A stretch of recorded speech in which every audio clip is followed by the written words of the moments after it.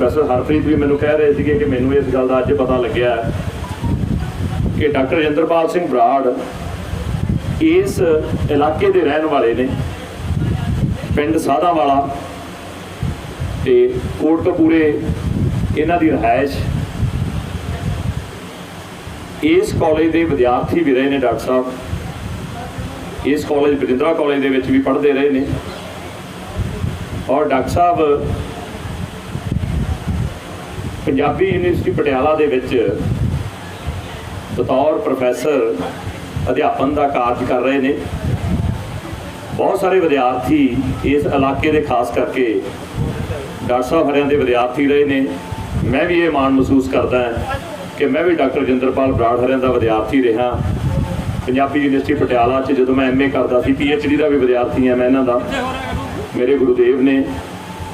हुण मैं बेनती करांगा कि doctor Jalaur Singh Khiva, Stalin, professor Harpreet, professor Jot Maninder, विजय विवेक जी, ये प्लीज़ स्टेज पर आ जाओ जी। आप एक किताब की जी है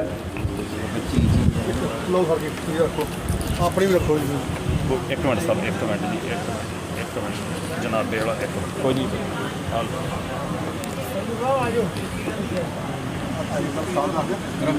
हेलो, कौन करने वाला?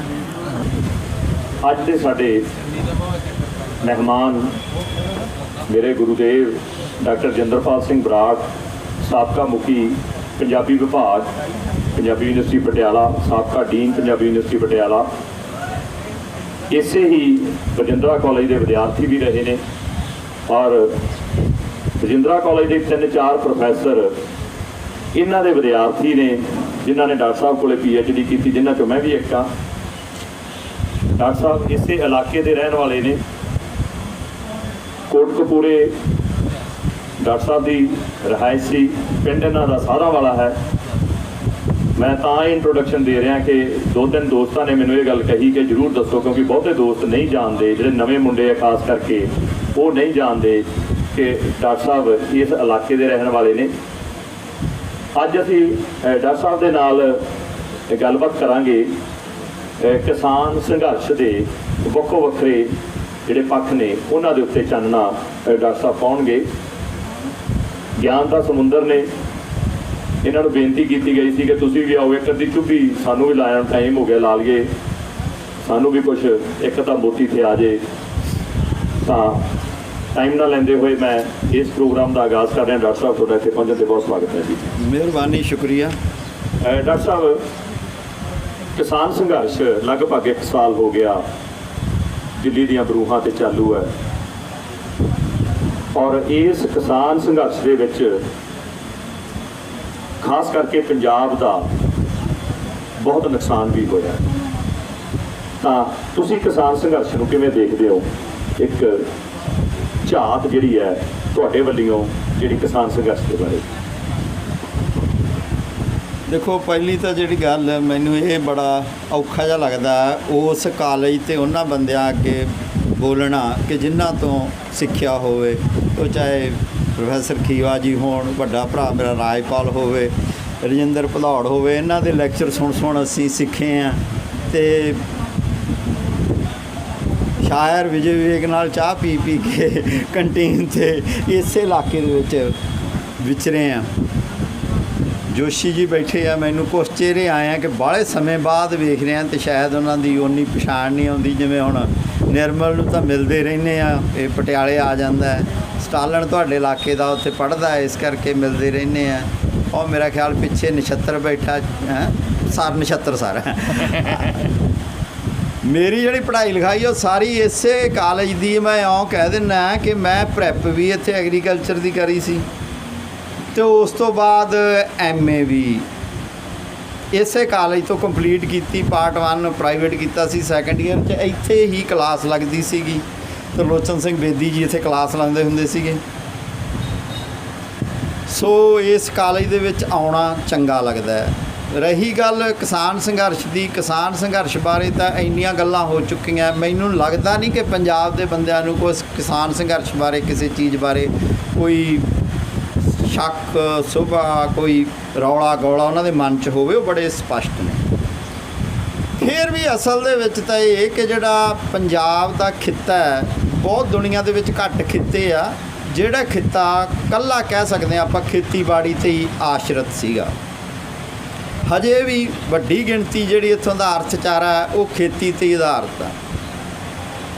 ਆਸ ਕੀਤੀ ਜਾਂਦੀ ਹੈ, ਇੱਕ ਵਿਕਾਸ ਦਾ ਮਾਡਲ ਜਿਹਾ ਲੀਕ ਲਿਆ ਜਾਂਦਾ ਹੈ ਕਿ ਜਦੋਂ ਖੇਤੀ ਦੇ ਵਿੱਚ ਕਿਹਾ ਜਾ ਸਕਦਾ ਹੈ ਕਿ ਮਸ਼ੀਨੀਕਰਨ ਹੋ ਜਾਂਦਾ ਤਾਂ ਉਸ ਤੋਂ ਬਾਅਦ ਉਦਯੋਗ ਆਉਂਦੇ ਆ ਅਤੇ ਉਦਯੋਗ ਲੱਗਣੇ ਚਾਹੀਦੇ ਆ।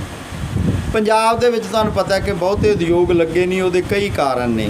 ਇੱਕ ਕਾਰਨ ਇਹ ਵੀ ਆ ਕਿ ਸਰਹੱਦੀ ਇਲਾਕਾ ਸੀਗਾ, ਦੂਜਾ ਇਹ ਵੀ ਇਹਦਾ ਕਾਰਨ ਸੀਗਾ ਕਿ ਇੱਥੇ ਜ਼ਮੀਨ ਘੱਟ ਸੀ, ਉਹਦਾ ਇੱਕ ਇਹ ਵੀ ਕਾਰਨ ਸੀਗਾ ਕਿ ਇੱਥੇ ਖੇਤੀ ਦੇ ਵਿੱਚੋਂ ਹੀ ਲੋਕਾਂ ਦਾ ਚੰਗਾ ਸਰੀ ਜਾਂਦਾ ਸੀ, ਇੱਥੇ ਉਦਯੋਗ ਨਹੀਂ ਲੱਗੇ।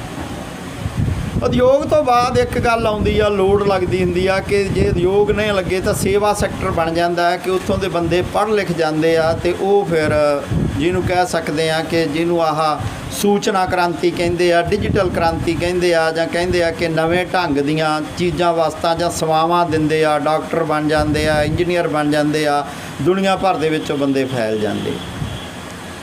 ਪੰਜਾਬ ਨੇ ਜਿਹੜਾ ਪਹਿਲਾ ਪੜਾਅ ਤਾਂ ਬਹੁਤ ਵਧੀਆ ਪਾਰ ਕੀਤਾ ਜਾਂ ਬੜਾ ਵਧੀਆ ਕੀਤਾ, ਖਾਸ ਕਰਕੇ ਦੇਸ਼ ਵੰਡ ਤੋਂ ਬਾਅਦ ਇਸ ਇਲਾਕੇ ਦੇ ਵਿੱਚ ਉਪਜ ਘੱਟ ਸੀਗੀ, ਪਰ ਦੇਸ਼ ਵੰਡ ਤੋਂ ਬਾਅਦ ਸਿੰਚਾਈ ਦੇ ਸਾਧਨ ਵਧੇ, ਸਾਰਾ ਕੁਝ ਵਧਿਆ, ਨਵੀਆਂ ਬੀਜ ਆਏ, ਨਵੇਂ ਤਰ੍ਹਾਂ ਦੀਆਂ ਤਕਨੀਕਾਂ ਆਈਆਂ, ਉਹਦੇ ਨਾਲ ਇੱਕ ਵਾਰ ਪੰਜਾਬ ਨੂੰ ਹੁਲਾਰਾ ਵੀ ਆਇਆ ਅਤੇ ਬੜਾ ਲੰਮਾ ਸਮਾਂ ਇਹ ਨੰਬਰ 1 ਸੂਬਾ ਵੀ ਰਿਹਾ। ਆਮਦਨ ਦੇ ਪੱਖੋਂ ਵੀ, ਰਹਿਣ ਸਹਿਣ ਪੱਖੋਂ ਵੀ, ਅਤੇ ਕਿਹਾ ਜਾ ਸਕਦਾ ਹੈ ਕਿ ਇੱਕ ਤਰ੍ਹਾਂ ਦੀ ਪੰਜਾਬ ਦੀ ਚੜ੍ਹਾਈ ਸੀ ਜਾਂ ਪੰਜਾਬ ਦੀ ਬੱਲੇ ਬੱਲੇ ਸੀ। ਪਰ ਜਿਹੜਾ ਉਹ ਹਰਾ ਇਨਕਲਾਬ ਆ ਬੜਾ ਛੇਤੀ ਪੀਲਾ ਪੈਣਾ ਸ਼ੁਰੂ ਹੋ ਗਿਆ। ਕਹਿ ਲਓ ਕਿ 60 ਦੇ ਵਿੱਚ ਸ਼ੁਰੂ ਹੋਇਆ, ਲਗਭਗ ਉਹ 70 ਤੱਕ ਤਾਂ ਉਹਦੀ ਪੂਰੀ ਚੜ੍ਹਾਈ ਰਹੀ, ਪਰ 70 ਦੇ ਵਿੱਚ ਇਹ ਦਿਖਣ ਲੱਗ ਪਿਆ ਸੀ ਕਿ ਜਿਹੜਾ ਹਰਾ ਇਨਕਲਾਬ ਆ ਉਹ ਪੀਲਾ ਪੈ ਗਿਆ। ਅਤੇ ਜਿਹੜਾ ਪੀਲਾ ਪੈਂਦਾ ਸੀਗਾ ਉਹ ਜੇ ਸਾਹਿਤ ਦੇ ਹਵਾਲੇ ਨਾਲ ਗੱਲ ਕਰਨੀ ਹੋਵੇ ਤਾਂ ਪਾਸ਼ ਵਰਗਿਆਂ ਨੂੰ ਬੜੀ ਚੰਗੀ ਤਰ੍ਹਾਂ ਦਿਖਣ ਲੱਗ ਪਿਆ ਸੀ ਕਿ ਪੀਲਾ ਪੈਣ ਲੱਗਿਆ। ਉਹਨਾਂ ਦੀਆਂ ਜੇ ਤੁਸੀਂ ਉਦੋਂ 74 ਦੀਆਂ ਕਿਤਾਬਾਂ ਪੜ੍ਹੋ ਕਿ ਸਾਡੇ ਸਮਿਆਂ ਦੇ ਵਿੱਚ ਜਾਂ ਲੋਕ ਕਥਾ ਪੜ੍ਹੋ ਤਾਂ ਤੁਹਾਨੂੰ ਉਹਦੇ ਵਿੱਚ ਦਿਖਾਈ ਦਿੰਦਾ ਹੈਗਾ ਕਿ ਪਿੰਡ ਇੱਕ ਦਿਨ ਇਹ ਨਹੀਂ ਰਹਿਣਗੇ, ਕਿਸੇ ਸੰਕਟ ਦੇ ਵਿੱਚ ਘਿਰਦੇ ਜਾਂਦੇ। ਇਹ ਪਾਸ਼ ਨੂੰ ਇਹ ਲੱਗਦਾ ਕਿ ਕਈ ਵਾਰੀ ਹੁੰਦਾ ਕਿਸੇ ਸ਼ਾਇਰ ਬਾਰੇ ਹੋ ਜਾਂਦਾ ਕਿ ਉਹਦੀ ਇੰਨੀ ਚੜ੍ਹਾਈ ਕਿਉਂ ਆ। ਕਿਤੇ ਨਾ ਕਿਤੇ ਜਿਹੜਾ ਕਹਿੰਦੇ ਨੇ ਕਿ ਸ਼ਾਇਰਾਂ ਕੋਲੇ ਇੱਕ ਦੂਰ ਦੇਖਣ ਵਾਲੀ ਦਿਵ ਦ੍ਰਿਸ਼ਟੀ ਹੁੰਦੀ ਆ, ਅਤੇ ਉਹਦੇ ਕੋਲੇ ਇੱਕ ਉਹ ਦ੍ਰਿਸ਼ਟੀ ਸੀਗੀ ਕਿ ਜਿਹਦੇ ਨਾਲ ਉਹਨੂੰ ਇਹ ਚੰਗੀ ਤਰ੍ਹਾਂ ਅਹਿਸਾਸ ਸੀ ਕਿ ਪੀਲਾ ਪੈਂਦਾ ਜਾਂਦਾ। ਪੰਜਾਬੀ ਦੇ ਜਿਹੜੇ ਦੂਜੇ ਸਾਹਿਤਕਾਰ ਆ ਉਹਨਾਂ ਨੂੰ ਵੀ ਇਹ ਗੱਲ ਦਿਖਦੀ ਸੀਗੀ। ਅੱਜ ਵਿੱਚ ਨਹੀਂ ਰਿਹਾ, ਉਹਦੇ ਵਿਚਾਰਧਾਰਕ ਉਹਦੇ ਨਾਲ ਮਤਭੇਦ ਹੋਣਗੇ ਬਹੁਤ ਸਾਰੇ ਲੋਕਾਂ ਦੇ, ਪਰ ਜਸਵੰਤ ਕੰਵਲ ਨੂੰ ਵੀ ਇਹ ਗੱਲ ਬਹੁਤ ਦਿਖਦੀ ਸੀ ਕਿ ਕਿਤੇ ਨਾ ਕਿਤੇ ਪੰਜਾਬ ਨਾਲ ਕੁਝ ਬੁਰਾ ਹੋਣ ਜਾ ਰਿਹਾ ਜਾਂ ਪੰਜਾਬ ਉਹ ਰਾਹ ਨਹੀਂ ਹੁੰਦਾ। ਮੋਟੇ ਤੌਰ 'ਤੇ ਮੈਨੂੰ ਲੱਗਦਾ ਕਿ ਆਰਥਿਕ ਜਿਹੜੇ ਅੰਕੜੇ ਆ ਉਹ ਤੇ ਮੈਨੂੰ ਲੱਗਦਾ ਕਿ ਚਾਹੇ ਸੁਖਪਾਲ ਦੇ ਦੇ ਅਤੇ ਚਾਹੇ ਗਿਆਨ ਸਿੰਘ ਦੇ ਦੇ, ਅਤੇ ਉਹ ਆਪਣੇ ਕੋਲੇ ਬਹੁਤ ਨੇ, ਬਹੁਤ ਉਹ ਲੇਖ ਨੇ, ਤੁਸੀਂ ਸਾਰਿਆਂ ਨੇ ਪੜ੍ਹੇ ਨੇ। ਨਹੀਂ ਜੇ ਕਿਸੇ ਨੇ ਪੜ੍ਹੇ ਤਾਂ ਇੱਕ ਕਿਤਾਬ, ਬਹੁਤ ਸਾਰੀਆਂ ਕਿਤਾਬਾਂ ਆ ਗਈਆਂ, ਵੈਸੇ ਇੱਕ ਕਿਤਾਬ ਆ ਜਿਹੜੀ ਸਟਾਲਨਜੀਤ ਨੇ ਸੰਪਾਦਿਤ ਕੀਤੀ ਆ, ਉਹਦੇ ਵਿੱਚੋਂ ਤੁਸੀਂ ਉਹ ਅੰਕੜੇ ਲੈ ਲਓ, ਉੱਥੋਂ ਉਹ ਪੜ੍ਹ ਲਓ। ਮੋਟੀ ਜੀ ਗੱਲ ਇੰਨੀ ਆ ਕਿ ਪਹਿਲਾਂ ਜਿਹੜਾ ਕਿਸਾਨ ਆ ਉਹ ਜੇ 100 ਰੁਪਈਆ ਖਰਚਦਾ ਸੀ ਤਾਂ 105 104 ਰੁਪਈਏ ਉਹਨੂੰ ਕਮਾਏ ਜਾਂਦੇ ਸੀ। ਉਹ ਜਿਹੜੇ 4 ਰੁਪਈਏ ਹੀ ਆ ਵਾਧੂ ਦੇ ਮਿਲਦੇ ਸੀ, ਉਹੀ ਉਹਦੀ ਆਮਦਨ ਸੀ। ਉਹਦੇ ਨਾਲ ਹੀ ਉਹ ਖਾੜੇ ਲਾ ਲੈਂਦਾ ਸੀ, ਉਹਦੇ ਨਾਲ ਹੀ ਉਹ ਨਵੇਂ ਘਰ ਪਾ ਲੈਂਦਾ ਸੀ, ਉਹਦੇ ਨਾਲ ਹੀ ਉਹ ਟਰੈਕਟਰ ਲੈ ਲੈਂਦਾ ਸੀ, ਉਹਦੇ ਨਾਲ ਹੀ ਉਹ ਫਿਰ ਜਿਹਨੂੰ ਕਹਿੰਦੇ ਆ ਗਾਉਣ ਵਾਲਿਆਂ ਦੇ ਉੱਤੋਂ ਦੀ ਪੈਸੇ ਸਿੱਟ ਦਿੰਦਾ ਸੀਗਾ ਅਤੇ ਆਪਣੇ ਆਪ ਦੇ ਵਿੱਚ ਉਹ ਰਾਜਾ ਮਹਿਸੂਸ ਕਰਦਾ। ਲਗਭਗ ਜਿਹੜੀਆਂ ਕੈਲਕੂਲੇਸ਼ਨਾਂ ਆਈਆਂ ਇਕਨੋਮਿਕਸ ਵਾਲਿਆਂ ਨੇ ਲਾਈਆਂ ਕਿ 1990 ਤੋਂ ਬਾਅਦ ਜੇ ਉਹ 100 ਰੁਪਈਆ ਖਰਚਦਾ ਤਾਂ ਉਹਦੇ ਵਿੱਚੋਂ ਅਸਲ 'ਚ ਉਹਨੂੰ 94 96 ਰੁਪਈਏ ਵਾਪਸ ਮਿਲਦੇ ਆ। ਆਪ ਦਾ ਜਿਹੜੀ ਉਹਦੀ ਖੇਤੀ ਦੀ ਜਿਹੜਾ ਸੰਦ ਸੰਦੇੜਾ ਉਹਦਾ ਜਿਹੜਾ ਵਿਆਜ ਆ, ਜਿਹੜਾ ਉਹਦਾ ਉਹ ਜਿਹੜੇ C2 ਦੇ ਫਾਰਮੂਲੇ ਉਹਨਾਂ ਆਪਾਂ ਫਾਰਮੂਲਿਆਂ 'ਚ ਨਹੀਂ ਪੈਂਦੇ। ਦੇਸੀ ਜੀ ਗੱਲ ਏ ਕਿਹੜਾ ਘਰ ਦਾ ਸੰਦ ਸੰਦੇੜਾ, ਜਿਹੜੇ ਘਰ ਦੇ ਵਿੱਚ ਬੰਦੇ ਕੰਮ ਕਰਦੇ ਆ, ਜਿਹੜਾ ਜ਼ਮੀਨ ਜਿਹੜੀ ਜੱਦੀ ਜ਼ਮੀਨ ਆ ਉਹਦਾ ਠੇਕਾ ਨਹੀਂ ਦੇਣਾ ਪੈਂਦਾ। ਉਹ ਸਾਰੇ ਪੈਸੇ ਉਹਦੇ ਵਿੱਚ ਪਾ ਕੇ ਉਹਨੂੰ 94 ਸੀ, ਪਰ ਉਹਨੂੰ ਪਤਾ ਨਹੀਂ ਲੱਗ ਰਿਹਾ ਸੀਗਾ ਕਿ ਕੀ ਹੋ ਰਿਹਾ। ਹੌਲੀ ਹੌਲੀ ਉਹ ਕਰਜ਼ੇ ਦੇ ਬੋਝ ਥੱਲੇ ਦਬਦਾ ਗਿਆ ਅਤੇ ਉਹ ਦਬ ਗਿਆ। ਇਹ ਤਾਂ ਗੱਲ ਹੈਗੀ ਆ ਕਿ ਹਾਲਾਤ ਇਹ ਹੈਗੇ ਆ ਕਿ ਇਸ ਵੇਲੇ ਖੇਤੀ ਘਾਟੇ ਬੰਦਾ ਸੌਦਾ ਹੈ। ਜੇ ਮਾ ਕੇ ਖੇਤੀ ਉਹਨਾਂ ਦੀ ਖੇਤੀ ਠੀਕ ਆ ਕਿ ਜਿਨ੍ਹਾਂ ਦੇ ਆਮਦਨ ਦੇ ਕੋਈ ਹੋਰ ਸਾਧਨ ਨੇ, ਚਾਹੇ ਉਹ ਨੌਕਰੀ ਕਰਦੇ ਆ, ਚਾਹੇ ਉਹ ਨੌਕਰੀ ਛੋਟੀ ਆ, ਭਾਵੇਂ ਉਹ FCI ਦੇ ਗਦਾਉਣਾ 'ਚ ਭਾਵੇਂ ਉਹ ਚੌਂਕੀਦਾਰ ਵੀ ਹੋਣ, ਤੇ ਚਾਹੇ ਉਹ ਨੌਕਰੀ ਵੱਡੀ ਆ, ਸਾਡੇ ਵਰਗੇ ਪ੍ਰੋਫੈਸਰ ਬਣੇ ਬੈਠੇ ਆ ਤੇ ਬੜੀਆਂ ਗੱਲਾਂ ਮਾਰ ਸਕਦੇ ਆ ਅਸੀਂ, ਤੇ ਮਾਰ ਸਕਦੇ ਆ ਕਿਉਂਕਿ ਸਾਡਾ ਇਨਕਮ ਦਾ ਹੋਰ ਸੋਰਸ ਆ। ਪਰ ਜਿਹਦਾ ਇਕੱਲਾ ਖੇਤੀ ਦਾ ਸੋਰਸ ਆ, ਉਹਦੇ ਲਈ ਉਹਨੇ ਕਰਜ਼ੇ ਥੱਲੇ ਜਾਣਾ ਹੀ ਜਾਣਾ, ਉਹ ਘਾਟੇਬੰਦੀ ਉਹਦਾ ਸੌਦਾ ਇਹ ਬਣ ਚੁੱਕਿਆ। ਇਹ ਤਾਂ ਚਲੋ ਇੱਕ ਸਮੱਸਿਆ ਸੀ। ਉਹਦਾ ਸਮੱਸਿਆ ਦਾ ਜਿਹੜਾ ਦੂਜਾ ਪੱਖ ਆ ਉਹ ਜ਼ਿਆਦਾ ਵੱਡਾ ਹੈਗਾ ਕਿ ਦੁਨੀਆ ਭਰ ਦੇ ਵਿੱਚ ਹੀ ਜਦੋਂ ਉਦਯੋਗਿਕ ਕ੍ਰਾਂਤੀ ਆਈ ਤਾਂ ਉਦਯੋਗਿਕ ਕ੍ਰਾਂਤੀ ਦੇ ਨਾਲ ਵੱਡੀ ਪੱਧਰ 'ਤੇ ਚੀਜ਼ਾਂ ਵਸਤਾਂ ਵਿਕਣ ਲੱਗੀਆਂ, ਉਦਯੋਗ ਨੂੰ ਪ੍ਰੋਫਿਟ ਹੋਣ ਲੱਗਿਆ। ਪਰ ਜਿਹੜੀਆਂ ਕੰਜ਼ਿਊਮਰ ਆਈਟਮਸ ਆ ਉਹ ਤਾਂ ਹੀ ਵਿਕ ਸਕਦੀਆਂ ਕਿ ਜੇ ਲੋਕਾਂ ਕੋਲ ਪੈਸਾ ਹੋਵੇ। ਜਦੋਂ ਲੋਕਾਂ ਕੋਲ ਪੈਸਾ ਨਹੀਂ ਤਾਂ ਪੈਸਾ ਕੱਢਿਆ ਕਿੱਥੋਂ ਜਾ ਸਕਦਾ ਹੈ? ਵੱਡਿਆਂ ਘਰਾਣਿਆਂ ਨੇ, ਵੱਡੀਆਂ ਕੰਪਨੀਆਂ ਨੇ, ਸਰਮਾਏਦਾਰਾਂ ਨੇ ਸੋਚਿਆ ਕਿ ਇੱਕੋ ਥਾਂ ਤੋਂ ਪੈਸਾ ਕੱਢਿਆ ਜਾ ਸਕਦਾ ਹੈ ਕਿ ਬੰਦਾ ਟੈਲੀਵਿਜ਼ਨ ਛੋਟਾ ਖਰੀਦ ਲੂਗਾ, ਵੱਡਾ ਨਾ ਖਰੀਦੂਗਾ, ਪਰ ਜੇ ਭੁੱਖ ਲੱਗੀ ਹੋਈ ਰੋਟੀ ਤਾਂ ਖਾਣੀ ਹੀ ਖਾਣੀ ਹੈ। ਬੰਦਾ ਨਾ ਚੰਗੇ ਕੱਪੜੇ ਪਾਊਗਾ, ਮਾੜੇ ਕੱਪੜਿਆਂ ਨਾਲ ਗੁਜ਼ਾਰਾ ਕਰ ਲੂਗਾ, ਪਰ ਇਹ ਤਾਂ ਮਜਬੂਰੀ ਬਣਨੀ ਆ ਉਹਦੀ ਕਿ ਜੇ ਭੁੱਖ ਲੱਗੀ ਆ ਤਾਂ ਉਹਨੇ ਰੋਟੀ ਖਾਣੀ ਆ। ਉਹਨਾਂ ਨੂੰ ਲੱਗਿਆ ਕਿ ਫੂਡ 'ਤੇ ਕਬਜ਼ਾ ਕੀਤਾ ਜਾਵੇ, ਅਤੇ ਜਿਹੜਾ ਫੂਡ 'ਤੇ ਕਬਜ਼ਾ ਕਰਨਾ ਹੈ ਜਾਂ ਭੋਜਨ 'ਤੇ ਕਬਜ਼ਾ ਕਰਨਾ ਹੈ, ਪਿੰਡਾਂ ਦੇ ਵਿੱਚ ਹੁਣ ਵੀ ਮੁਹਾਵਰਾ ਵਰਤਿਆ ਜਾਂਦਾ ਕਿ ਮੈਂ ਕੀ ਤੇ ਇੱਥੋਂ ਦਾਣੇ ਲੈ ਕੇ ਖਾਣੇ ਆ। ਅਤੇ ਜੇ ਦਾਣਿਆਂ 'ਤੇ ਕਬਜ਼ਾ ਹੋ ਜੇ, ਜੇ ਫਸਲ 'ਤੇ ਕਬਜ਼ਾ ਹੋ ਜੇ, ਜੇ ਜ਼ਮੀਨ 'ਤੇ ਕਬਜ਼ਾ ਹੋ ਜੇ, ਤਾਂ ਉਹਦੇ ਨਾਲ ਦੀ ਉਹਨਾਂ ਨੂੰ ਲੱਗਿਆ ਕਿ ਰੀਸ ਨਹੀਂ।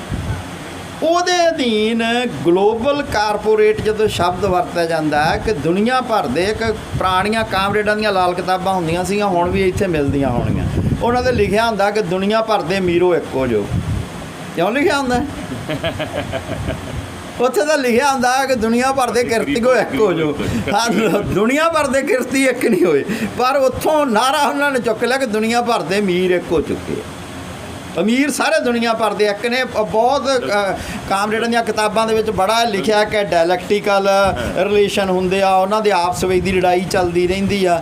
ਅੱਜ ਹੀ ਪ੍ਰੋਫੈਸਰ ਸਾਹਿਬ ਕਹਿ ਰਹੇ ਸੀ ਵੀ ਸੰਵਾਦਾਤਮਕਤਾ ਕਹੀਏ ਕਿ ਸੰਵਾਦਾਤਮਕਤਾ ਕਹੀਏ ਕਿ ਦਵੰਦਾਤਮਕਤਾ ਕਹੀਏ, ਕਈ ਕੁਛ ਮਰਜ਼ੀ ਚਾਹੀਏ, ਉਹਨਾਂ ਨੇ ਆਪ ਦੀਆਂ ਜਿਹੜੀਆਂ ਆਪਸੀ ਵਿਰੋਧਤਾਂ ਆਈਆਂ ਉਹ ਹੱਲ ਕਰ ਲਈਆਂ ਕਿ ਆਪਾਂ ਆਪਸ ਵਿੱਚ ਦੀ ਨਹੀਂ ਲੜਨਾ, ਲੋਕਾਂ 'ਤੇ ਰਾਜ ਕਰਨਾ।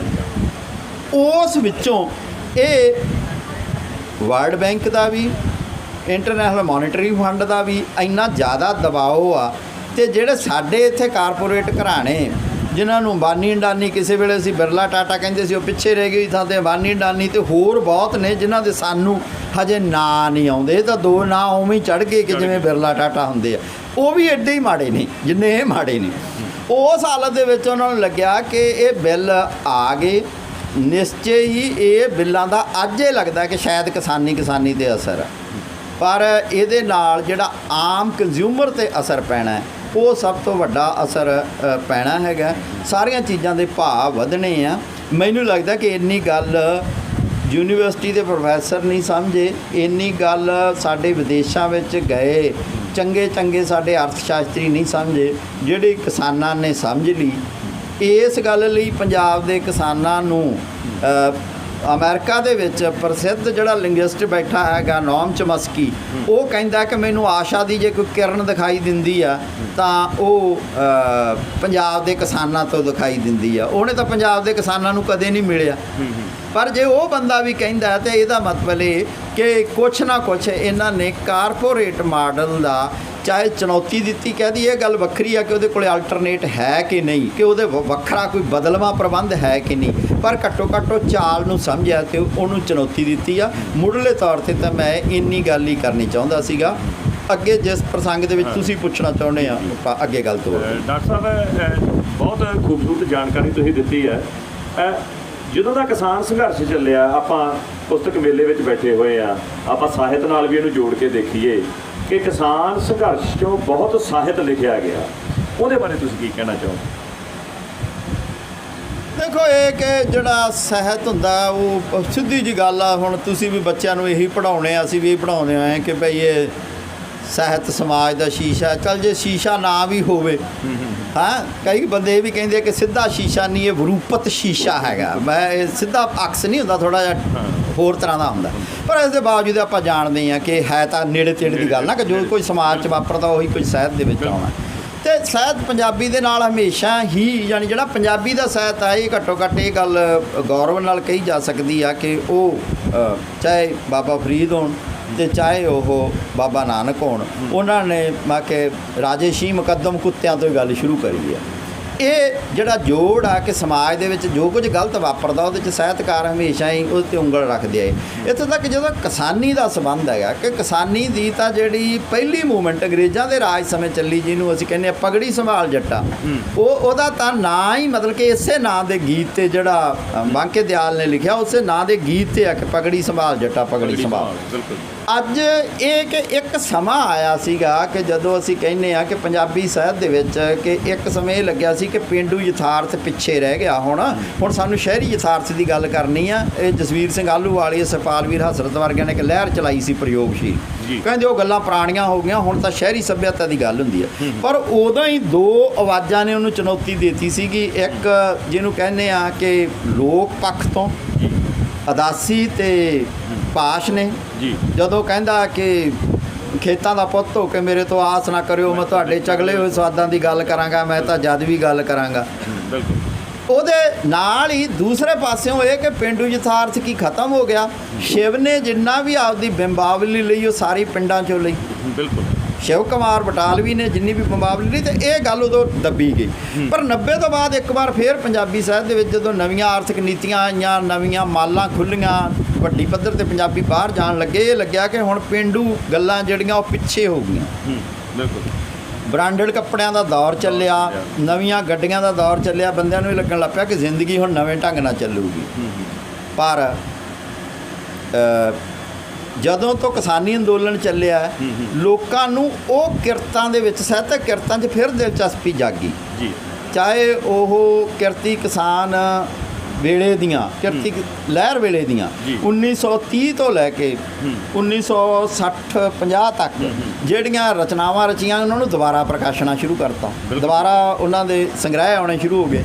ਇਹਦੇ ਨਾਲ ਹੀ ਕਿ ਜਿਹੜੇ ਨਾਵਲਕਾਰ ਅਸੀਂ ਨਾਵਲ ਭੁਲਾਤੇ ਸੀਗੇ, ਜਿਵੇਂ ਸੰਤ ਸਿੰਘ ਸੇਖੋਂ ਦਾ ਇੱਕ ਨਾਵਲ ਆ ਲਹੂ ਮਿੱਟੀ, ਦੁਬਾਰਾ ਲੋਕਾਂ ਨੂੰ ਲੱਗਿਆ ਕਿ ਉਹ ਪੜ੍ਹਨਾ ਚਾਹੀਦਾ।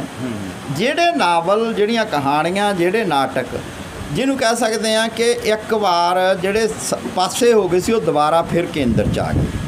ਜਿਹੜੀ ਵੱਡੀ ਤਬਦੀਲੀ ਵਾਪਰੀ, ਉਹ ਤਬਦੀਲੀ ਵਾਪਰੀ ਅਸਲ ਦੇ ਵਿੱਚ ਜਿਹਨੂੰ ਕਹਿ ਸਕਦੇ ਹਾਂ ਕਿ ਇੰਨੀ ਤੇਜ਼ੀ ਨਾਲ ਇਹਦੇ 'ਤੇ ਵਾਰਤਕ ਲਿਖੀ ਗਈ। ਜਿਵੇਂ ਪਹਿਲਾਂ ਵੀ ਗੱਲ ਕਰਕੇ ਹਟਿਆ, ਘੱਟੋ ਘੱਟ 10 ਦੇ ਕਰੀਬ ਕਿਤਾਬਾਂ ਸੰਪਾਦਿਤ ਹੋ ਚੁੱਕੀਆਂ ਹੋਣਗੀਆਂ ਜੇ ਸਿਰਫ ਕਿਸਾਨੀ ਮਸਲੇ ਦੇ ਉੱਤੇ। ਨਾਵਲ ਵੱਡੀ ਪੱਧਰ 'ਤੇ ਆਏ, ਨਾਟਕ। ਅੱਛਾ, ਨਾਟਕਾਂ ਦਾ ਤਾਂ ਇਹ ਹੈ ਕਿ ਵੀ ਮੌਕੇ ਸਿਰ ਨਾਟਕ ਬਣ ਰਹੇ ਆ, ਮੌਕੇ ਸਿਰ ਹੀ ਉਹ ਖੇਡੇ ਜਾ ਰਹੇ ਆ, ਤੇ ਇੱਕ ਨਵਾਂ ਹਲਾਰਾ ਮਿਲਿਆ। ਪਰ ਜਿਹੜੀ ਤਬਦੀਲੀ ਵੱਡੀ ਆਈ, ਉਹ ਮੈਨੂੰ ਲੱਗਦਾ ਹੈਗਾ ਕਿ ਸਾਹਿਤ ਦੇ ਤਾਂ ਪਹਿਲਾਂ ਹੀ ਪ੍ਰਗਤੀਵਾਦੀ ਰਾਹ 'ਤੇ ਚੱਲ ਰਿਹਾ ਸੀ। ਪਹਿਲਾਂ ਵੀ ਸਾਡੇ ਜਿਹੜੇ ਬਹੁਤੇ ਸਾਹਿਤਕਾਰ ਆ ਉਹ ਪੇਂਡੂ ਪਿਛੋਕੜ ਦੇ ਸੀ ਤੇ ਕਿਸਾਨੀ ਨੂੰ ਮੁੱਖ ਤੌਰ 'ਤੇ ਚਿੱਤਰਦੇ ਸੀ। ਪਰ ਇਸ ਸਮੇਂ ਗਾਇਕੀ ਦੇ ਵਿੱਚ ਵੱਡੀ ਤਬਦੀਲੀ ਆ। ਬਿਲਕੁਲ। ਜੁਝਾਰਵਾਦ ਵੀ ਜਿਹੜਾ ਉਹ ਗਾਇਕੀ ਦੇ ਵਿੱਚ ਖਾਸਾ ਇਸ ਦੌਰ ਦੇ ਵਿੱਚ ਵੇਖਣ ਨੂੰ ਮਿਲਿਆ। ਜਿਵੇਂ ਪਹਿਲਾਂ ਦੇ ਜਿਹੜੇ ਗੀਤ ਹੈ ਉਹਨਾਂ ਦੇ ਵਿੱਚ ਜੇ ਪਿਆਰ ਭਾਰੂ ਸੀ, ਤਾਂ ਜਦੋਂ ਕਿਸਾਨ ਸੰਘਰਸ਼ ਚੱਲਿਆ ਉਦੋਂ ਦਾ ਗੀਤ ਜਿਹੜੇ ਨੇ ਉਹ ਖਾਸ ਕਰਕੇ ਜਿਹੜੇ ਜੁਝਾਰਵਾਦੀ ਗੀਤ ਜਿਹੜੇ ਬੰਦੇ ਦੇ ਰੌਂਗਟੇ ਖੜੇ ਕਰਦੇ ਨੇ, ਉਹਨਾਂ ਦਾ ਦੌਰ ਵੀ ਜਿਹੜਾ ਦੁਬਾਰਾ ਮਿਲਦਾ ਆਇਆ ਹੈ। ਦੇਖੋ, ਜਿਹੜੀ ਹੈਗਾ ਨਾ ਕਿ ਪੰਜਾਬੀਆਂ ਦੇ ਉੱਤੇ ਇਹ ਕਿਸਾਨ ਸੰਘਰਸ਼ ਚੱਲਣ ਤੋਂ ਪਹਿਲਾਂ 3-4 ਵੱਡੇ ਦੋਸ਼ ਲੱਗਦੇ ਸੀ। ਪਹਿਲਾ ਦੋਸ਼ ਤਾਂ ਇਹ ਸੀ ਕਿ ਪੰਜਾਬ ਆ ਜਿਹੜਾ ਉਹ ਨਸ਼ਿਆਂ 'ਚ ਡੁੱਬ ਚੁੱਕਿਆ ਹੈ, ਨਸ਼ੇੜੀਆਂ ਦਾ ਪੰਜਾਬ ਆ। ਇਹ ਗੱਲ ਬਹੁਤ ਵੱਡੀ ਪੱਧਰ 'ਤੇ ਪ੍ਰਚਾਰੀ ਗਈ। ਉੜਦਾ ਪੰਜਾਬ ਫਿਲਮ, ਹਿੰਦੀ ਫਿਲਮ ਉੜਦਾ ਪੰਜਾਬ ਨੇ ਇਹ ਗੱਲ ਸਥਾਪਿਤ ਕੀਤੀ। ਤੇ ਗਾਣਿਆਂ ਦੇ ਵਿੱਚ ਯਾਨੀ ਕਿ ਇਹ ਪੈਗ ਪੁੱਗ ਲਾਉਣ ਦੀਆਂ ਗੱਲਾਂ ਖੁੱਲ੍ਹੇਆਮ ਸ਼ਰੇਆਮ ਹੋਣ ਲੱਗੀਆਂ। ਤਾਂ ਇਹ ਮੰਨ ਲਿਆ ਗਿਆ ਕਿ ਵੀ ਜਿਹੜਾ ਨਸ਼ਾ ਉਹ ਪੰਜਾਬ ਦੇ ਵਿੱਚ ਸਭ ਤੋਂ ਵੱਧ ਹੈ। ਇਹ ਇੱਕ ਤਾਂ ਵੱਡਾ ਦੋਸ਼ ਇਹ ਸੀ। ਹੁਣ ਤੁਸੀਂ ਕਹੋਗੇ ਕਿ ਵੀ ਹਾਂ ਨਸ਼ਾ ਬਹੁਤ ਹੈਗਾ, ਤੇ ਵੀ ਇਹ ਦੋਸ਼ ਨਹੀਂ, ਇਹ ਤਾਂ ਗੱਲ ਸੱਚੀ ਹੈ। ਦੂਜਾ ਜਿਹੜਾ ਦੋਸ਼ ਲੱਗਦਾ ਸੀਗਾ ਉਹ ਇਹ ਕਿ ਪੰਜਾਬੀ ਕਿਸੇ ਵੇਲੇ ਲੱਗਦਾ ਕਿ ਇਹਨਾਂ ਨੇ ਸੰਘਰਸ਼ ਕੀਤਾ। ਅਸੀਂ ਅਕਸਰ ਹੀ ਸਾਡੇ ਲੀਡਰਾਂ ਤੋਂ ਲੈ ਕੇ ਕਹਿ ਦਿੰਦੇ ਹਾਂ ਕਿ ਪੰਜਾਬ ਦੇ ਲੋਕਾਂ ਨੇ 93 ਬੰਦਿਆਂ ਨੇ ਫਾਂਸੀ ਦਾ ਰੱਸਾ ਚੁੰਮਿਆ ਦੇਸ਼ ਆਜ਼ਾਦ ਕਰਾਉਣ ਲਈ, ਸਾਰੇ ਕੁੱਲ 104 ਨੇ, 93 ਇਕੱਲੇ ਪੰਜਾਬੀ ਨੇ। ਜਾਂ ਹੁਣ ਨਹੀਂ, ਪੰਜਾਬ 'ਚ ਹੁਣ ਦਮ ਨਹੀਂ ਰਿਹਾ। ਨਕਸਲਾਈਟ ਮੂਵਮੈਂਟ ਤੋਂ ਬਾਅਦ, ਖਾੜਕੂ ਮੂਵਮੈਂਟ ਤੋਂ ਬਾਅਦ ਹੁਣ ਦਮ ਨਹੀਂ ਰਿਹਾ ਪੰਜਾਬ ਦੇ ਵਿੱਚ ਸੰਘਰਸ਼ ਕਰਨ ਦਾ ਜਿਹੜਾ ਮਾਦਾ ਮਰ ਗਿਆ। ਇਹ ਦੂਜਾ ਵੱਡਾ ਦੋਸ਼ ਲਾਇਆ ਜਾਂਦਾ। ਇਹ ਜਿਹੜੇ ਦੋ ਦੋਸ਼ ਲਾਏ ਜਾਂਦੇ ਸੀਗੇ, ਪਹਿਲੀ ਗੱਲ ਤਾਂ ਇਹ ਕਿ ਇਹ ਕੋਈ ਨਸ਼ਿਆਂ ਨੂੰ ਜਸਟੀਫਾਈ ਕਰਨ ਵਾਲੀ ਗੱਲ ਨਹੀਂ ਗੀ, ਨਹੀਂ ਪਰ ਇਹ ਦੁਨੀਆ ਭਰ ਦੇ ਵਿੱਚ ਹੀ ਹਮੇਸ਼ਾ ਜਦੋਂ ਤੋਂ ਸੱਭਿਅਤਾ ਵਿਕਸਿਤ ਹੋਈ ਆ ਨਸ਼ੇ ਲੋਕ ਕਰਦੇ ਰਹੇ। ਰੌਲਾ ਤਾਂ ਇਹਦਾ ਅਨੁਪਾਤ ਵਧਣ 'ਤੇ ਹੈ ਬਿਲਕੁਲ ਕਿ ਜੇ 100 ਦੇ ਵਿੱਚੋਂ 3 ਜਾਂ 4% ਨਸ਼ੇ ਕਰਦੇ ਆ ਉਹ ਖੱਪ ਜਾਂਦੇ ਆ, ਜੇ 10% ਜਾਂ 15% ਕਰਨ ਲੱਗ ਪੈਂਦੇ ਆ ਤਾਂ ਉਹ ਮਾੜੀ ਗੱਲ ਦਿਸਣ ਲੱਗ ਪੈਂਦਾ। ਤਾਂ ਪਿਛਲੇ ਸਮੇਂ ਦੇ ਵਿੱਚ ਜਿਹੜਾ ਪੰਜਾਬ ਦੇ ਵਿੱਚ ਇਹ ਵਾਧਾ ਹੋਇਆ, ਉਹ ਵਾਧਾ ਜਿਹੜਾ ਸਾਡਾ ਜੀਵਨ ਵਿਧੀ ਬਦਲੀ ਉਹਦੇ ਨਾਲ ਇਹ ਵਾਧਾ ਹੋਇਆ। ਜਿਹੜੀਆਂ ਮੈਂ ਕਿ ਨਸ਼ਾ ਪਹਿਲਾਂ ਲੋਕ ਕਰਦੇ ਸੀਗੇ, ਮੂੰਹ ਘੁੱਟ ਲੈਂਦੇ ਸੀਗੇ, ਤੇ ਜਿਹੜੇ ਗਾਣਿਆਂ ਦੇ ਵਿੱਚ ਦਿਖਾਉਣਾ ਸ਼ੁਰੂ ਹੋ ਗਿਆ ਕਿ ਮੈਂ ਕਿ ਠੇਕੇ ਦਿਖਾਉਣੇ ਸ਼ੁਰੂ ਹੋ ਗਏ, ਪਤਾ ਨਹੀਂ 5 ਤਾਰਾ ਠੇਕਾ ਕਿਹੜਾ ਹੁੰਦਾ, ਉਹਦੇ 'ਚ ਬੋਤਲਾਂਆਂ ਭੰਨਣ ਦੇ ਸੀਨ ਆਉਣੇ ਸ਼ੁਰੂ ਹੋ ਗਏ। ਫਿਰ ਇਹ ਕਿ ਜਿਹੜੇ ਆਹ ਪੈਗ ਲਾਉਣਾ ਹੈ ਤੇ ਉਹ ਫਿਰ ਵੀ ਮੇਰਾ ਮੂੰਹ ਪਤਾ ਨਹੀਂ ਲਾਲ ਹੋ ਜਾਂਦਾ ਹੈ, ਇਸ ਕਿਸਮ ਦੇ ਉਹਨੂੰ ਗਲੋਰੀਫਾਈ ਕਰਨਾ ਸ਼ੁਰੂ ਕਰਤਾ। ਇੱਕ ਤਾਂ ਇਹ ਮਾੜਾ ਰੁਝਾਨ ਆਇਆ। ਦੂਜਾ ਜਿਹੜਾ ਗੱਲ ਇਹ ਸੀਗੀ ਕਿ ਨਵਾਂ ਸਿੰਥੈਟਿਕ ਨਸ਼ਾ ਆਇਆ ਕਿ ਜਿਹੜਾ ਬੰਦਿਆਂ ਦੀ ਬਹੁਤਿਆਂ ਦੀ ਮੌਤ ਦਾ ਕਾਰਨ ਬਣ ਲੱਗਿਆ। ਘੱਟੋ ਘੱਟ ਕਿਸਾਨ ਸੰਘਰਸ਼ ਨੇ ਇੱਕ ਗੱਲ ਸਪਸ਼ਟ ਕਰਤੀ ਕਿ ਪੰਜਾਬ ਦੇ ਵਿੱਚ ਨਸ਼ਾ ਹੈ, ਪਰ ਸਾਰਾ ਪੰਜਾਬ ਨਸ਼ੇੜੀ ਨਹੀਂ ਹੈ। ਜੇ ਸਾਰਾ ਪੰਜਾਬ ਨਸ਼ੇੜੀ ਹੁੰਦਾ ਤਾਂ ਨਾ ਫਿਰ ਉਹਨਾਂ ਨਸ਼ੇੜੀਆਂ ਨੇ ਬਾਰਡਰ ਟੱਪਣੇ ਸੀ, ਨਾ ਹੀ ਉੱਥੇ ਬਹਿਣੇ ਸੀ। ਹਜੇ ਵੀ ਮੈਂ ਬਹੁਤ ਥਾਂ 'ਤੇ ਬੋਲਦਾ, ਬਹੁਤ ਸਾਰੇ ਲੋਕ ਕਹਿੰਦੇ ਆ ਤੁਹਾਨੂੰ ਵੀ ਪਤਾ ਉੱਥੇ ਵੀ ਜਿਹੜੇ ਉਹ ਟੈਂਪਰੇਰੀ ਘਰ ਬਣਾਏ ਆ ਉੱਥੇ ਵੀ ਬੈਠ ਕੇ ਪੀ ਲੈਂਦੇ ਹੋਣਗੇ। ਕਿੰਨੇ ਕੁ % ਪੀ ਲੈਂਦੇ ਹੋਣਗੇ? 1%, 2%, 10% ਪੀ ਲੈਂਦੇ ਹੋਣਗੇ। 90% ਬੰਦੇ ਉਹ ਨੇ ਜਿਹੜੇ ਇਸ ਗੱਲ ਦਾ ਨਸ਼ਾ ਪਾਲੀ ਬੈਠੇ ਆ ਕਿ ਅਸੀਂ ਇੱਕ ਹਕੂਮਤ ਨਾਲ ਟੱਕਰ ਲਈ ਹੋਈ ਆ ਤੇ ਉਸ ਟੱਕਰ 'ਚ ਸਾਡੀ ਕੋਈ ਕਮਜ਼ੋਰੀ ਬਾਹਰ ਨਾ ਆ ਜੇ। ਤੁਸੀਂ ਮਾ ਕੇ ਕਿਸਾਨ ਨੇਤਾ ਉਹਨਾਂ ਦੀ ਆਪਸ ਵਿੱਚ ਦੀ ਬਣਦੀ ਹੋਵੇ ਚਾਹੇ ਨਾ ਬਣਦੀ ਹੋਵੇ, ਪਰ ਤੁਸੀਂ ਜੋਗਿੰਦਰ ਸਿੰਘ ਅਗਰਾਹਾਂ ਦੀ ਜਾਂ ਬਲਵੀਰ ਰਾਜੇਵਾਲ ਦੇ ਕਦੇ ਲੈਕਚਰ ਸੁਣ ਕੇ ਵੇਖੋ, ਕਿੰਨੇ ਵਾਰੀ ਉਹ ਕਹਿੰਦੇ ਆ ਕਿ ਆਹ ਗਲਤੀ ਨਾ ਕਰਿਆ ਜੀ, ਆਹ ਗਲਤੀ ਨਾ ਕਰਿਆ ਜੀ। ਤੇ ਇਹ ਪੰਜਾਬ ਦੇ ਉੱਤੇ ਵੱਡਾ ਕਲੰਕ ਜਿਹੜਾ ਸੀਗਾ ਕਿ ਇਹ ਨਸ਼ੇੜੀ ਆ, ਇਹ ਕਿਸਾਨ ਸੰਘਰਸ਼ ਨੇ ਇਹ ਲਾਇਆ। ਬਿਲਕੁਲ। ਦੂਜੀ ਜਿਹੜੀ ਗੱਲ ਸੀਗੀ ਕਿ ਪੰਜਾਬੀਆਂ ਦੇ ਵਿੱਚ ਲੜਨ ਦਾ ਮਾਦਾ ਖਤਮ ਹੋ ਗਿਆ। ਪੰਜਾਬੀ ਤਾਂ ਬਾਹਰ ਤੁਰੇ ਜਾਂਦੇ ਆ ਤੇ ਜਿਹੜਾ ਮਿਡਲ ਕਲਾਸ ਇੱਥੇ ਮੇਲਿਆਂ 'ਚ ਆ ਜਾਂਦਾ ਨਾ ਬੈਠਾ ਹੈ, ਇਹ ਕਹੂਗਾ ਕਿ ਹਾਂ ਤੁਰੇ ਜਾਂਦੇ ਆ। ਮੈਨੂੰ ਵੀ ਲੱਗਦਾ ਕਿ ਮੇਰੇ ਰਿਸ਼ਤੇਦਾਰ ਬਹੁਤ ਚਲੇ ਗਏ, ਤੁਰੇ ਹੀ ਜਾਂਦੇ ਆ। ਪਰ ਤੁਸੀਂ ਜੇ ਜਾਣੋ ਕੈਨੇਡਾ ਦੀ ਆਬਾਦੀ ਕਿੰਨੀ ਹੈ ਤੇ ਪੰਜਾਬ ਦੀ ਆਬਾਦੀ ਕਿੰਨੀ ਹੈ, ਕੀ ਸਾਰਾ ਪੰਜਾਬ ਕੈਨੇਡਾ ਚਲ ਜੂਗਾ? ਕਦੇ ਵੀ ਨਹੀਂ ਜਾ। 2.25 ਕਰੋੜ ਬੰਦਿਆਂ ਨੂੰ, ਮਤਲਬ ਕਿ 2.25 ਕਰੋੜ ਤੋਂ ਘੱਟ ਆਬਾਦੀ ਵਾਲਾ ਦੇਸ਼ ਕਹਿ ਦੂਗਾ ਕਿ ਸਾਰੇ ਆ ਜਾਓ। ਆਸਟ੍ਰੇਲੀਆ ਸਾਰਿਆਂ ਨੂੰ ਸੰਭੋਲੂਗਾ?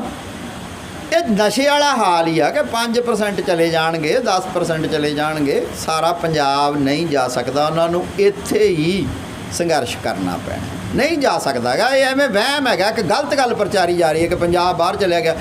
ਬਹੁਤ ਵਾਰੀ ਲੋਕ ਪੁੱਛਦੇ ਆ ਕਿ ਕਾਲਜ ਤਾਂ ਹੁਣ ਖਾਲੀ ਹੋ ਗਏ ਹੋਣੇ ਆ ਤੇ ਕਾਲਜਾਂ 'ਚ ਐਡਮਿਸ਼ਨ ਨਹੀਂ ਮਿਲਦੀ ਗੀ। ਉਹ ਭਾਈ ਜਨਤਾ ਬਹੁਤ ਆ, ਇੰਨੀ ਜਨਤਾ ਨੂੰ ਕੋਈ ਦੇਸ਼ ਨਹੀਂ ਝੱਲਣ ਲੱਗਿਆ ਗਾ, ਕੋਈ ਦੇਸ਼ ਨਹੀਂ ਚੱਲਣ ਲੱਗਿਆ। ਨਾ ਆਸਟ੍ਰੇਲੀਆ ਚੱਲੇ, ਨਾ ਨਿਊਜ਼ੀਲੈਂਡ ਚੱਲੇ, ਤੇ ਨਾ ਅਮਰੀਕਾ ਤਾਂ ਪਹਿਲੇ ਨਹੀਂ ਵੜਨ ਦਿੰਦਾ ਗਾ, ਨਾ ਹੀ ਮੈਂ ਕਿ ਕੈਨੇਡਾ ਚੱਲੇ। ਉਹ ਕੈਨੇਡਾ ਦਾ ਖੁੱਲ੍ਹਾ ਜਿਹਾ ਥਾਂ, ਬਰਫਾਂ ਜਿਹੀਆਂ ਪਈਆਂ ਵੀ, ਉਹਨੂੰ ਲੱਗਿਆ ਕਿ ਚਲੋ ਇੱਥੇ ਥੋੜ੍ਹੇ ਜਿਹੇ ਬਸੋਂ ਹੋ ਜੇ, ਇਸ ਕਰਕੇ 5 ਸਾਲ 10 ਸਾਲ ਹੋਰ ਖੁੱਲ੍ਹ ਦੇਣਗੇ। ਬਾਹਲਾ ਨਹੀਂ, ਪੰਜਾਬੀਆਂ ਨੂੰ ਇੱਥੇ ਹੀ ਲੜਨਾ ਪੈਣਾ, ਤੇ ਉਹਨਾਂ ਨੇ ਲੜਨਾ ਸ਼ੁਰੂ ਕਰਤਾ। ਇਹ ਜਿਹੜੀ ਗੱਲ ਹੈਗੀ ਆ ਕਿ ਸੰਘਰਸ਼ ਦਾ ਮਾਦਾ ਖਤਮ ਹੋ ਗਿਆ। ਮੈਂ ਕਿ ਹੁਣ ਇਹ ਕਿ ਵੀ ਲੰਮਾ ਸਮਾਂ ਲੜਨ ਵਾਲੀ ਜਿਹੜੀ ਗੱਲ ਹੈਗੀ ਆ ਵੀ ਉਹ ਨਹੀਂ ਰਹੀ। ਕਿਸੇ ਸਮੇਂ ਐਮਰਜੈਂਸੀ ਨੂੰ ਵੱਖ-ਵੱਖ ਢੰਗਾਂ ਨਾਲ ਪੰਜਾਬ 'ਚੋਂ ਹੀ ਚੁਣੌਤੀ ਦਿੱਤੀ ਗਈ ਸੀ। ਉਦੋਂ ਦੇ ਅਕਾਲੀ ਦਲ ਨੇ ਚਾਹੇ ਇਹਦਾ ਵਿਰੋਧ ਕੀਤਾ, ਚਾਹੇ ਉਸ ਸਮੇਂ ਦੀ ਕਮਿਊਨਿਸਟ ਲਹਿਰ ਨੇ, ਕਾਮਰੇਡਾਂ ਨੇ ਵਿਰੋਧ ਕੀਤਾ, ਗ੍ਰਿਫਤਾਰੀਆਂ ਦਿੱਤੀਆਂ। ਉਹ ਇੱਕ ਦੌਰ ਸੀ। ਉਸ ਤੋਂ ਬਾਅਦ ਵੀ ਹੁਣ ਵੀ ਇਹ ਜਿਹੜਾ ਇੰਨਾ ਲੰਮਾ ਸਮਾਂ ਚੱਲਣਾ ਹੈ, ਇਸ ਦੇ ਲੰਮਾ ਸਮਾਂ ਚੱਲਣ ਪਿੱਛੇ ਵੀ ਇੱਕ ਕਾਰਨ ਹੈ ਜੀ। ਇਹ ਇੰਨਾ ਲੰਮਾ ਅੰਦੋਲਨ ਨਾ ਮਜ਼ਦੂਰ ਕਰ ਸਕਦਾ ਹੈ, ਨਾ ਮੁਲਾਜ਼ਮ ਕਰ ਸਕਦਾ। ਬਿਲਕੁਲ। ਮਜ਼ਦੂਰ ਇਸ ਕਰਕੇ ਨਹੀਂ ਕਰ ਸਕਦਾ ਕਿ ਉਹਨੇ ਜੋ ਕਮਾਉਣਾ ਉਹ ਸ਼ਾਮ ਨੂੰ ਖਾਣਾ ਹੈ। ਜੇ ਇੱਕ ਦਿਨ ਰੁਕ ਗਿਆ, 2 ਦਿਨ ਰੁਕ ਗਿਆ, ਹੱਦ 5 ਦਿਨ ਰੁਕ ਗਿਆ, 10 ਦਿਨ ਰੁਕ ਗਿਆ, ਉਹਦੇ 'ਚ ਇੱਕ ਕੈਪੈਸਿਟੀ ਨਹੀਂ ਹੁੰਦੀ ਗੀ। ਇਹ ਕੋਈ ਮਾੜੀ ਗੱਲ ਨਹੀਂ ਕੈਪੈਸਿਟੀ ਬਸ ਉਹਦੀ। ਉਹ ਆਰ ਜਾਂ ਪਾਰ ਦੀ ਲੜਾਈ ਲੜ ਸਕਦਾ, ਉਦੋਂ ਕੁਝ ਦਿਨਾਂ 'ਚ ਹੀ ਲੜ ਸਕਦਾ, ਲੰਮਾ ਸਮਾਂ ਨਹੀਂ ਲੜ ਸਕਦਾ। ਜਿਹੜਾ ਤਨਖਾਹਦਾਰ ਮੁਲਾਜ਼ਮ ਆ, ਉਹਦੀ ਜੇ ਤਨਖਾਹ ਬੰਦ ਕਰ ਦਿਓ, ਦੂਰ ਬਦਲੀ ਕਰ ਦਿਓ, ਇਹਦੇ ਨਾਲ ਹੀ ਜਿਹੜਾ ਬਹੁਤਾ ਭਾਈਚਾਰਾ ਉਹ ਤਾਂ ਕੰਬਣ ਲੱਗ ਪੈਂਦਾ। ਬਿਲਕੁਲ। ਵੀ ਬਦਲੀ ਕਰਤੀ। ਪਰ ਜਿਹੜਾ ਕਿਸਾਨ ਆ ਉਹ ਲੰਮੀ ਲੜਾਈ ਲੜ ਸਕਦਾ। ਉਹ ਲੰਮੀ ਲੜਾਈ ਲੜਨ ਦਾ ਕਾਰਨ ਉਹਦਾ ਇਹ ਆ ਕਿ ਜਿੱਦਣ ਬੀਜ ਬੀਜਦਾ 6 ਮਹੀਨਿਆਂ ਦੀ, ਤਾਂ ਉਦਣ ਉਹ ਮਨ 'ਚ ਇਹ ਧਾਰ ਕੇ ਹੀ ਸੋਚਦਾ ਵੀ 6 ਮਹੀਨਿਆਂ ਬਾਅਦ ਇਹਦਾ ਕੁਝ ਨਿਕਲੂਗਾ। ਉਦਣ ਤਾਂ ਨਹੀਂ ਨਿਕਲਣਾ। ਤੇ ਇਹ ਵੀ ਉਹਨੂੰ ਪਤਾ ਹੈ ਕਿ ਜਿਹੜੀ ਮੈਂ ਕਣਕ ਰੱਖਣੀ ਆ ਉਹ ਸਾਲ ਸਾਂਭ ਕੇ ਰੱਖਣੀ ਆ, ਸਾਲ ਬਾਅਦ ਦੁਬਾਰਾ ਬੀਜੂ। ਤਾਂ ਸਾਲ ਕੁ ਦੀ ਪਲੈਨਿੰਗ ਤਾਂ ਉਹਦੀ ਮਾਨਸਿਕਤਾ ਦੇ ਵਿੱਚ ਨਾ ਸਹਿਜ ਹੀ ਹੁੰਦੀ ਹੈ। ਤੇ 6 ਮਹੀਨੇ ਫਲ ਉਡੀਕਣ ਦੀ ਵੀ ਗੱਲ ਹੁੰਦੀ। ਤਾਂ ਇਸ ਕਰਕੇ ਇਹ ਜਿਹੜਾ ਅੰਦੋਲਨ ਆ, ਇਹ ਅੰਦੋਲਨ ਇੰਨਾ ਲੰਮਾ ਸਮਾਂ ਚੱਲ ਗਿਆ, ਇਹ ਪੈਰ ਗੱਡ ਕੇ ਖੜਾ ਹੈਗਾ, ਇਹ ਅੱਗੇ ਨੂੰ ਵਧ ਰਿਹਾ ਹੈਗਾ। ਪਰ ਕਿੰਨੀ ਦੇਰ ਚੱਲੂਗਾ, ਇਹਦੇ ਸਿੱਟੇ ਕੀ ਹੋਣਗੇ, ਇਹ ਬਾਤ ਦੀਆਂ ਡਾਕਟਰ ਸਾਹਿਬ ਜਿਹੜਾ ਸੈਂਟਰ ਹੈ ਉਹ ਹਮੇਸ਼ਾ ਹੀ ਆਪਾਂ ਆਮ ਸੱਚ 'ਚ ਵੀ ਜਾ ਕੇ ਜੇ ਗੱਲ ਕਰੀਏ ਤਾਂ ਉੱਥੇ ਵੀ ਲੋਕ ਕਹਿੰਦੇ ਵੀ ਸੈਂਟਰ ਸਾਡੇ ਨਾਲ ਹਮੇਸ਼ਾ ਧੱਕਾ ਕਰਦਾ। ਔਰ ਇਹ ਗੱਲ ਸੱਚ ਵੀ ਹੈ ਕਿ ਸੈਂਟਰ ਨੇ ਹਮੇਸ਼ਾ ਹੀ ਜਿਹੜਾ ਉਹ ਪੰਜਾਬ ਦੇ ਨਾਲ ਧੱਕਾ ਕੀਤਾ ਹੈ। ਤੇ ਮੈਨੂੰ ਤਾਂ ਇਹ ਲੱਗਦਾ ਵੀ ਜਿਹੜੀਆਂ ਸਟੇਟ ਦੀਆਂ ਸਰਕਾਰਾਂ ਨੇ ਉਹ ਵੀ ਬਹੁਤੀਆਂ ਜ਼ਿਆਦਾ ਕਿਸਾਨਾਂ ਦੇ ਫਾਇਦੇ ਵਾਸਤੇ, ਉਹ ਵੋਟਾਂ ਦੇ ਫਾਇਦੇ ਵਾਸਤੇ ਤਾਂ ਕੁਝ ਕਰਦੀਆਂ ਹੋਣਗੀਆਂ ਕਿ ਕਿਸਾਨਾਂ ਦੇ ਫਾਇਦੇ ਵਾਸਤੇ ਜਾਂ ਸੰਘਰਸ਼ ਨੂੰ ਜਿਹੜਾ ਉਹ ਇੱਕ ਰੂਪ ਦੇਣ ਵਾਸਤੇ ਜਾਂ ਸੰਘਰਸ਼ ਨੂੰ ਜਿਹੜਾ ਖਤਮ ਕਰਨ ਵਾਸਤੇ, ਜਿਹੜੇ ਨਵੇਂ ਬਿੱਲ ਜਿਹੜੇ ਉਹ ਖਤਮ ਕਰਨ ਵਾਸਤੇ ਜਿਹੜਾ ਕੋਈ ਬਹੁਤਾ ਜ਼ਿਆਦਾ ਯੋਗਦਾਨ ਤੁਹਾਨੂੰ ਲੱਗਦਾ ਪਾਉਂਦੀਆਂ ਕਿ ਨਹੀਂ ਪਾਉਂਦੀਆਂ, ਕਿ ਸੈਂਟਰ ਵਾਕਈ ਸਾਡੇ ਨਾਲ ਹਮੇਸ਼ਾ ਤੋਂ ਧੱਕਾ ਕਰਦਾ ਹੈ? ਸੈਂਟਰ ਤਾਂ ਚਲੋ ਧੱਕਾ ਕਰਦਾ ਹੀ ਕਰਦਾ ਹੈ। ਆਪਾਂ ਜਦੋਂ ਇਹਦੀ ਕਾਢ ਨਿਕਲਿਆ ਹੀ ਨਾ ਗਲੋਬ ਦੀ, ਜੀ, ਆਹ ਦਫ਼ਤਰਾਂ 'ਚ ਪਿਆ ਹੁੰਦਾ ਇੱਕ ਗੋਲ ਜਿਹਾ ਘੁੰਮਣ ਵਾਲਾ ਗਲੋਬ, ਜਦੋਂ ਇਹ ਪਤਾ ਲੱਗ ਗਿਆ ਕਿ ਐਡੀ ਕੁ ਦੁਨੀਆ ਹੈਗੀ ਆ, ਉਦੋਂ ਤੋਂ ਹੀ ਜਿਹੜਾ ਸ਼ਕਤੀਸ਼ਾਲੀ ਰਾਜ ਸੀ, ਸ਼ਕਤੀਸ਼ਾਲੀ ਬੰਦੇ ਸੀ, ਉਹਨਾਂ ਦੇ ਮਨਾਂ ਵਿੱਚ ਹਮੇਸ਼ਾ ਹੀ ਇਹ ਰਹਿੰਦਾ ਕਿ ਇਹਦੇ ਸਾਰੇ ਉੱਤੇ ਮੇਰਾ ਹੀ ਕਬਜ਼ਾ ਹੋਵੇ। ਤੇ ਦੁਨੀਆ ਦੇ ਵਿੱਚ ਮੈਂ ਕਿ ਲੰਮਾ ਸਮਾਂ ਇੰਗਲੈਂਡ, ਗੋਰੇ, ਬ੍ਰਿਟਿਸ਼ਰ, ਉਹਨਾਂ ਨੇ ਕੋਸ਼ਿਸ਼ ਕੀਤੀ ਕਿ ਸਾਰੀ ਦੁਨੀਆ ਨੂੰ ਅਸੀਂ ਕਾਬੂ ਕਰੀਏ। ਤੋ ਸਾਰਿਆਂ ਨਾਲ ਹੀ ਧੱਕਾ ਕਰਦਾ ਰਿਹਾ। ਉਸ ਤੋਂ ਬਾਅਦ ਇਹ ਉਹਨਾਂ ਦੀ ਆਪਸੀ ਲੜਾਈ ਸੀਗੀ ਫਰੈਂਚ ਵਾਲਿਆਂ ਨਾਲ, ਤਾਂ ਕੁਛ ਦੁਨੀਆ ਦੀ ਧਰਤੀ ਤੇ ਫਰੈਂਚ ਨੇ ਕਬਜ਼ਾ ਕਰ ਲਿਆ ਸੀਗਾ ਤੇ ਕੁਛ ਤੇ ਮਾਕੇ ਇਹਨਾਂ ਨੇ। ਹੌਲੀ ਹੌਲੀ ਲੋਕ ਉੱਠੇ ਤੇ ਉੱਥੋਂ ਬਾਅਦ ਵੀ ਨਹੀਂ ਫਿਰ ਹੋਇਆ। ਅਮਰੀਕਾ ਨੇ ਕਿਹਾ ਕਿ ਸਾਰੀ ਦੁਨੀਆ ਜਿਹੜੀ ਆ ਉਹ ਮੈਂ ਹੀ ਉਹਦੇ 'ਤੇ ਰਾਜ ਕਰਨਾ। ਇਹ ਜਿਹੜੀ ਪ੍ਰਵਿਰਤੀ ਆ ਕਿ ਜਿਹਦੇ ਕੋਲੇ ਤਾਕਤ ਇਕੱਠੀ ਹੋ ਜਾਂਦੀ ਆ, ਜਿਹਦੇ ਕੋਲੇ ਪੈਸਾ ਇਕੱਠਾ ਹੋ ਜਾਂਦਾ, ਜਿਹਦੇ ਕੋਲੇ ਫੌਜ ਇਕੱਠੀ ਹੋ ਜਾਂਦੀ ਆ, ਉਹਦੇ ਮਨ 'ਚ ਸਧਾਰਨ ਗੱਲ ਉਸੇ ਦਾ ਜਿਹੜਾ ਪਰਛਾਵਾਂ ਹੈ ਉਹ ਸੈਂਟਰ 'ਚ ਵੀ ਆ ਕਿ ਸੈਂਟਰ ਕਹਿੰਦਾ ਕਿ ਮੈਂ ਤਕੜਾ ਹਾਂ ਤੇ ਹੋਰ ਤਕੜਾ ਹੋਵਾਂ। ਉਸ ਤਕੜੇ ਹੋਣ 'ਚੋਂ ਜਿਹੜਾ ਪਿਛਲੇ ਸਮੇਂ ਦੇ ਵਿੱਚ ਇਹ ਕੀਤਾ ਹੈ ਕਿ ਪਹਿਲੀ ਗੱਲ ਤਾਂ ਇਹ ਕਿ ਜਿਹੜੇ ਰਾਜਾਂ ਦੇ ਅਧਿਕਾਰ ਸੀਗੇ ਉਹਨਾਂ 'ਤੇ ਲਗਾਤਾਰ ਇਨਕਰੋਚਮੈਂਟ ਹੋਈ। ਜੀ, ਪੋਲੀਟੀਕਲ ਸਾਇੰਸ ਦੇ ਅਧਿਆਪਕ ਇੱਥੇ ਬੈਠੇ ਹੋਣੇ ਆ, 2 ਗੱਲਾਂ ਪੜ੍ਹਾਉਣੇ ਆ ਕਿ ਅਸੀਂ ਇੱਕ ਕੋਕਰੰਟ ਲਿਸਟ ਆ, ਇੱਕ ਲਿਸਟ ਆ ਜਿਹੜੀ ਉਹ ਸਟੇਟ ਲਿਸਟ ਆ, ਇੱਕ ਆ ਜਿਹੜੀ ਸੈਂਟਰ ਲਿਸਟ ਆ।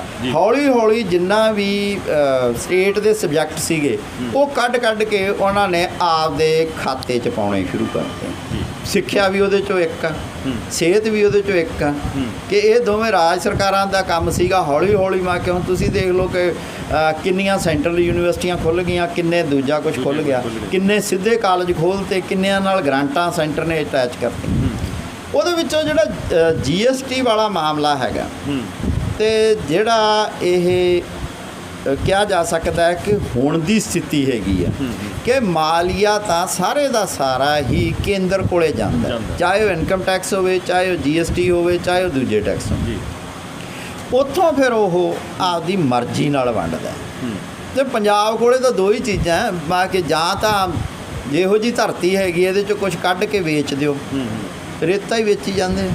ਅਤੇ ਦੂਜਾ ਇਹ ਕਿ ਜਿਹੜੀ ਧਰਤੀ ਦੇ ਉੱਤੇ ਲੋਕਾਂ ਦੀ ਮਲਕੀਅਤ ਆ ਉਹਦੇ 'ਚੋਂ ਪਾਣੀ ਕੱਢ ਲਓ, ਉਹਦੇ 'ਚੋਂ ਖਾਦਾਂ ਪਾ ਕੇ ਕੋਈ ਫਸਲ ਲਗਾ ਲਓ, ਉਹ ਵੇਚ ਲਓ, ਹੋਰ ਤਾਂ ਕੁਛ ਹੈ ਨਹੀਂ। ਅਤੇ ਜਾਂ ਫਿਰ ਦੂਜਾ ਤਰੀਕਾ ਇਹ ਆ, ਉਹ ਦੂਜਾ ਤਰੀਕਾ ਇਹ ਕਿ ਭਾਈ ਸ਼ਰਾਬ 'ਤੇ ਟੈਕਸ ਲਾ ਦਿਓ। ਤਾਂ 2 ਟੈਕਸਾਂ ਤੋਂ ਬਗੈਰ ਬਾਕੀ ਤਾਂ ਹੁਣ ਜਿਹੋ ਜੀ ਸਥਿਤੀ ਮਾ ਕਿ ਰਾਜ ਅੱਗੇ ਮਿਊਨਿਸਪਲ ਕਮੇਟੀਆਂ ਦੀ ਰਹਿੰਦੀ ਆ, ਰਾਜ ਦੀ ਸਥਿਤੀ ਮਿਊਨਿਸਪਲ ਕਮੇਟੀਆਂ ਤੋਂ ਕੋਈ ਬਾਹਲੀ ਵਧੀਆ ਨਹੀਂ ਆ। ਤੇ ਉਹ ਕੇਂਦਰ ਦਾ ਜਿਹੜਾ ਧੱਕਾ ਵਾਲਾ ਗੱਲ ਆ ਨਾ, ਉਹ ਧੱਕਾ ਤਾਂ ਉਦੋਂ ਤੱਕ ਕਰੂਗਾ ਉਹ ਜਦੋਂ ਤੱਕ ਉਹਨੂੰ ਇਹ ਨਹੀਂ ਲੱਗਦਾ ਕਿ ਮੇਰੀ ਕਿਤੇ ਰਜਿਸਟੈਂਸ ਹੋ ਰਹੀ ਆ। ਜਦੋਂ ਰਜਿਸਟੈਂਸ ਹੁੰਦੀ ਆ ਉਦੋਂ ਹੋ ਜਾਂਦਾ। ਹੁਣ ਇੱਕ ਭਾਸ਼ਾ ਦਾ ਮਸਲਾ ਹੈਗਾ, ਪੰਜਾਬੀ ਭਾਸ਼ਾ ਦਾ ਮਸਲਾ ਹੈ। ਇੱਕ ਡਾਕਟਰਾਂ ਦੇ ਲਈ ਪ੍ਰੀਖਿਆ ਹੁੰਦੀ ਹੈ, ਨੀਟ ਦੀ ਪ੍ਰੀਖਿਆ। ਪਹਿਲਾਂ PMT ਹੁੰਦੀ ਸੀਗੀ, Punjab medical test, preliminary medical test, ਇੱਥੇ 50 ਦਾ ਹੁੰਦਾ ਸੀ। ਹੁਣ ਉਹ ਸੈਂਟਰ ਲੈਵਲ ਦਾ ਹੋ ਗਿਆ ਨੀਟ, ਉਹਦੇ ਵਿੱਚ ਦੀ ਲੰਘਣਾ।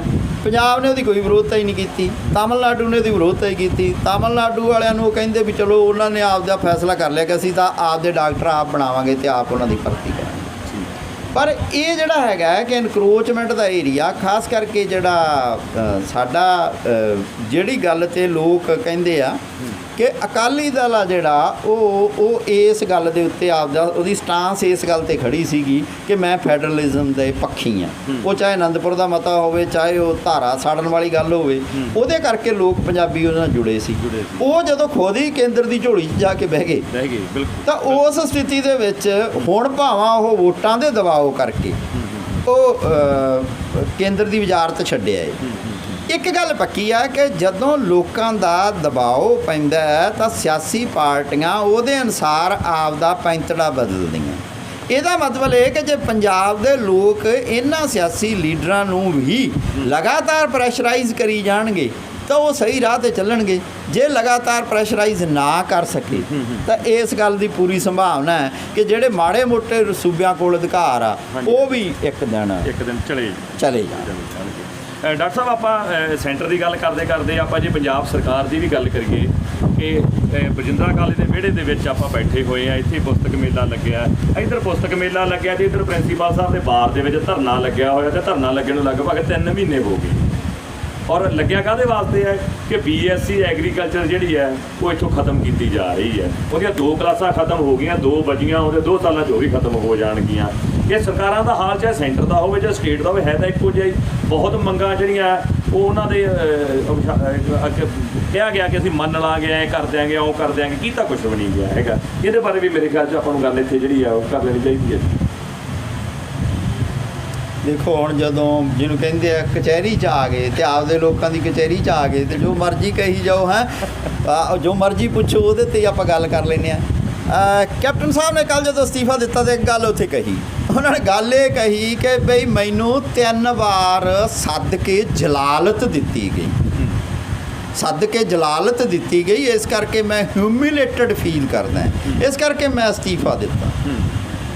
ਤੇ ਪੰਜਾਬ ਦੇ ਲੋਕਾਂ ਨੂੰ 4.5 ਸਾਲ ਲਗਾਤਾਰ ਕੈਪਟਨ ਨੇ ਜਲਾਲਤ ਦਿੱਤੀ ਕਿ ਲੋਕ ਟੈਂਕੀਆਂ ਤੇ ਚੜ੍ਹ ਜਾਂਦੇ ਸੀਗੇ ਤੇ ਉਹ ਲੋਕ ਕਹਿੰਦੇ ਸੀਗੇ ਕਿ ਸਾਨੂੰ ਬੁਲਾ ਲਓ, ਸਾਡੇ ਨਾਲ ਗੱਲ ਕਰ ਲਓ। ਕਹਿੰਦੇ ਅਸੀਂ ਚੰਡੀਗੜ੍ਹ ਇੰਨੀ ਤਰੀਕ ਨੂੰ ਆ ਜਾਓ। ਜਦੋਂ ਉੱਥੇ ਤਰੀਕ ਨੂੰ ਉੱਥੇ ਪਹੁੰਚਦੇ ਸੀ, ਉੱਥੇ ਜਿਹੜੇ ਸਿਕਿਉਰਿਟੀ ਵਾਲੇ ਉਹ ਨੇੜੇ ਨਹੀਂ ਲੱਗਣ ਦਿੰਦੇ ਸੀ। ਮੁੜ ਕੇ 3 ਦਰਜੇ ਦਾ 4 ਦਰਜੇ ਦਾ ਜਿਹੜਾ ਕੋਈ ਅਫਸਰ ਨਹੀਂ ਹੁੰਦਾ, ਜਿਹੜਾ OSD ਲਾਇਆ ਹੁੰਦਾ ਸੀ, ਉਹ ਆ ਕੇ ਕਹਿੰਦਾ ਸੀ ਕਰੋ ਮੇਰੇ ਨਾਲ ਕੀ ਗੱਲ। ਉਹ ਕਹਿੰਦੇ ਸੀ ਐਂ ਗੱਲ ਹੋਈ ਸੀ, ਸਾਡੀਆਂ ਮੰਗਾਂ ਨੇ, ਸਾਨੂੰ ਪੱਕੇ ਕਰੋ, ਸਾਡੀ ਕੋਈ ਤਨਖਾਹ ਵਧਾਓ, ਸਾਡਾ ਕੋਈ ਆਹ ਮਸਲਾ ਨਿਬੇੜੋ, ਸਾਡੇ ਪਿੰਡ ਦੇ ਵਿੱਚ ਆਹ ਤੁਸੀਂ ਜ਼ਮੀਨ ਐਕਵਾਇਰ ਕਰਨ ਲੱਗਿਆ ਨਾ ਕਰੋ। ਉਹ ਕਹਿੰਦੇ ਸੀ ਨਾ ਇਹ ਤਾਂ ਐਂ ਹੋਊਗਾ। ਅਤੇ ਲੋਕਾਂ ਨੂੰ ਜਿਹੜੀ ਰੋਜ਼ ਜਲਾਲਤ ਮਿਲਦੀ ਸੀ ਉਹਦਾ ਮੁੱਲ ਕਿੱਥੇ ਤਾਰਿਆ ਜਾਊਗਾ। ਸੋ ਗੱਲ ਤਾਂ ਇਹ ਆ ਕਿ ਜਿੱਥੇ ਵੀ ਅਧਿਕਾਰ ਕੇਂਦਰਿਤ ਹੋਣਗੇ ਉੱਥੇ ਹੀ ਉਹ ਦੂਜਿਆਂ ਨੂੰ ਜਲਾਲਤ ਤਾਂ ਉਹ ਦੇਵੇਗਾ। ਅਤੇ ਆਪ ਦੀ ਜਲਾਲਤ ਉਹਨਾਂ ਨੂੰ ਬਹੁਤ ਵੱਡੀ ਲੱਗੀ, ਪਰ ਜਿਹੜੇ ਪੰਜਾਬ ਦੇ ਲੋਕਾਂ ਦੀ ਜਲਾਲਤ ਆ ਉਹ ਉਹਨਾਂ ਨੂੰ ਛੋਟੀ ਲੱਗੀ। ਰਹੀ ਜਿਹੜੀ ਗੱਲ ਤੁਸੀਂ ਕਿਹਾ ਕਿ ਐਗਰੀਕਲਚਰ ਦੀ, ਵੇਖੋ ਮੈਂ ਇੱਥੇ ਪ੍ਰੈਪ ਐਗਰੀਕਲਚਰ ਦਾ 1978 ਦੇ ਵਿੱਚ ਸਟੂਡੈਂਟ ਸੀਗਾ, ਪ੍ਰੈਪ ਐਗਰੀਕਲਚਰ ਦਾ ਇੱਥੇ ਇਸ ਬਰਜਿੰਦਰਾ ਕਾਲਜ 1978 ਦੇ ਵਿੱਚ ਇੱਥੇ ਸਿਰਫ ਪ੍ਰੈਪ ਹੁੰਦੀ ਸੀਗੀ। ਉਸ ਤੋਂ ਬਾਅਦ ਜਿਹੜੀ BSc ਕਰਨ ਲਈ ਲੇਟਰਲ ਐਂਟਰੀ ਮਿਲਦੀ ਹੁੰਦੀ ਸੀਗੀ PAU ਲੁਧਿਆਣਾ ਦੇ ਵਿੱਚ, ਜਾਂ ਇੱਕ BSc ਹੋਰ ਚੱਲਦੀ ਹੁੰਦੀ ਸੀਗੀ, ਉਹ ਚੱਲਦੀ ਸੀਗੀ ਖਾਲਸਾ ਕਾਲਜ ਪਟਿਆਲਾ ਦੇ, ਖਾਲਸਾ ਕਾਲਜ ਅੰਮ੍ਰਿਤਸਰ। ਸਿਰਫ 2 ਹੀ ਥਾਵਾਂ 'ਤੇ BSc ਚੱਲਦੀ ਸੀ। ਪਹਿਲਾਂ ਤਾਂ ਇੱਥੇ ਇਹ ਗੱਲ ਹੀ ਵਿਚਾਰਨ ਵਾਲੀ ਆ ਜਾਂ ਸੋਚਣ ਵਾਲੀ ਆ ਕਿ ਪੰਜਾਬ ਆ ਜਿਹੜਾ ਉਹ ਹੁਣ ਵੀ ਯਾਨੀ ਕਿ 54-55% ਲੋਕ ਸਿੱਧੇ ਤੌਰ ਤੇ ਖੇਤੀ ਤੇ ਆਸ਼ਰਿਤ ਆ। ਉਸ ਸਮੇਂ ਤਾਂ 70 ਜਾਂ 80% ਲੋਕ ਸੀ, ਪਰ ਸਾਰੇ ਯਾਨੀ ਕਿ ਪੰਜਾਬ ਦੇ ਵਿੱਚ ਸਿਰਫ 2 ਥਾਵਾਂ ਤੇ ਖੇਤੀਬਾੜੀ ਦੀ ਪੜ੍ਹਾਈ ਕਰਾਈ ਜਾਂਦੀ ਸੀ। ਇਹ ਇੱਥੋਂ ਹੀ ਪਤਾ ਲੱਗਦਾ ਹੈ ਕਿ ਸਰਕਾਰ ਦੀਆਂ ਪ੍ਰਾਇੋਰਟੀ ਕੀ ਸੀ। ਉਹ ਇਹ ਨਹੀਂ ਸੀ ਚਾਹੁੰਦੀ ਕਿ ਪੰਜਾਬ ਦੇ ਜਿਹੜੇ ਲੋਕ ਆ ਉਹ ਨਵੇਂ ਢੰਗਾਂ ਨਾਲ, ਚੰਗੇ ਢੰਗਾਂ ਨਾਲ ਖੇਤੀ ਕਰ ਸਕਣ ਜਾਂ ਖੇਤੀ ਕਰਨ। ਸਿਰ ਜਾਂਦਾ ਤੇ ਜਦੋਂ ਮਾ ਕੇ ਰਾਜ ਨਹੀਂ ਹੁੰਦਾ ਉਦੋਂ ਜਿੱਤ ਜਾਂਦਾ, ਪਰ ਉਦੋਂ ਉਹ ਜਿੱਤਿਆ ਹੋਇਆ ਮੰਤਰੀ ਬਣਿਆ ਵਾ ਸੀ, ਖੇਤੀਬਾੜੀ ਮੰਤਰੀ ਬਲਵਿੰਦਰ ਸਿੰਘ ਭੁੰਦੜ। ਇੱਥੋਂ ਅਸੀਂ ਮਿਲਣ ਗਏ। ਇੱਥੇ ਆਏ ਨੂੰ ਪਹਿਲਾਂ ਉਹੀ ਗੱਲ ਜਿਵੇਂ ਹੁੰਦਾ ਕਿ ਵੀ ਪ੍ਰਿੰਸੀਪਲ ਮਿਲਣ ਨਾ ਦੇਵੇ। ਇੱਥੇ ਘੇਰਿਆ, ਉਸ ਸਮੇਂ ਇੱਥੇ ਇੱਕ ਸਟੂਡੈਂਟ ਲੀਡਰ ਹੁੰਦਾ ਸੀ ਜੱਸੀ, ਇੱਥੇ ਘੇਰਿਆ। ਉਹਨੇ ਕਿਹਾ ਵੀ ਚੰਗਾ ਉੱਥੇ ਆ ਜਾ ਜੀ, ਤੁਹਾਡੇ ਮਸਲੇ ਦਾ ਹੱਲ ਕਰਾਂਗੇ। 1 ਸਾਲ ਬਾਅਦ ਉਹਨੇ ਮਾ ਕੇ ਇਹ ਗੱਲ ਪੂਰੀ ਕਰਤੀ ਕਿ ਇੱਥੇ BSc ਸ਼ੁਰੂ ਹੋ ਗਈ। ਮੈਂ ਉਸ ਸਮੇਂ ਮੈਡੀਕਲ 'ਚ ਦਾਖਲਾ ਲੈ ਲਿਆ ਸੀਗਾ DAV ਕਾਲਜ ਬਠਿੰਡਾ, ਅਤੇ ਮੈਨੂੰ ਚਿੱਠੀ ਵੀ ਗਈ ਸੀ ਕਾਲਜ ਵੱਲੋਂ ਕਿ ਵੀ ਜੇ ਤੁਸੀਂ ਕਰਨੀ ਚਾਹੁੰਦੇ ਆ ਤਾਂ ਇੱਥੇ BSc ਆ ਜਾਓ। ਤਾਂ ਇਹ 80 ਤੋਂ ਚੱਲ ਰਹੀ ਸੀ। ਇੱਥੇ ਚਲਦੀ ਹੁਣ ਜੇ ਬੰਦ ਕੀਤੀ ਆ, ਤਾਂ ਜਿਹੜੀਆਂ ਸ਼ਰਤਾਂ ਦੀ ਗੱਲ ਕਰੀਏ ਉਹ ਬੜੀਆਂ ਨਗੂਣੀਆਂ ਗੱਲਾਂ ਨੇ। ਪਹਿਲੀ ਗੱਲ ਇਹ ਕਿ ਬਈ ਫਾਰਮ ਲਈ ਪੂਰਾ ਥਾਂ ਹੈ ਨਹੀਂ ਗਾ। ਫਾਰਮ ਲਈ ਵੈਸੇ ਤਾਂ ਤਜਰਬੇ ਉੱਥੇ ਕਰਨੇ ਜਾਂ ਕਰਾਉਣੇ ਹੁੰਦੇ ਆ ਜਿੱਥੇ ਬੰਦਿਆਂ ਨੂੰ ਬਿਲਕੁਲ ਹੀ ਉਸ ਚੀਜ਼ ਦਾ ਪਤਾ ਨਾ ਹੋਵੇ। ਜਿਹੜੇ ਬੱਚਿਆਂ ਨੇ ਦਾਖਲ ਹੋਣਾ, ਬਹੁਤਿਆਂ ਦੇ ਤਾਂ ਘਰੇ ਜ਼ਮੀਨਾਂ ਹੈਗੀਆਂ, ਉਹਨਾਂ ਨੂੰ ਪਤਾ ਹੀ ਆ। ਜੇ ਚਲੋ ਕੋਈ ਤਕਨੀਕੀ ਨੁਕਤਾ ਹੈ ਤਾਂ ਫਰੀਦਕੋਟ ਦੇ ਵਿੱਚ ਆਲੇ ਦੁਆਲੇ ਬਥੇਰੇ ਥਾਵਾਂ ਦੇ ਉੱਤੇ ਜ਼ਮੀਨ ਪਈ ਆ ਜਿਹੜੀ ਐਗਰੀਕਲਚਰ ਡਿਪਾਰਟਮੈਂਟ ਕੋਲੇ ਆ, ਜਾਂ PAU ਦੇ ਫਾਰਮ ਨੇ। ਉਹਨਾਂ ਫਾਰਮਾਂ ਦੀ ਚਿਪਸ ਦੀ ਤੁਸੀਂ ਕਿਹੜੇ ਮਰਜ਼ੀ ਚੀਜ਼ ਦੀ ਪ੍ਰੋਸੈਸ ਦੇਖ ਲਓ। ਮੈਨੂੰ ਇਹ ਲੱਗਦਾ ਹੈ ਕਿ ਬਹੁਤ ਸਾਰੇ ਸਾਡੇ ਜਿਹੜੇ ਇਸ ਵੇਲੇ ਦੀ ਯੰਗ ਜਨਰੇਸ਼ਨ ਆ ਉਹ ਬਾਹਰ ਗਈ ਵੀ ਆ, ਨਵੀਂ ਟੈਕਨੀਕ ਉੱਥੋਂ ਸਿੱਖੂਗੀ। ਬਹੁਤ ਸਾਰੇ ਲੋਕ ਆ ਜਿਹੜੇ ਇਹ ਮਹਿਸੂਸ ਕਰਦੇ ਆ ਕਿ ਸੱਚਮੁੱਚ ਇਹਨੂੰ ਸਾਨੂੰ ਵੱਡੀ ਪੱਧਰ 'ਤੇ ਫੈਲਾਉਣਾ ਚਾਹੀਦਾ। ਪਰ ਇਹ ਪ੍ਰੋਸੈਸ ਐਂ ਨਹੀਂ ਹੁੰਦਾ ਕਿ ਰਾਤੇ ਰਾਤ ਹੋ ਜੇ ਕਿ ਮੈਂ ਇੱਥੇ ਬੋਲਤਾ ਤੇ ਕੱਲ੍ਹ ਨੂੰ ਜਾ ਕੇ ਕੋਈ ਬਿਸਕੁਟਾਂ ਦੀ ਫੈਕਟਰੀ ਲਾ ਲੇ। ਇੱਕ ਪ੍ਰੋਸੈਸ ਹੈਗਾ, ਪਰ ਇਸ ਪ੍ਰੋਸੈਸ ਵਿੱਚ ਦੀ ਗੁਜ਼ਰਿਆਂ ਬਗੈਰ ਪੰਜਾਬ ਦਾ ਗੁਜ਼ਾਰਾ ਨਹੀਂ ਆ। ਹੈਰਾਨੀ ਵਾਲੀ ਗੱਲ ਹੈਗੀ ਹੈ ਕਿ ਪੰਜਾਬ ਦੇ ਜਿਹੜੇ ਪੇय ਪਦਾਰਥ ਸੀ, ਪੀਣ ਵਾਲੀਆਂ ਜਿਹੜੀਆਂ ਚੀਜ਼ਾਂ ਸੀਗੀਆਂ, ਲੱਸੀ ਸੀਗੀ, ਸਕੰਜਵੀ ਸੀਗੀ, ਨਿੰਬੂ ਪਾਣੀ ਘੋਲ ਕੇ ਖੰਡ ਵਿੱਚ ਘੋਲ ਲਈ, ਨਿੰਬੂ ਘੋਲ ਲਿਆ, ਸੱਤੂ ਸੀਗੇ, ਉਹਦੀ ਥਾਂ 'ਤੇ ਮੈਂ ਕਿ 70 ਦੇ ਕਰੀਬ ਪੰਜਾਬ ਦੇ ਵਿੱਚ ਵੱਡੀ ਪੱਧਰ 'ਤੇ ਪਹਿਲਾਂ ਸੋਡਾ ਬੱਤਾ ਆਇਆ। ਉਸ ਤੋਂ ਬਾਅਦ ਉਹਦੇ ਮਾਰਕੇ ਆਏ ਕਿ ਆਹ ਮਾਰਕ ਹੈ। ਉਸ ਤੋਂ ਬਾਅਦ ਫਿਰ ਇਹ ਕੋਕਾ ਕੋਲਾ ਆਇਆ। ਹੁਣ ਜੇ ਤੁਸੀਂ ਉਹਦੀ ਫੂਡ ਵੈਲਿਊ ਦੇਖੋ ਕਿ ਫੂਡ ਵੈਲਿਊ ਉਹਦੀ ਕੋਈ ਨਹੀਂ, ਪਰ ਮੈਂ ਤਾਂ ਆਪ ਬਹੁਤ ਪੀਂਦਾ, ਅਤੇ ਤੁਹਾਡੇ ਜੋ ਬਹੁਤ ਸਾਰੇ ਪੀਂਦੇ ਹੋਣਗੇ, ਯੰਗ ਜਨਰੇਸ਼ਨ ਪੀਂਦੀ ਹੈ। ਹੁਣ ਇਹ ਕਿ ਉਹਦੇ ਵਿੱਚ ਜਿਹੜਾ ਉਹ ਪਦਾਰਥ ਪਾਉਂਦੇ ਆ, ਉਹ ਪਦਾਰਥ ਫੂਡ ਵੈਲਿਊ ਨਹੀਂ ਆ। ਉਹ ਜਿਹੜੀ ਤੁਹਾਡੀ ਟੇਸਟ ਬਡਜ਼ ਨੇ, ਜੀਭ ਦੇ ਉੱਤੇ ਜਿਹੜੇ ਤੁਹਾਡੇ ਸਵਾਦ ਵਾਲੇ ਕੇਂਦਰ ਨੇ, ਉਹਨਾਂ ਨੂੰ ਉਹ ਜਾਗਰਤ ਕਰਦੀ ਹੈ। ਉਹ ਉੱਥੋਂ ਜਿਹੜਾ ਹੈਗਾ ਸੁਨੇਹਾ ਤੁਹਾਡੇ ਦਿਮਾਗ 'ਚ ਪਹੁੰਚਾਉਂਦੀ ਆ, ਵਿਸ਼ੇਸ਼ ਕਿਸਮ ਦੀ ਉਤੇਜਨਾ ਦਿੰਦੀ ਹੈ। ਹੁਣ ਉਹਨਾਂ ਨੇ ਆਪਦੇ ਗੇਜੇ 'ਚ ਪਾ ਲਿਆ ਅਤੇ ਮਨੁੱਖੀ ਸਿਹਤ ਲਈ ਘੱਟ ਜ਼ਰੂਰੀ ਚੀਜ਼ ਆ ਜਿਹੜੀ ਉਹ ਵੱਧ ਜ਼ਰੂਰੀ ਚੀਜ਼ ਬਣਾਤੀ। ਅਤੇ ਜਿਹੜੀਆਂ ਵੱਧ ਜ਼ਰੂਰੀ ਚੀਜ਼ਾਂ ਉਹਨਾਂ ਦੀ ਕਿਉਂਕਿ ਬ੍ਰਾਂਡਿੰਗ ਨਹੀਂ ਹੋਏਗੀ, ਕਿਉਂਕਿ ਉਹਨਾਂ ਦੀ ਮਾਰਕੀਟਿੰਗ ਨਹੀਂ ਹੋਏਗੀ, ਉਹ ਸਾਨੂੰ ਭੈੜੀਆਂ ਲੱਗਣ ਲੱਗ ਪਈਆਂ। ਹੌਲੀ ਹੌਲੀ ਕੀ ਹੋਇਆ ਕਿ ਪੰਜਾਬੀ ਲਿਟਰੇਚਰ ਦੇ ਵਿੱਚ ਨਾ ਇੱਕ ਬਹੁਤ ਸੋਹਣੇ ਝਗੜੇ ਆ। ਝਗੜਾ ਹੈਗਾ ਇੱਕ ਤੇ ਮਾਰ ਕੇ ਜੱਟ ਤੇ ਬਾਣੀਏ ਦਾ ਝਗੜਾ, ਇੱਕ ਹੈਗਾ ਚਾਹ ਤੇ ਲੱਸੀ ਦਾ ਝਗੜਾ। ਜਿਹੜਾ ਚਾਹ ਤੇ ਲੱਸੀ ਦਾ ਝਗੜਾ, ਉਹ ਅਸਲ 'ਚ ਚਾਹ ਤੇ ਲੱਸੀ ਦਾ ਝਗੜਾ ਨਹੀਂ, 2 ਜੀਵਨ ਜਾਚਾਂ ਦਾ ਝਗੜਾ ਹੈ। ਉਹ 2 ਜ਼ਿੰਦਗੀ ਜੀਣ ਦੇ ਢੰਗਾਂ ਦਾ ਝਗੜਾ ਹੈ। ਉਹ ਜਿਹੜੀਆਂ ਚਾਹ ਹੋਈ ਜਾਂ ਇਹ ਕੋਲਡ ਡਰਿੰਕਸ ਹੋਏ, ਇਹ ਲੰਮੇ ਸਮੇਂ ਦੇ ਵਪਾਰਕ ਮੰਤਵ ਲਈ ਮਨੁੱਖ ਨੂੰ ਇਹਦੇ ਲਈ ਗਜਾਇਆ ਗਿਆ। ਕਹਿੰਦੇ ਹੁੰਦੇ ਆ ਵੀ ਸਿੱਖਣਾ ਔਖਾ ਹੈ, ਪਰ ਅਸਿੱਖਣਾ, ਲਰਨ ਕਰਨਾ ਉਦੋਂ ਵੀ ਔਖਾ ਹੈ। ਹੁਣ ਜਦੋਂ ਸਾਡੇ ਟੇਸਟ ਬਡਜ਼ ਇਹਦੇ ਨਾਲ ਗਿੱਝ ਗਈਆਂ, ਸਾਡਾ ਜਿਹੜਾ ਸਵਾਦ ਕੇਂਦਰ ਇਹਦੇ ਨਾਲ ਗਿੱਝ ਗਏ, ਹੁਣ ਇਹਦੇ ਤੋਂ ਪਿੱਛੇ ਮੁੜਨਾ ਵੀ ਬਹੁਤ ਔਖਾ। ਪਰ ਤੁਸੀਂ ਇਹ ਵੇਖੋ ਕਿ ਕੁਝ ਲੋਕਾਂ ਦੇ ਮਨਾਂ ਦੇ ਵਿੱਚ ਇਹ ਹੈ ਕਿ ਸਾਨੂੰ ਪੁਰਾਣੇ ਪਦਾਰਥਾਂ ਵੱਲ ਮੁੜਨਾ ਚਾਹੀਦਾ। ਅਤੇ ਤੁਸੀਂ ਇਹ ਵੇਖੋ ਕਿ ਜਿਹੜੀਆਂ ਵੱਡੀਆਂ ਕੰਪਨੀਆਂ, ਉਹਨਾਂ ਨੇ ਨਿੰਬੂ ਦਾ ਰਸ, ਉਹਨਾਂ ਨੇ ਲੱਸੀ, ਉਹਨਾਂ ਨੇ ਗੰਨੇ ਦਾ ਰਸ ਪੈਕ ਕਰਕੇ ਵੇਚਣਾ ਸ਼ੁਰੂ ਕਰ ਦਿੱਤਾ। ਤੇ ਇਹ ਚੰਗੀ ਗੱਲ ਹੋਵੇਗੀ ਕਿ ਚਾਹੇ BSc ਐਗਰੀਕਲਚਰ ਹੋਵੇ, ਚਾਹੇ ਫੂਡ ਪ੍ਰੋਸੈਸਿੰਗ ਦੀ ਇੰਡਸਟਰੀ ਹੋਵੇ, ਚਾਹੇ ਜਿਹਨੂੰ ਕਹਿੰਦੇ ਹੈਗੇ ਆ ਕਿ ਬਾਇਓਟੈਕਨੋਲੋਜੀ ਦਾ ਖੇਤਰ ਹੋਵੇ, ਇਹ ਇਕਜੁੱਟ ਹੋ ਕੇ ਪੰਜਾਬ ਦੀਆਂ ਲੋੜਾਂ ਦੇ ਅਨੁਸਾਰ ਸਨਅਤ ਨੂੰ ਵਿਕਸਿਤ ਕਰਨ ਲਈ ਪੜ੍ਹਾਈ ਕਰਾਉਣ। ਫਿਰ ਇੱਥੇ ਸਥਾਨਕ ਪੱਧਰ ਤੇ ਇੱਕ ਵੱਡੀ ਗੱਲ ਹੈ ਕਿ ਵੀ ਜੀ ਜਿਹੜਾ ਪੈਸਾ ਲਾਊਗਾ ਉਹ ਪੈਸਾ ਕਮਾਊਗਾ। ਜੇ ਕਾਰਪੋਰੇਟ ਚਲੇ ਗਏ ਤਾਂ ਫਿਰ ਪੈਸਾ ਕਿੱਥੋਂ ਆਊਗਾ? ਇੱਕ ਵੱਡਾ ਸਵਾਲ ਇਹ ਉੱਠਦਾ ਹੈ ਕਿ ਵੀ ਜੇ ਕਾਰਪੋਰੇਟ ਪੈਸਾ ਨਾ ਲਾਉਣਗੇ, ਦੇਖੋ ਜਿਹੜਾ ਕਾਰਪੋਰੇਟ ਆ ਉਹ ਫਿਰ ਪੈਸਾ ਤੁਹਾਨੂੰ ਤਾਂ ਨਹੀਂ ਦੇਊਗਾ। ਇਹਦਾ ਜਿਹੜਾ ਉਲਟ ਸ਼ਬਦ ਹੈਗਾ ਉਹ ਹੈਗਾ ਕੋਆਪਰੇਟਿਵ। ਕੋਆਪਰੇਟਿਵ ਕੁਝ ਬੰਦਿਆਂ ਨੇ ਇੰਨਾ ਬਦਨਾਮ ਕਰਤਾ ਜਾਂ ਇੰਨਾ ਭ੍ਰਿਸ਼ਟ ਉਹਦੇ ਨਾਲ ਸ਼ਬਦ ਜੁੜ ਗਏ ਕਿ ਲੋਕਾਂ ਨੂੰ ਐ ਲੱਗਦਾ ਕਿ ਕੋਆਪਰੇਟਿਵ ਸੋਸਾਇਟੀ ਉਹ ਤਾਂ ਉਹੀ ਜਿਹੜੇ ਖਾਦ ਖੂਦ ਜੀ ਦੇ ਪੈਸੇ ਖਾਂਦੇ ਹੁੰਦੇ ਆ, ਉਹੀ ਜਿਹੜੇ ਐਂ ਜੇ ਕਰਦੇ ਹੁੰਦੇ ਆ। ਮੈਂ ਕਿਹਾ ਕੋਆਪਰੇਟਿਵ ਸਾਰੇ ਸਿਸਟਮ ਨੂੰ ਹੀ ਐਂ ਹੋ ਗਿਆ।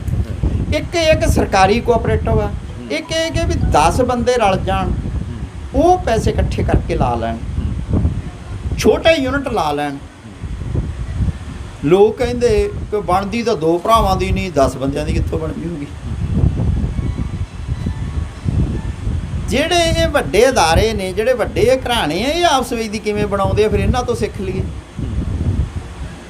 ਸੋ ਮੈਨੂੰ ਇਹ ਲੱਗਦਾ ਹੈ ਕਿ ਕਿਸਾਨ ਸੰਘਰਸ਼ ਨੇ ਸਾਨੂੰ ਉਹ ਸਮਾਂ ਦਿੱਤਾ, ਉਹ ਟਾਈਮ ਦਿੱਤਾ ਹੈ ਕਿ ਜਿਹਦੇ ਵਿੱਚ ਅਸੀਂ ਪੁਨਰ ਚਿੰਤਨ ਕਰ ਸਕੀਏ, ਇੰਟਰੋਸਪੈਕਸ਼ਨ ਕਰ ਸਕੀਏ, ਅੰਤਰ ਝਾਤ ਮਾਰ ਸਕੀਏ ਕਿ ਪੰਜਾਬ ਨੂੰ ਪੰਜਾਬ ਦੇ ਆਧਾਰਿਤ, ਖੇਤੀ ਦੇ ਆਧਾਰਿਤ ਕਿਵੇਂ ਅਸੀਂ ਸਨਅਤ ਲਾ ਕੇ ਵਿਕਸਿਤ ਕਰ ਸਕਦੇ ਹਾਂ, ਕਿਵੇਂ ਉਹਦੇ ਨਾਲ ਪੰਜਾਬ ਦਾ ਫਾਇਦਾ ਹੋ ਸਕਦਾ।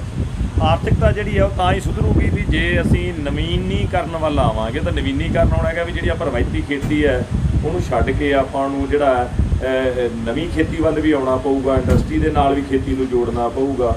ਇੱਕ ਬੜੀ ਮੰਗ ਉੱਠਦੀ ਹੈ ਡਾਕਟਰ ਸਾਹਿਬ ਕਿ ਜਿਹੜੀ ਹੈ ਖੇਤੀ ਹੈ ਸਾਡੀ, ਇਹਦੇ ਵਿੱਚ ਜਿਹੜੀ ਹੈ ਜਿਵੇਂ ਹੁਣ ਰਾਜਸਥਾਨ ਦੇ ਕੁਝ ਇਲਾਕਿਆਂ ਦੇ ਵਿੱਚ ਫਸਲਾਂ ਬੀਜੀਆਂ ਜਾਂਦੀਆਂ, ਜਿਵੇਂ ਡੋਡਿਆਂ ਦੀ ਖੇਤੀ ਹੁੰਦੀ ਹੈ, ਜਾਂ ਇਹ ਵੀ ਪੰਜਾਬ ਦੇ ਵਿੱਚ ਕਰਨੀ ਚਾਹੀਦੀ ਹੈਗੀ ਹੈ। ਇਹਦੇ ਨਾਲ ਕੋਈ ਤੁਹਾਨੂੰ ਲੱਗਦਾ ਵੀ ਫਰਕ ਪਊਗਾ ਕਿ ਇਕੱਲੀਆਂ ਗੱਲਾਂ ਹੀ ਹੈਗੀਆਂ? ਪਾਣੀ ਪਿਲਾ ਦੇ ਯਾਰ। ਪਾਣੀ ਲਿਆ। ਅਸਲ ਵਿੱਚ ਜਿਹੜੀ ਗੱਲ ਹੈਗੀ ਆ ਨਾ, ਜਿਹੜੀ ਫੀਮ ਦੀ ਖੇਤੀ ਦੀ ਗੱਲ ਹੈਗੀ ਆ, ਦੇਖੋ ਗੱਲ ਇਹ ਹੈਗੀ ਆ ਕਿ ਫੀਮ ਦੀ ਖੇਤੀ ਦੇ ਨਾਲ ਪੰਜਾਬ ਦੀ ਆਰਥਿਕਤਾ ਸੁਧਰ ਜੂਗੀ। ਇਹ ਗੱਲ ਬਾਹਲੀ ਠੀਕ ਨਹੀਂ ਹੈ। ਜੇ ਫੀਮ ਦੀ ਖੇਤੀ ਨਾਲ ਪੰਜਾਬ ਦੀ ਆਰਥਿਕਤਾ ਸੁਧਰਨ ਦਾ ਜਿਹੜਾ ਮਾਡਲ ਆ, ਅਫਗਾਨਿਸਤਾਨ ਫੀਮ ਦੀ ਖੇਤੀ ਕਰਦਾ ਹੈ ਤੇ ਕੋਈ ਉਹਦੀ ਬਾਹਲੀ ਆਰਥਿਕਤਾ ਸੁਧਰੀ ਹੋਈ ਨਹੀਂ ਹੈ। ਇੱਕ ਗੱਲ। ਦੂਜੀ ਗੱਲ ਕਿ 2 ਰਾਜਾਂ ਦੇ ਵਿੱਚ, 3 ਰਾਜਾਂ ਦੇ ਵਿੱਚ, ਮੇਰਾ ਖਿਆਲ 2 ਰਾਜਾਂ 'ਚ ਤਾਂ ਪੱਕੀ ਫੀਮ ਦੀ ਖੇਤੀ ਸਰਕਾਰੀ ਕੰਟਰੋਲ ਹੇਠ ਕਰਾਈ ਜਾਂਦੀ ਆ। ਉਹਨਾਂ ਰਾਜਾਂ ਦਾ ਵੀ ਕੋਈ ਬਹੁਤਾ ਭਲਾ ਨਹੀਂ ਹੋਇਆ। ਇਹਦੇ ਬਾਰੇ ਜਿਹੜੀ ਗੱਲ ਮੁੱਖ ਤੌਰ 'ਤੇ ਉੱਠੀ ਸੀਗੀ, ਜ਼ਿਆਦਾ ਆਮ ਆਦਮੀ ਪਾਰਟੀ ਦੇ ਧਰਮਵੀਰ ਗਾਂਧੀ ਨੇ ਉਠਾਈ ਸੀਗੀ। ਅਸਲ 'ਚ ਉਹਦਾ ਕਾਰਨ ਇਹ ਕਿ ਜਿਵੇਂ ਫੀਮ ਨੂੰ ਹਊਆ ਬਣਾ ਕੇ ਲੋਕ ਅੰਦਰ ਕੀਤੇ ਜਾ ਰਹੇ ਸੀਗੇ ਇੱਕ ਸਮੇਂ, ਉਹਦੇ 'ਚੋਂ ਸਿਰਫ ਇੱਕ ਦਲੀਲ ਸੀਗੀ ਕਿ ਭਾਈ ਫੀਮ ਤਾਂ ਬਹੁਤ ਸਮਿਆਂ ਤੋਂ ਲੋਕ ਖਾਂਦੇ ਆਏ ਆ, ਕੋਈ ਨਹੀਂ ਜੇ ਖਾ ਲੈਂਦੇ ਆ। ਅਤੇ ਇੰਨੀ ਕੁ ਗੱਲ ਸੀਗੀ ਵੀ ਜਿਵੇਂ ਉਹਨਾਂ ਨੂੰ ਅਪਰਾਧੀ ਬਣਾਇਆ ਜਾਂਦਾ ਕਿ ਜੇ ਉਹਨਾਂ ਦਾ ਇਲਾਜ ਕਰਨਾ ਚਾਹੀਦਾ ਤਾਂ ਉਹ ਇੱਕ ਪੇਸ਼ੈਂਟ ਵਜੋਂ ਉਹਨਾਂ ਦਾ ਇਲਾਜ ਕਰਨਾ ਚਾਹੀਦਾ, ਨਾ ਕਿ ਉਹਨਾਂ ਨੂੰ ਜੇਲ੍ਹਾਂ 'ਚ ਸਿੱਟ ਦੇਣਾ ਚਾਹੀਦਾ। ਉਹ ਵੱਧਦੀ ਗੱਲ ਇੰਨੀ ਵੱਧ ਗਈ ਕਿ ਜੇ ਫੀਮ ਦੀ ਖੇਤੀ ਕਰਾਂਗੇ ਤਾਂ ਬਹੁਤ ਜ਼ਿਆਦਾ, ਵੇਖੋ ਦਵਾਈਆਂ ਦੀ ਇੰਨੀ ਤਾਂ ਨਹੀਂ ਲੋੜ ਹੋਣੀ ਨਾ ਕਿ ਵੀ ਸਾਰਾ ਪੰਜਾਬ, ਸਾਰੇ ਝੋਨੇ ਥੱਲੇ ਰਕਬਾ, ਕਣਕ ਥੱਲੇ ਰਕਬਾ ਕੱਢ ਕੇ ਸਾਰੇ ਥਾਂ ਪੋਸਟ ਬੀਜ ਦਿੱਤਾ ਜਾਵੇ ਤਾਂ ਜਿਹੜੀ ਸਾਰੀ ਫੀਮ ਆ ਉਹਦੀ ਇੰਨੀ ਦੀ ਖਪਤ ਕਿੱਥੇ ਹੋਊਗੀ? ਤੇ ਫਿਰ ਇਹਦਾ ਮਤਲਬ ਕਿ ਪੰਜਾਬ ਨੂੰ ਨਸ਼ੇੜੀ ਬਣਾਉਣ ਵਾਲੀ ਗੱਲ ਹੀ ਆ। ਮੈਨੂੰ ਲੱਗਦਾ ਕਿ ਇਹ ਹਾਂ ਥੋੜ੍ਹੇ ਪੱਧਰ 'ਤੇ ਇਹ ਇਕੱਲੀ ਫੀਮ ਦੀ ਖੇਤੀ ਬਾਰੇ ਨਹੀਂ ਗੱਲ, ਇਹ ਕਿ ਜਿੰਨੀਆਂ ਵੀ ਮੈਡੀਸਨ ਹੈਗੀਆਂ, ਮੈਡੀਸਨ ਦੀ ਖੇਤੀ ਦੀ ਗੱਲ ਤਾਂ ਬਹੁਤ ਹੋ ਰਹੀ ਹੈਗੀ ਆ ਕਿ ਮੈਡੀਸਨ ਦੇ ਵਿੱਚ ਬਹੁਤ ਸਾਰੀਆਂ ਚੀਜ਼ਾਂ ਵਰਤੀਆਂ ਜਾਂਦੀਆਂ, ਉਹਨਾਂ ਦੀ ਖੇਤੀ ਹੋਣੀ ਚਾਹੀਦੀ ਆ, ਮਸਾਲਿਆਂ ਦੀ ਖੇਤੀ ਹੋਣੀ ਚਾਹੀਦੀ ਆ। ਵੀ ਅਸੀਂ ਸਾਰਾ ਜ਼ੋਰ ਸਿਰਫ 2 ਚੀਜ਼ਾਂ 'ਤੇ ਲਾਤਾ, ਜਾਂ ਕਣਕ 'ਤੇ ਜਾਂ ਝੋਨੇ 'ਤੇ। ਉਹਦਾ ਕਾਰਨ ਵੀ ਇਹ ਮੰਨਿਆ ਜਾਂਦਾ ਹੈ ਕਿ ਦੇਸ਼ ਦੇ ਵਿੱਚ, ਵੈਸੇ ਤਾਂ ਸਾਰੇ ਹੀ ਥਰਡ ਵਰਲਡ ਵਿੱਚ, ਤੀਜੀ ਦੁਨੀਆ ਦੇ ਵਿੱਚ ਭੁੱਖਮਰੀ ਫੈਲ ਰਹੀ ਸੀਗੀ। ਉਸ ਭੁੱਖਮਰੀ ਨੂੰ ਕਾਊਂਟਰ ਕਰਨ ਲਈ ਕਿ ਬੰਦੇ ਭੁੱਖੇ ਨਾ ਮਰ ਜਾਣ, ਇਹ ਇਹ ਸੀ ਵੀ ਭੁੱਖੇ ਮਰਦੇ ਲੋਕ ਕੀ ਕਰਨ। ਇੱਕ ਨਾਰਾ ਬਹੁਤ ਲਾਉਂਦੇ ਹੁੰਦੇ ਸੀ PSG ਵਿੱਚ ਕਿ ਗਲ 'ਚ ਪੈ ਜਾਣ ਜੇ ਅੱਕੇ ਲੋਕ ਬੰਬ ਬੰਦੂਕਾਂ ਸਕਣ ਨਾ ਰੋਕ। ਤਾਂ ਵੱਡੀ ਗੱਲ ਇਹ ਹੀ ਸੀ ਵੀ ਉਦੋਂ ਅਮਰੀਕਾ ਨੂੰ ਇਹ ਲੱਗਦਾ ਸੀਗਾ ਕਿ ਵੀ ਜੇ ਇਹ ਲੋਕ ਬਾਹਲੇ ਭੁੱਖੇ ਮਰਦੇ ਹੋਏ ਤਾਂ ਕਿਤੇ ਗਲ ਨਾ ਪੈ ਜਾਣ। ਇਸ ਕਰਕੇ ਕਿ ਇਹਨਾਂ ਨੂੰ ਰੋਟੀ ਦਾ ਪ੍ਰਬੰਧ ਕੀਤਾ ਜਾਵੇ। ਰੋਟੀ ਦਾ ਪ੍ਰਬੰਧ ਕਰਨ ਲਈ ਜਿਹੜਾ ਭਾਰਤ ਸਰਕਾਰ ਨੇ ਪ੍ਰਬੰਧ ਕੀਤਾ ਕਿ ਜਿੱਥੇ ਵੱਧ ਕਣਕ ਪੈਦਾ ਹੋ ਸਕਦੀ, ਜਿੱਥੇ ਵੱਧ ਝੋਨਾ ਪੈਦਾ ਹੋ ਸਕਦਾ, ਉੱਥੇ ਵੱਧ ਜ਼ੋਰ ਦੇ ਦਿੱਤਾ ਜਾਵੇ। ਉਹਦੇ ਲਈ ਪੰਜਾਬ ਚੁਣ ਲਿਆ ਕਿਉਂਕਿ ਪੰਜਾਬ ਦੀ ਭੂਮੀ ਸਮਤਲ ਸੀ, ਕਿਉਂਕਿ ਇੱਥੇ ਖੇਤੀ ਦਾ ਲੰਮਾ ਤਜਰਬਾ ਸੀਗਾ। ਇਸ ਕਰਕੇ ਇੱਥੇ ਜ਼ਿਆਦਾ ਆਪਣੀ ਖੇਤੀ ਹੋਣ ਲੱਗ ਪਈ, ਜਿਹਨੂੰ ਕਹਿੰਦੇ ਹਰਾ ਇਨਕਲਾਬ ਦਾ ਮੁੱਢ ਪੰਜਾਬ ਨੇ ਬੰਨ੍ਹਿਆ, ਤੇ ਉਹਦੇ ਕਰਕੇ ਹੋ ਗਿਆ। ਹੁਣ ਵੀ ਇਹ ਆ ਕਿ ਕੁਛ ਜਿਹੜਾ ਰਕਬਾ ਹੈਗਾ ਉਹ ਜ਼ਰੂਰ ਹੋਰ ਫਸਲਾਂ ਦੀ ਲਿਆਉਣਾ ਚਾਹੀਦਾ। ਉਹਨਾਂ ਫਸਲਾਂ ਵਿੱਚੋਂ ਜਾਣੀ ਜਿਹੜੀਆਂ ਮਹਿੰਗੀਆਂ ਫਸਲਾਂ ਨੇ, ਚਾਹੇ ਉਹ ਮਸਾਲੇ ਨੇ ਤੇ ਚਾਹੇ ਉਹ ਮੈਡੀਸਨ ਵੈਲਿਊ ਵਾਲੀਆਂ ਫਸਲਾਂ ਨੇ, ਉਹਨਾਂ ਵੱਲ ਜਾਣਾ ਚਾਹੀਦਾ। ਇਹ ਗੱਲ ਮੰਨਣਯੋਗ ਆ। ਪਰ ਇਹ ਜਿਹੜੀ ਗੱਲ ਹੈਗੀ ਆ ਕਿ ਸਾਰੇ ਪੰਜਾਬ ਦੇ ਵਿੱਚ ਫੀਮ ਦੀ ਖੇਤੀ ਸ਼ੁਰੂ ਕਰ ਦਈਏ ਤਾਂ ਬਹੁਤ ਆਪਾਂ ਅਮੀਰ ਹੋ ਜਾਵਾਂਗੇ, ਇਸ ਗੱਲ ਦੇ ਵਿੱਚ ਕੋਈ ਬਹੁਤੀ ਸੰਭਾਵਨਾ ਨਹੀਂ। ਡਾਕਟਰ ਸਾਹਿਬ, ਕਿਸਾਨ ਸੰਘਰਸ਼ ਤੇ ਰਾਜਨੀਤੀ, ਇਹਦੇ ਬਾਰੇ ਵੀ ਜਿਹੜਾ ਸਾਨੂੰ ਜ਼ਰੂਰ ਚਾਨਣਾ ਪਾਓ।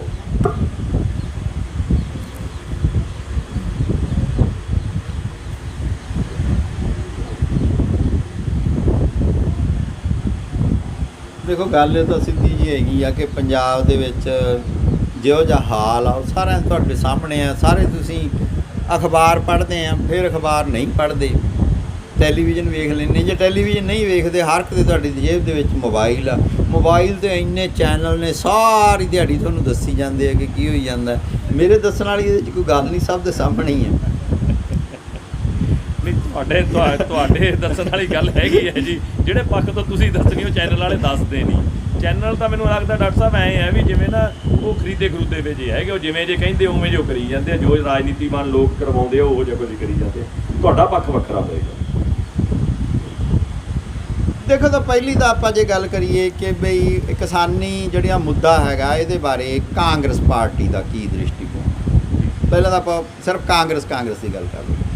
ਮੇਰੀ ਸਮਝ ਅਨੁਸਾਰ ਜਿਹੜੇ ਇਹ ਨਵੇਂ ਸੁਧਾਰ ਨੇ, ਸਾਨੂੰ ਬੜਾ ਮਾਣ ਆ ਕਿ ਸਾਡਾ ਇੱਕ ਸਿੱਖ ਸਰਦਾਰ ਇੱਕ ਵਾਰੀ ਪ੍ਰਧਾਨ ਮੰਤਰੀ ਬਣ ਗਿਆ। ਮਨਮੋਹਨ ਸਿੰਘ ਦੇ ਅਸੀਂ ਬੜੇ ਗੁਣ ਗਾਉਣੇ ਆ। ਚਲੋ ਗਾ ਲੈਣੇ ਚਾਹੀਦੇ ਆ ਕਿ ਸਾਡੇ ਵਰਗਾ ਸੀ, ਸਾਡੇ ਵਾਂਗ ਪੱਗ ਬੰਨ੍ਹਦਾ ਸੀ, ਸਾਡੇ ਇਲਾਕੇ ਦਾ ਸੀ, ਸਾਡਾ ਬੰਦਾ ਸੀ। ਸਾਨੂੰ ਖੁਸ਼ੀ ਹੈ ਇਸ ਗੱਲ ਦੀ। ਪਰ ਜਿਹੜੀਆਂ ਨਵੀਆਂ ਨੀਤੀਆਂ 1990 'ਚ ਮਨਮੋਹਨ ਸਿੰਘ ਹੀ ਲੈ ਕੇ ਆਇਆ ਸੀ, ਤੇ ਇਹ ਉਹਦਾ ਹੀ ਪ੍ਰਤੀਫਲ ਆ। ਇਹ ਕਾਂਗਰਸ ਪਾਰਟੀ ਇਹ ਨਹੀਂ ਸੱਤਾ ਦੇ ਵਿੱਚ ਰਹੀ, ਨਹੀਂ ਕੇਂਦਰ ਦੇ ਵਿੱਚ ਜੇ ਕਾਂਗਰਸ ਪਾਰਟੀ ਹੁੰਦੀ ਉਹਨੇ ਵੀ ਉਹੀ ਕੁਝ ਕਰਨਾ ਸੀ ਜੋ ਭਾਰਤੀ ਜਨਤਾ ਪਾਰਟੀ ਨੇ ਕਰਿਆ। ਰਹੀ ਗੱਲ ਇਹ ਕਿ ਜਿਹੜੀ ਕੰਟਰੈਕਟ ਫਾਰਮਿੰਗ ਦੀ ਗੱਲ ਹੋ ਰਹੀ ਹੈ, ਇਹ ਕੰਟਰੈਕਟ ਫਾਰਮਿੰਗ ਅਮਰਿੰਦਰ ਸਿੰਘ ਨੇ ਜਦੋਂ ਪਿਛਲੀ ਵਾਰੀ ਸਰਕਾਰ ਆਈ ਸੀ ਉਦੋਂ ਇਹ ਸ਼ੁਰੂ ਕਰੀ। ਤੇ ਸਭ ਤੋਂ ਜਿਹੜੀ ਇਹ ਆ ਕਿ ਬਹੁਤ ਸਾਰੀਆਂ ਚੀਜ਼ਾਂ ਤੁਸੀਂ ਸਿਧਾਂਤਕ ਤੌਰ 'ਤੇ ਸਮਝਦੇ ਆ।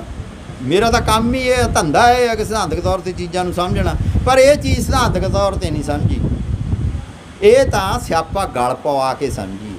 ਆ ਬੈਠੇ ਮੇਰੇ ਬ੍ਰਦਰ ਰਾਜਪਾਲ, ਇਹਨਾਂ ਨੇ ਮੈਨੂੰ ਅਖਬਾਰ ਦੀ ਕਟਿੰਗ ਭੇਜੀ ਕਿ ਆਪਣੇ ਖੇਤ ਦੇ ਵਿੱਚ ਕੰਟਰੈਕਟ ਫਾਰਮਿੰਗ ਵਾਲੇ ਆਉਣਗੇ, ਆ ਕੇ ਕਿੰਨੂਆਂ ਦਾ ਬਾਗ ਲਾ ਜਾਣਗੇ, ਐਂ ਕਰਕੇ ਆਪਾਂ ਕਿੰਨੂ ਖਾਇਆ ਕਰਾਂਗੇ। ਉਹ ਸਿਟਰਸ ਕਾਰਪੋਰੇਸ਼ਨ ਨੇ ਜੋ ਸਾਡੇ ਨਾਲ ਕੀਤੀ, ਆਪਦੀ ਜ਼ਮੀਨ ਛਡਾਉਣ ਲਈ ਜਿੰਨੀਆਂ ਮਤਲਬ ਕਿ ਪੇਸ਼ੀਆਂ ਸਾਨੂੰ ਭੁਗਤਣੀਆਂ ਪਈਆਂ। ਹਾਲਾਂਕਿ ਉਦੋਂ ਆਰਬਿਟਰੇਟਰ ਆ ਜਿਹੜਾ ਉਹ IAS ਲੈਵਲ ਦਾ ਬੰਦਾ ਸੀਗਾ, ਤੇ ਹੁਣ ਤਾਂ ਕਹਿੰਦੇ ਆਰਬਿਟਰੇਟਰ ਦੀ ਲੋੜ ਹੀ ਨਹੀਂ, ਦੋਵੇਂ ਆਪਸ ਵਿੱਚ ਦੀ ਬੈਠ ਕੇ ਨਿਬੇੜ ਲਿਆ ਜੋ। ਨਿਬੜਨਾ ਹੀ ਨਹੀਂ ਤੇ ਅਖੀਰ ਮਤਲਬ ਕਿ ਉਹੀ ਜਿਹਨੂੰ ਕਹਿੰਦੇ ਸਿੱਧਾ ਸਾਦਾ ਸੌਦਾ ਹੀ ਆਇਆ ਕੰਮ ਕਿ ਕੰਟਰੈਕਟ ਜਿਹੜਾ ਸੀਗਾ ਉਹਦੇ ਵਿੱਚ 2-3 ਸਾਲ ਰਹਿੰਦੇ ਸੀ, ਧੱਕੇ ਨਾਲ ਅਸੀਂ ਆਪਦੀ ਜ਼ਮੀਨ ਤੇ ਆਪ ਹੀ ਕਬਜ਼ਾ ਕਰ ਲਿਆ। ਇਹ ਯਾਨੀ ਕਿ ਇਹ ਜਿਹੜੇ ਕੰਟਰੈਕਟ ਫਾਰਮਿੰਗ ਦੀਆਂ ਜਿਹੜੀਆਂ ਸ਼ਰਤਾਂ ਨੇ ਉਹ ਕਿਸ ਤਰ੍ਹਾਂ ਕੰਪਨੀ ਦੇ ਹੱਕ 'ਚ ਨੇ, ਸਰਕਾਰੀ ਕੰਪਨੀ ਦੇ ਵੀ ਕਿਵੇਂ ਹੱਕ 'ਚ ਆ, ਇਹ ਤਾਂ ਅਸੀਂ ਖੁਦ ਭੁਗਤਿਆ ਹੋਇਆ। ਇਸ ਕਰਕੇ ਮੈਨੂੰ ਲੱਗਦਾ ਇਹਦੀ ਬਹੁਤੀ ਵਿਆਖਿਆ ਦੇਣ ਦੀ ਜ਼ਰੂਰਤ ਨਹੀਂ। ਸੋ ਕਾਂਗਰਸ ਪਾਰਟੀ ਦਾ ਕੋਈ ਦ੍ਰਿਸ਼ਟੀਕੋਣ ਆ ਜਿਹੜਾ ਉਹ ਲੱਗਦਾ ਨਹੀਂ ਕਿ ਕੋਈ ਉਹ ਵੱਖਰਾ ਹੋਣਾ ਸੀਗਾ, ਨਾ ਹੀ ਉਹਨਾਂ ਨੇ ਕਦੇ ਖੁੱਲ੍ਹ ਕੇ ਕਿਹਾ। ਮੈਂ ਇੱਕ ਗੱਲ ਦੀ ਵਾਰ-ਵਾਰ ਮੰਗ ਕਰਦਾ ਕਿ ਪਿੰਡ ਵਿੱਚ ਜਦੋਂ ਵੀ ਕੋਈ ਸਿਆਸੀ ਬੰਦਾ ਆਉਂਦਾ, ਕਾਂਗਰਸ ਪਾਰਟੀ ਵਾਲੇ ਆਉਂਦੇ, ਉਹਨੂੰ ਕਹੋ ਦੋ ਗੱਲਾਂ ਕਹੋ ਕਿ ਇੱਕ ਤਾਂ ਭਾਈ ਤੁਹਾਡਾ ਜਿਹੜਾ ਕੇਂਦਰ ਦਾ ਪ੍ਰਧਾਨ ਆ ਉਹ ਹੁਣ ਪਤਾ ਨਹੀਂ ਰਾਹੁਲ ਗਾਂਧੀ ਹੈ ਕਿ ਨਹੀਂ, ਹਜੇ ਪਤਾ ਨਹੀਂ ਨਾ ਕਿ ਉਹਨਾਂ ਦਾ ਕੌਣ ਆ ਪ੍ਰਧਾਨ, ਸੋਨੀਆ ਗਾਂਧੀ ਆ ਕਿ ਕੌਣ ਆ ਉਹ ਕਾਰਜਕਾਰੀ ਆ, ਕੌਣ ਆ ਪ੍ਰਧਾਨ, ਜੋ ਵੀ ਉਹਨਾਂ ਦਾ ਕੌਮੀ ਪ੍ਰਧਾਨ ਆ ਤੇ ਜੋ ਵੀ ਉਹਨਾਂ ਦਾ ਪੰਜਾਬ ਦਾ ਪ੍ਰਧਾਨ ਆ, ਉਹ ਤਾਂ ਹੁਣ ਪਤਾ ਸਭ ਨੂੰ ਕਿ ਨਵਜੋਤ ਸਿੰਘ ਸਿੱਧੂ ਆ।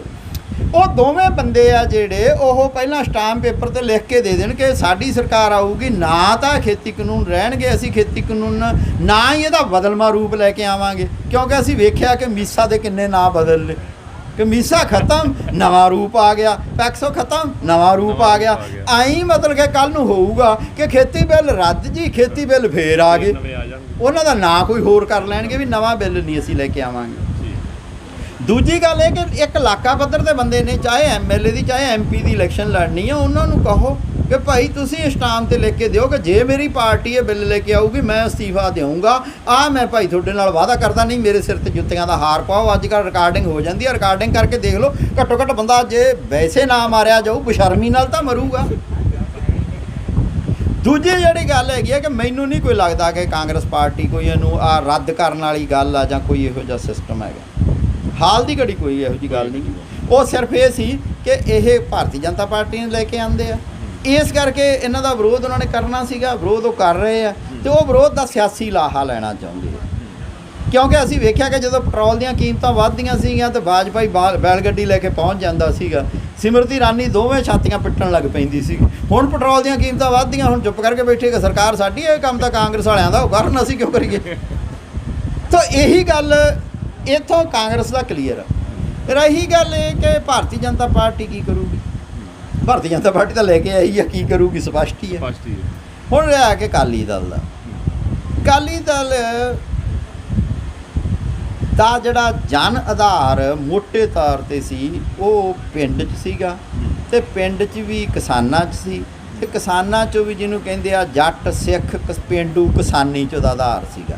ਉਹ ਸਾਰੀ ਦੀ ਸਾਰੀ ਇਹਦੇ ਨਾਲ ਪਿਸਦੀ ਸੀਗੀ, ਇਸ ਕਰਕੇ ਉਹ ਵਿਰੋਧ ਕਰਨ ਲੱਗ ਪਈ। ਉਹਨੂੰ ਲੱਗਿਆ ਕਿ ਮੇਰਾ ਆਧਾਰ ਖੁੱਸ ਗਿਆ, ਇਸ ਕਰਕੇ ਉਹਨਾਂ ਨੇ ਉੱਥੋਂ ਸੈਂਟਰ 'ਚੋਂ ਵਜ਼ੀਰੀ ਛੱਡਤੀ। ਇਸ ਕਰਕੇ ਉਹ ਹੁਣ ਅੱਕੀ ਪਲਾਈ ਹੱਥ ਮਾਰਦੇ ਆ, ਕਦੇ ਝੋਨੇ ਦੇ ਸੀਜ਼ਨ 'ਚ ਕਣਕ ਦੀਆਂ ਬੱਲੀਆਂ ਦਿੰਦੇ ਆ, ਕਦੇ ਮਤਲਬ ਕਿ ਉਹ ਗੁਰਦੁਆਰਾ ਸਾਹਿਬ ਤੋਂ ਉੱਥੋਂ ਲੈ ਕੇ ਰਕਾਬਗੰਜ ਤੋਂ ਸੰਸਦ ਭਵਨ ਵੱਲ ਜਾਂਦੇ ਆ, ਤੇ ਉਹ ਕਹਿੰਦੇ ਵੀ ਅਸੀਂ ਹੁਣ ਸ਼ਾਮ ਦੇ ਭੁੱਲੇ ਆ, ਘਰੇ ਆ ਜਾਓ। ਹੁਣ ਇਹ ਪੰਜਾਬ ਦੇ ਲੋਕਾਂ ਨੇ ਵੇਖਣਾ ਕਿ ਬਈ ਉਹ ਭੁੱਲੇ ਸੀ ਜਾਂ ਮਚਲੇ ਸੀ। ਜੇ ਤਾਂ ਭਾਈ ਭੁੱਲੇ ਸੀ ਫਿਰ ਤਾਂ ਗੱਲ ਨਾ ਲਾ ਲਓ, ਜੇ ਮਚਲੇ ਸੀਗੇ ਫਿਰ ਉਹਨੂੰ ਭਜਾਉਣ 'ਚ ਫਾਇਦਾ ਨਹੀਂ। ਹੁਣ ਦੇਖ ਲਓ ਵੀ ਹੁਣ ਗੱਲ ਰਹੀ ਕਿ ਆਮ ਆਦਮੀ ਪਾਰਟੀ, ਦਾਅਵੇਦਾਰ ਤੇ ਇਹੀ ਨੇ ਨਾ ਕਿ ਆਮ ਆਦਮੀ ਪਾਰਟੀ ਦਾ ਜਿਵੇਂ ਲੋਕਾਂ ਨੇ ਸਵਾਗਤ ਕੀਤਾ ਸੀ, ਉਹ ਇਹ ਸੀ ਕਿ ਲੋਕ ਭਾਰਤੀ ਜਨਤਾ ਪਾਰਟੀ ਤੇ ਕਾਂਗਰਸ ਤੇ ਅਕਾਲੀਆਂ ਤੋਂ ਸਤੇ ਹੋਏ ਸੀ। ਇੱਕ ਲੈ ਕੇ ਆਏ ਸੀ ਉਹ ਸ਼ਬਦ ਕਿ ਅਸੀਂ ਕਹਿਣੀ ਤੇ ਕਸਣੀ ਦੇ ਪੂਰੇ ਹਾਂ। ਇੱਕੋ ਸ਼ਬਦ ਲੈ ਕੇ ਆਏ ਸੀਗੇ ਕਿ ਅਸੀਂ ਡੈਮੋਕ੍ਰੇਸੀ ਗ੍ਰਾਸ ਰੂਟ ਤੋਂ ਲੈ ਕੇ ਜਾਵਾਂਗੇ, ਮਹੱਲੇ ਤੋਂ ਅਸੀਂ ਚੋਣ ਕਰਕੇ ਲੈ ਕੇ ਜਾਵਾਂਗੇ। ਤੀਸਰਾ ਇਹ ਕਿ ਅਸੀਂ ਪਰਿਵਾਰਵਾਦ ਦੇ ਵਿਰੁੱਧ ਹੋਵਾਂਗੇ। ਇਹੋ ਜਿਹੀਆਂ ਗੱਲਾਂ ਲੈ ਕੇ ਆਏ ਸੀ, ਸਾਰੀ ਮਿਡਲ ਕਲਾਸ ਨੂੰ ਬਹੁਤ ਚੰਗੀਆਂ ਲੱਗੀਆਂ, ਮੇਰੇ ਸਮੇਤ। ਮੈਂ ਤਾਂ ਮਤਲਬ ਕਿ ਨਾ ਕਵੀ ਆ, ਨਾ ਕੁਛ ਹੈ, ਨਾ ਗੀਤਕਾਰ ਆ, ਇਸ ਦੇ ਬਾਵਜੂਦ ਮੈਂ ਤਾਂ ਆਪ ਲਈ ਇੱਕ ਗੀਤ ਵੀ ਲਿਖਿਆ ਸੀ। ਚੰਗਾ ਲੱਗਦਾ ਸੀ। ਮੈਂ ਤਾਂ ਧਰਮਵੀਰ ਗਾਂਧੀ ਵੀ ਮੈਂ ਕਿ ਪੂਰੀ ਜਿਹਨੂੰ ਕਹਿੰਦੇ ਆ ਕੰਪੇਨਿੰਗ ਵੀ ਕਰੀ ਸੀ, ਬੂਥ ਵੀ ਲਾਇਆ ਸੀ। ਉਸ ਤੋਂ ਬਾਅਦ ਹੁਣ ਪਿਛਲੇ ਦਿਨਾਂ ਦੇ ਵਿੱਚ ਹੀ ਜਿਹੜੀ ਅੰਦਰੂਨੀ ਡੈਮੋਕ੍ਰੇਸੀ ਆ, ਉਹਦਾ ਇੱਕ ਬੜਾ ਵਧੀਆ ਸੋਹਣਾ ਤਜਰਬਾ ਤਾਂ ਉਹਨਾਂ ਨੇ ਕੀਤਾ ਕਿ ਕੇਜਰੀਵਾਲ ਸਾਹਿਬ ਕਹਿੰਦੇ ਕਿ ਦੇਖੋ 3 ਸਾਲ ਲਈ ਨਹੀਂ, ਜਿਹੜਾ ਪ੍ਰਧਾਨ ਆ ਉਹ 5 ਸਾਲ ਲਈ ਬਣਿਆ ਕਰੂਗਾ। ਦੂਜਾ ਉਹਨੇ ਇਹ ਕਿਹਾ ਕਿ ਵੀ 2 ਵਾਰੀ ਨਹੀਂ, ਮੇਰੇ ਵਰਗਾ ਤਾਂ 3 ਵਾਰੀ ਵੀ ਬਣ ਸਕਦਾ। ਇਹਦਾ ਮਤਲਬ ਇਹ ਕਿ ਕਹਿਣੀ ਤੇ ਕਸਣੀ ਦੇ ਇੱਕ ਨਹੀਂ ਗੇ, ਦੋਨੇ ਗੱਲਾਂ ਜਿਹੜੀਆਂ ਕਹੀਆਂ ਕਿ ਵੀ ਪ੍ਰਧਾਨ 2 ਵਾਰੀ ਤੋਂ ਵੱਧ ਨਹੀਂ ਬਣ ਸਕੂਗਾ, 3-3 ਸਾਲ ਹੀ ਰਹੂਗਾ, ਦੋਵਾਂ ਦੀ ਉਲੰਘਣਾ ਕਰਤੀ। ਜਿਹੜਾ ਬੰਦਾ ਇਉਂ ਕਹੀ ਜਾਂਦਾ, ਬਾਕੀ ਗੱਲਾਂ ਉਹਦੀਆਂ ਕਿੰਨੀਆਂ ਸੱਚ ਹੋਣਗੀਆਂ। ਅਗਲੀ ਗੱਲ ਹੁਣ ਰਹੀ ਕਿ ਉਹਨਾਂ ਨੇ ਪਹਿਲਾਂ ਨੋਟੀਫਿਕੇਸ਼ਨ ਕੀਤੀ, ਜਦੋਂ ਹੀ ਬਿੱਲ ਨਿਕਲੇ ਉਦੋਂ ਹੀ ਉਹਦੀ ਨੋਟੀਫਿਕੇਸ਼ਨ ਕਰਤੀ। ਉਸ ਤੋਂ ਬਾਅਦ ਮਤਲਬ ਕਿ ਜਦੋਂ ਕਿਸਾਨਾਂ ਦਾ ਦਬਾਅ ਪਿਆ ਤੇ ਉਦੋਂ ਮਤਲਬ ਕਿ ਉਹ ਬਿੱਲ ਪਾੜਤੇ। ਆਈ ਜਿਵੇਂ ਮਨਮੋਹਨ ਸਿੰਘ ਦਾ ਇੱਕ ਬਿੱਲ ਰਾਹੁਲ ਗਾਂਧੀ ਨੇ ਪਾੜਿਆ ਸੀਗਾ। ਡਰਾਮੇ ਬਹੁਤ ਸੋਹਣੇ ਕਰਦੇ ਆ। ਮੈਨੂੰ ਲੱਗਦਾ ਕਿ ਤਾਂ ਹੀ ਹੁਣ ਪੰਜਾਬੀ 'ਚ ਨਾ ਜਿਹੜਾ ਡਰਾਮੇ ਦੀ ਕਲਾ ਥੋੜ੍ਹੀ ਜਿਹੀ ਮਾਤ ਪੈਂਦੀ ਜਾਂਦੀ ਹੈ, ਕਿਉਂਕਿ ਜਿਹੜੇ ਨੇਤਾ ਉਹ ਜ਼ਿਆਦਾ ਵਧੀਆ ਡਰਾਮੇ ਕਰ ਲੈਂਦੇ ਆ। ਸੋ ਜੇ ਤਿੰਨਾਂ ਪਾਰਟੀਆਂ ਤੋਂ ਕੋਈ ਨਹੀਂ ਲੱਗਦਾ ਤਾਂ ਫਿਰ ਹੁਣ ਇੱਕ ਗੱਲ ਜਿਹੜੀ ਬਹੁਤ ਜ਼ਿਆਦਾ ਉੱਠਦੀ ਆ ਕਿ ਕਿਸੇ ਸਮੇਂ ਲੋਕਾਂ ਨੂੰ ਆਸ ਸੀਗੀ ਕਿ ਤੀਜਾ ਬਦਲ ਅਸਾਰਨ ਦਾ, ਤੇ ਤੀਜਾ ਬਦਲ ਕਦੇ ਲੋਕ ਕਮਿਊਨਿਸਟਾਂ 'ਚੋਂ ਲੱਭਦੇ ਸੀ, ਕਦੇ ਉਹ ਬਦਲ ਬਸਪਾ 'ਚੋਂ ਲੱਭਦੇ ਸੀ। ਬਸਪਾ ਦੀ ਤਾਂ ਹੁਣ ਪੱਕੀ ਜੋਟੀ ਪੈ ਗਈ, ਕਿੰਨੀ ਦੇਰ ਰਹਿੰਦੀ ਹੈ ਤਾਂ ਕਿਹਾ ਨਹੀਂ ਜਾ ਸਕਦਾ, ਪਰ ਹੁਣ ਇਸ ਵੇਲੇ ਪਈ ਹੋਈ ਹੈ ਤੇ ਉਹਦਾ ਫਲ ਵੀ ਮਿਲ ਗਿਆ। ਉਹਦਾ ਫਲ ਵੀ ਮਿਲ ਗਿਆ ਕਿ ਜਦੋਂ ਕੋਈ ਬੰਦੇ ਰੌਲਾ ਪਾਉਂਦੇ ਆ, ਉਸ ਕਮਿਊਨਿਟੀ, ਉਸ ਭਾਈਚਾਰੇ ਨੂੰ ਕਿਤੇ ਨਾ ਕਿਤੇ ਉਹਦਾ ਫਾਇਦਾ ਹੁੰਦਾ। ਜਿਹੜੇ ਸਾਡੇ ਨਵੇਂ ਮੁੱਖ ਮੰਤਰੀ ਆ ਉਹ ਕਦੇ ਨਹੀਂ ਬਣਨੇ ਸੀਗੇ ਜੇ ਕਿਤੇ ਬਸਪਾ ਨਾਲ ਜੋਟੀ ਨਾ ਪਈ ਹੁੰਦੀ। ਇਹਦਾ ਮਤਲਬ ਇਹ ਕਿ ਜਿਹੜੀ ਧਿਰ ਲੜਦੀ ਆ ਉਸ ਭਾਈਚਾਰੇ ਨੂੰ, ਉਸ ਕਮਿਊਨਿਟੀ ਨੂੰ, ਉਸ ਵਰਗ ਨੂੰ ਕਿਤੇ ਨਾ ਕਿਤੇ ਫਾਇਦਾ ਜ਼ਰੂਰ ਹੁੰਦਾ। ਹਾਲਾਂਕਿ ਇਹਦੇ ਨਾਲ ਕੋਈ ਬਹੁਤਾ ਇਹ ਨਹੀਂ ਕਿ ਕੋਈ ਦਲਿਤਾਂ ਦੀ ਜ਼ਿੰਦਗੀ ਬਹੁਤ ਸੁਧਰ ਜੂਗੀ, ਬਹੁਤ ਉਹ ਸੌਖੇ ਹੋ ਜਾਣਗੇ, ਇਹੋ ਜਿਹਾ ਕੁਝ ਨਹੀਂ ਵਾਪਰਨ ਲੱਗਿਆ। ਪਰ ਜਿਹਨੂੰ ਕਹਿੰਦੇ ਆ ਕਿ ਮਨ 'ਚ ਇੱਕ ਗੌਰਵ ਜਾਂ ਪ੍ਰਾਈਡ ਜ਼ਰੂਰ ਜਾਗਦਾ ਕਿ ਅਸੀਂ ਵੀ ਜਿਉਂਦਿਆਂ 'ਚ ਹੈਗੇ ਹਾਂ, ਇੰਨੀ ਗੱਲ ਜ਼ਰੂਰ। ਰਹੀ ਗੱਲ ਇਹ ਕਿ ਉਸ ਸਥਿਤੀ ਦੇ ਵਿੱਚ ਕੁਝ ਲੋਕ ਕਹਿੰਦੇ ਆ ਕਿ ਕਿਸਾਨਾਂ ਨੂੰ ਪਾਰਟੀ ਬਣਾ ਕੇ ਖੁਦ ਚੋਣਾਂ ਲੜਨੀਆਂ ਚਾਹੀਦੀਆਂ, ਇੱਕ ਕਹਿੰਦੇ ਆ ਕਿ ਇਹ ਕੰਮ ਨਹੀਂ ਕਰਨਾ ਚਾਹੀਦਾ। ਤੁਸੀਂ ਦੱਸੋ ਕੀ ਕਰਨਾ ਚਾਹੀਦਾ, ਕੀ ਲੱਗਦਾ ਕੀ ਆ? ਕਿਉਂਕਿ ਇਹਦੇ ਬਾਰੇ ਤਾਂ ਮੈਨੂੰ ਲੱਗਦਾ ਕਿਸਾਨ ਲੀਡਰਸ਼ਿਪ ਵੀ, ਚਾਹੇ ਉਹ ਪੰਜਾਬ ਦੀਆਂ 32 ਜਥੇਬੰਦੀਆਂ ਤੇ ਇੱਕ ਬਾਹਰ ਬੈਠੀ ਬੱਤੀਆਂ ਵਰਗੀ 33 ਜਥੇਬੰਦੀਆਂ ਤੇ ਇੰਡੀਆ ਦੀਆਂ ਮਾ ਕੇ ਜਿਹੜੀਆਂ ਇਕੱਠੀਆਂ ਹੋਈਆਂ 350 ਤੇ ਬਾਅਦ ਦੇ ਵਿੱਚ ਜਿਹੜੀਆਂ ਕਹਿੰਦੇ 512 ਹੋ ਗਈਆਂ, ਉਹ ਜਥੇਬੰਦੀਆਂ ਨੂੰ ਵੀ ਨਹੀਂ ਪਤਾ ਕਿ ਕੀ ਸਾਨੂੰ ਪਾਰਟੀ ਬਣਾ ਕੇ ਲੜਨਾ ਚਾਹੀਦਾ ਜਾਂ ਨਹੀਂ ਲੜਨਾ ਚਾਹੀਦਾ। ਤੇ ਅੱਜ ਆਪਾਂ ਇਸ ਮਸਲੇ 'ਤੇ ਕਰ ਲਈਏ ਫੈਸਲਾ ਕਿ ਲੜਨਾ ਚਾਹੀਦਾ ਕਿ ਨਹੀਂ ਲੜਨਾ ਚਾਹੀਦਾ। ਕੀ ਲੱਗਦਾ ਹੈਗਾ? ਮੈਨੂੰ ਲੱਗਦਾ ਕੋਈ ਬੰਦਿਆਂ ਦੇ ਵਿਚਾਰ ਲੈ ਲੈ ਇਸ ਮਸਲੇ 'ਤੇ। ਆਪਾਂ ਜਦੋਂ ਵਿਚਾਰਾਂ ਦਾ ਸੈਸ਼ਨ ਆ ਗਿਆ ਫਿਰ ਇਹਨਾਂ ਦੇ ਵਿਚਾਰ ਇਸ ਟੌਪਿਕ ਤੇ ਵੀ ਲੈਂਦੇ ਆ ਜੀ।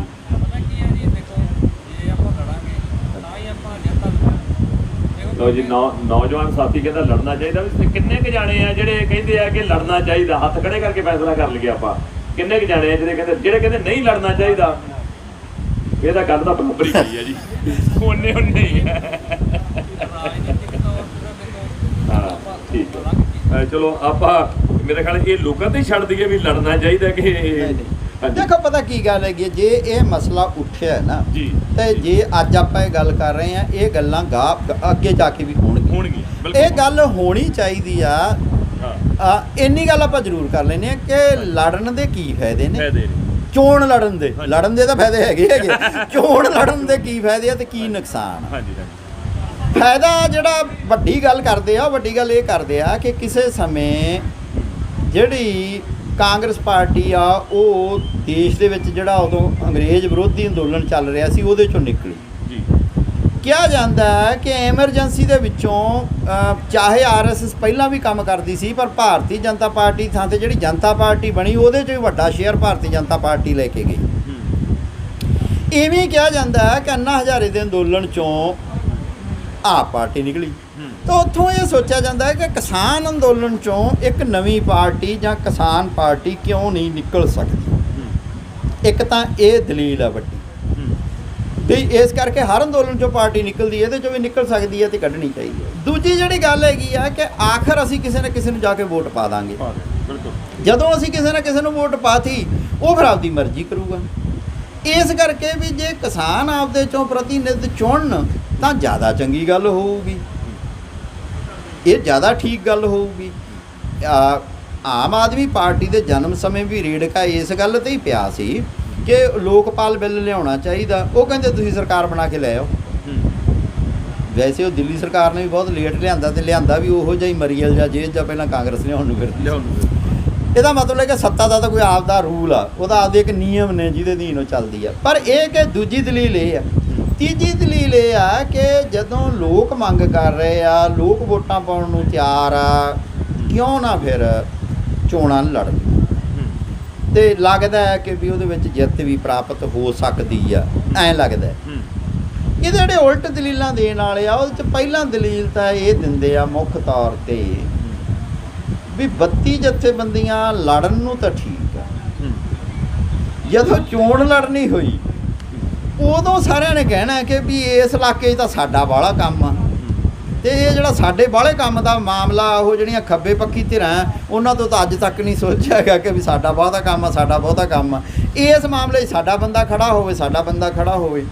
ਤੇ ਦੋ ਜਿਹੜੇ ਸਾਡੇ ਵੱਡੇ ਲੀਡਰ ਆ ਦੋਵੇਂ ਹੀ ਬਹੁਤ ਸਤਿਕਾਰਤਾ, ਮੈਨੂੰ ਦੋਵੇਂ ਹੀ ਬੜੇ ਵਧੀਆ ਲੱਗਦੇ ਆ, ਦੋਵਾਂ ਨੂੰ ਵੀ ਮੈਂ ਮਤਲਬ ਕਿ ਸੁਣਦਾ ਰਹਿਣਾ, ਉਹਨਾਂ ਕੋਲੇ ਵੀ ਬੈਠ ਕੇ ਮੈਨੂੰ ਚੰਗਾ ਲੱਗਦਾ। ਪਰ ਦੋਵਾਂ ਦੀ ਆਏ ਆ ਆਪਸ ਵਿੱਚ ਦੀ।